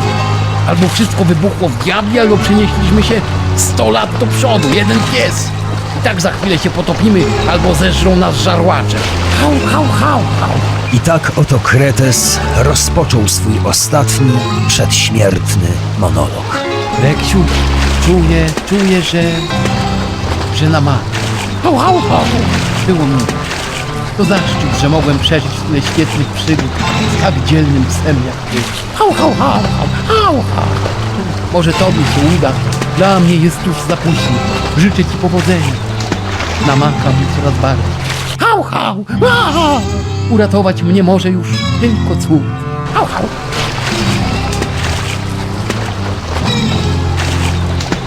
Zdechłem i idę prosto do nieba. Chciałbyś? Koledzy, przepraszamy za spóźnienie. Koguty, a więc jestem w piekle. Kretesie, nie zdechłeś, to my, Kornelek i Kogut Wynalazca. Przybyliśmy was wyłowić. To cud, niech uściskam wasze grzebienie i te, co wam tak dędają pod dziobami. Skąd wiedzieliśmy, gdzie i kiedy was szukać? Z pamiętnika naszego dziadka. Waszego dziadka? A co jakiś stary kogut ma wspólnego z naszą historią? Ten kogut nazywał się Kapitan Nemo. Dla przyjaciół z dziudziubek. Kapitan Nemo był waszym dziadkiem? Otóż to ciekawa historia. Czasu, kiedy was poznał, był samotnikiem i odludkiem. Ale jak napisał w pamiętniku, wasza przyjaźń go odmieniła. No i postanowił pogodzić się ze światem. Wkrótce poznał naszą babcię i założył rodzinę. Pisał, że odnalazł swój skarb i że mieliście rację, że całe życie szukał złego skarbu. No właśnie, co się stało z Karinatą? Pozwólcie, że wstrzymamy się z odpowiedzią do czasu, kiedy nie dotrzemy do domu. Zresztą powinniście trochę odpocząć. Kogut Wynalazca miał rację. Kretes i Reksio byli bowiem na ostatnich łapach, a ślepia same im się zamykały. Toteż po chwili obaj spali już jak susły. A spali długo i mocno, śniąc o przebytych przygodach i osobach, które poznali. Aż wreszcie Kogut Wynalazca zapiał im nad uszami. No, kochani, pobudka! Jesteśmy w domu! O matku, nie wierzę, Reksiu, udało się! No dobra, obmyję tylko stopy i lecę na kuran do mojej Molli. Nigdzie nie musisz lecieć. A cóż to za przystojny kret? Molli, ukochana! Niech żyją! Brawo, Reksiu! O, kretesie. Och, Molli, bardzo tęskniłaś. Trochę tak, ale nie bardzo. Jak to? A ja omal nie uschłem z tęsknoty. Jak to? Nie macie odkrówki. Nawet makaron nie zdążył jeszcze do końca ostygnąć. Odcedziłaś? Odcedziłam, makaron jest bezpieczny. Kochanie. Reksio przyglądał się całej scenie z mieszanymi uczuciami. Owszem, cieszył się, że wreszcie wrócił do domu, ale jednocześnie czuł w sobie bolesną pustkę. Tęskniesz za nią? Obiecałem, że wrócimy do tematu Kari Maty Hari po powrocie do domu. No to wracamy. Reksiu, ukochany. Puścił mnie. Papa mnie puścił, jak już byliście w tej machinie. Chwycił korbę i kazał mi skakać za wami. Powiedział, żebym była szczęśliwa. Znaleźliśmy ją kilka dni temu. Skoczyła w maszynę później niż wy. To i mniej się przeniosła w przód od was. Reksiu. Tak szczęśliwie zakończyła się wielka podróż psa i kreta poprzez czas i przestrzeń. Uroczystości powitalne ciągnęły się do samego rana. Były tańce, śpiewy, opowieści i krety z kwiatami. Rankiem Reksio stwierdził, że teraz należą mu się wreszcie wakacje. Miał nawet pewien pomysł, jak je spędzić, a wiązał się on z prezentem, który dostał od przyjaciół. No, nareszcie wakacje. Nareszcie. A, A wy dwaj toście się dopiero namęczyli, że ho ho. Co to za wakacje? W październiku? No właśnie, obiecywali czerwiec, potem sierpień. Jak ja mam się opalić? No i tak się nie opalisz przez to futro. A ja się pytam, kto jest odpowiedzialny za te opóźnienia? No i wszystko jasne. Przyjrzyjmy się tym asom. Słyszałem, że leń potwór. Ale diablo przystojny. To za to ci dwaj. Co ho ho? Powiedz jej, Kornelek, co o nich wiemy. To nie robię. Bez talencia. No, gramowanie. Chyba pralki. Dobre, bracie. Scenariusz i dialogi. Ten absurdalny bełkot tak się nazywa. Uważaj, nie drażnij scenarzysty, kochanie. Co uważaj? Co lolo kum ble, jestem baran de. Widzisz, mówiłam. Leż cicho i czekaj, aż go przewiną. Poszczekam. Hał. A ten cały brosz to już nie był wcześniej? Słyszałam, że to człowiek orkiestra. Ale strażacka. Tu akurat złego słowa nie powiem. Co miała zanimować, to zanimowała. Właśnie, wystarczy na nas spojrzeć. Miał być, to się zgadza. Myślałam, że jemu jest Wisła. No, uwaga, zaraz się dowiemy. A widzisz? Mówiłem, Reksiu, że grał ciebie, nie mnie. Ciebie też. O matku, tak się biedak namęczył. Nie chciałbym nagrywać samego siebie. No nie wierzę. Nemo też? To pachnie monodramem. Z tego co wiem, nagrał je jeszcze kilka postaci trzecioplanowych. Takich mniej ważnych. Nie to co my. O, ten wreszcie jakiś inny. O, ja też jestem inna, bo już się bałam. Ale nazwisko jakby podobne. Trochę dłuższe. Ledwo się mieści. A ten jaki wszechstronny.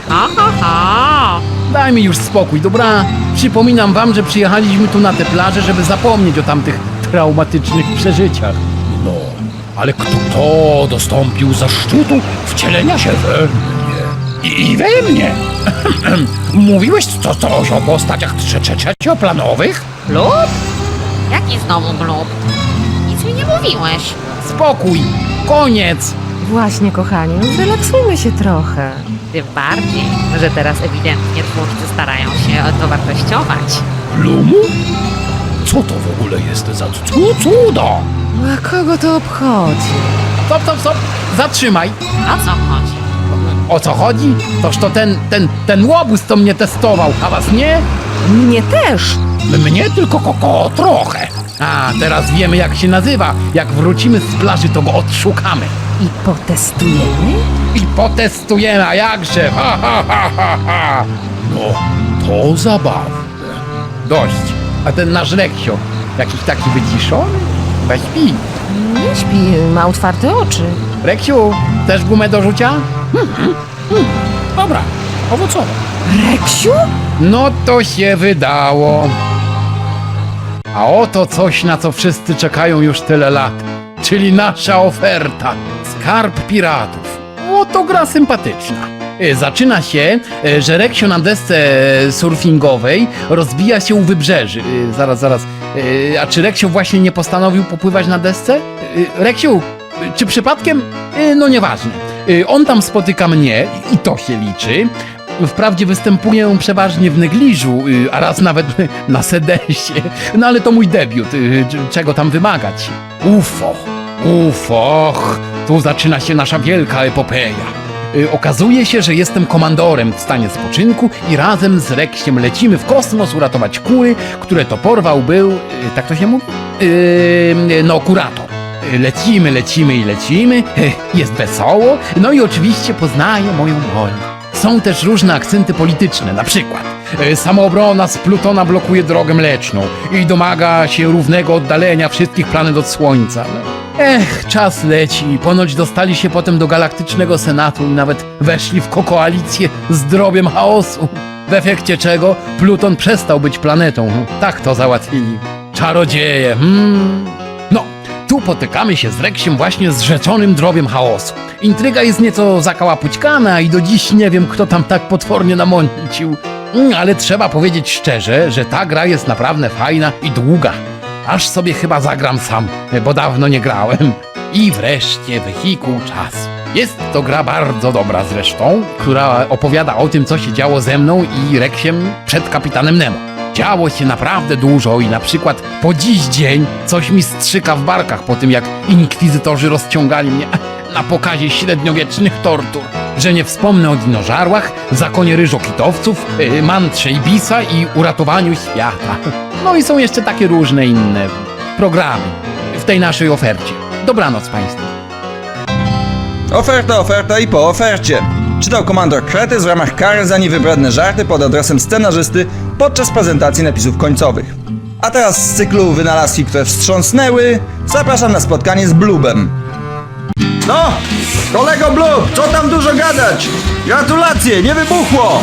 Ha, to cóż! Nie jeden raz czułem, że namakamy, ale jakoś się udało. Kolega Wisław nawet poświęcił się i zatkał samym sobą dziurę w rdzeniu. Chociaż tylko szkoda, że nie przysłali go 2 miesiące wcześniej. A co to w ogóle jest? Są takie dni, że sam sobie zadaję to pytanie. Teoretycznie, mój drogi Kreti, to właśnie jest nasz engine. To na nim opiera się cała ta przygoda nasza. O matku, Blub! I ty wszystko to sam obsłużyłeś?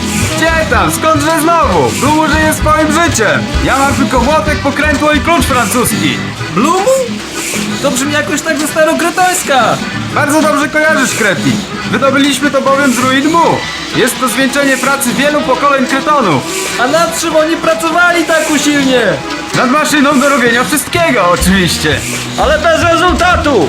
No i w końcu się poddali, bo doszli do wniosku, że nie da się wyeliminować czynnika Kreciego. Ha, i wyrzucili efekt swoich prac do oceanu. No a my go wydobyliśmy. No, a co to robi? Wszystko, ale nie do końca. Na przykład nie rotuje do końca obiektu. Zobacz! Faktycznie! To skandal! Skandal, a ponadto wstyd! Dlatego Jean-Paul jest właśnie taki obrażony, o! Nie dziwię mu się! Gdybym wcześniej o tym wiedział, nie ruszyłbym palcem! No ale ostatecznie, dzięki Blubowi, jesteśmy tu, gdzie jesteśmy! Czyli na końcu? Prawie na końcu! Wystarczy, że jeszcze raz popatrz! Na przykład przywalę młotkiem i...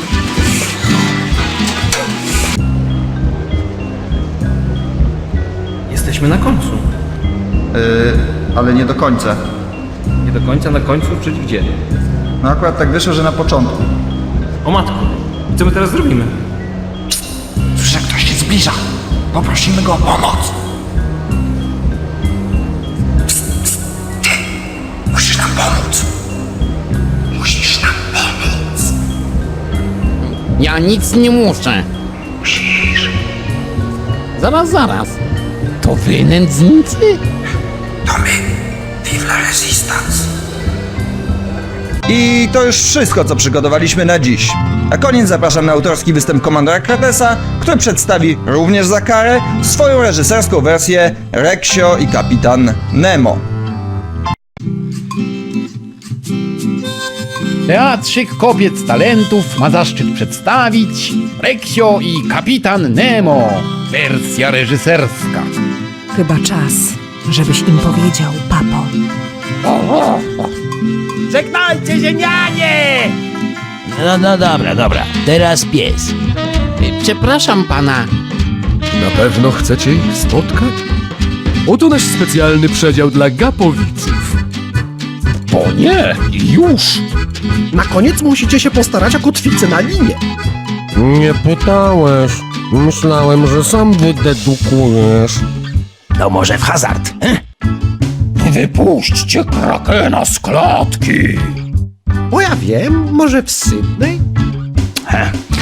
Nie. W pamięci plemienia kopaczy nie zachował się żaden Amon Kretes. Szanowna wycieczko koko! Na tym malunek widać dozgonna wdzięczność wodza kukuryka okazana wielkiemu Mkretowi. Jeden Masaja i być w transie i wykonywać pradawny taniec na plecach. To chyba być moja rodzina. Ale niestety musielibyście okrążać świat za każdym razem. Wiem co mówię, znam się na okrążaniu światów.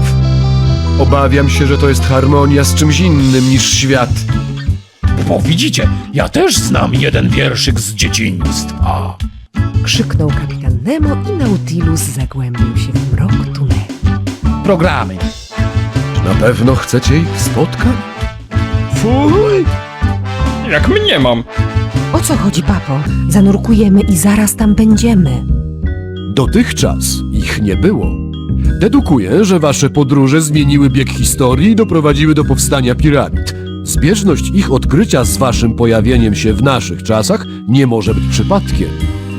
Dobrze. Witajcie, niebiescy ptakowie. Jestem Kan, guru tutejszej śpiewającej społeczności. Mylisz się, krecie.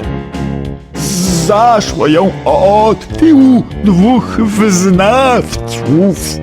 Proszę państwa, już za moment ja, Chuck Nornik, po raz pierwszy w historii wszechświata wykopię górę kopnięciem z półobrotu. Mniemam, że to nasze ostatnie chwile, kapitanie. Może herbatki. Oto wrota Shangri-La. Tylko ciii, bo ono gdzieś tu się czai. Niezupełnie. Jest jedno niezatopione miejsce, zresztą właśnie do niego dopływamy.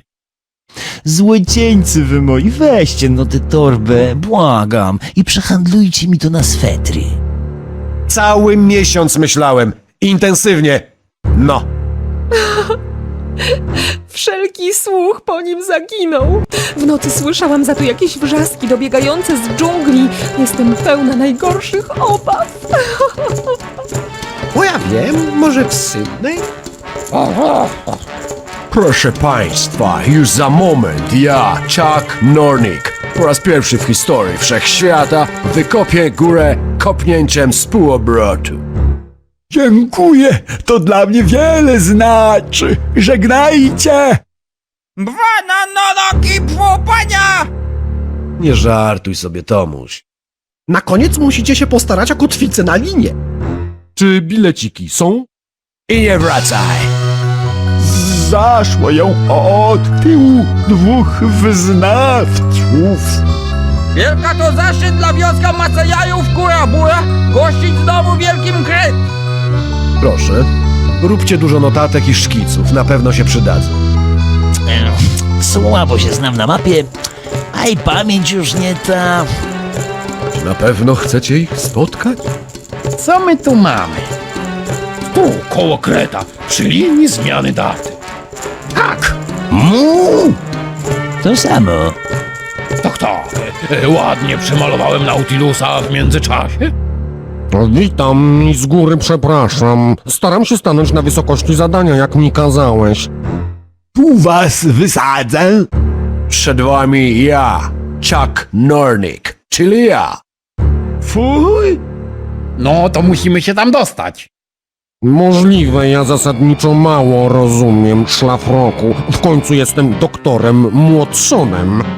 A przecież, że ukryta jaskinia z obrazki Masajajów i legendarny tunel słoni, który do oceanu prowadzi ponoć. Aha, tego właśnie szukamy.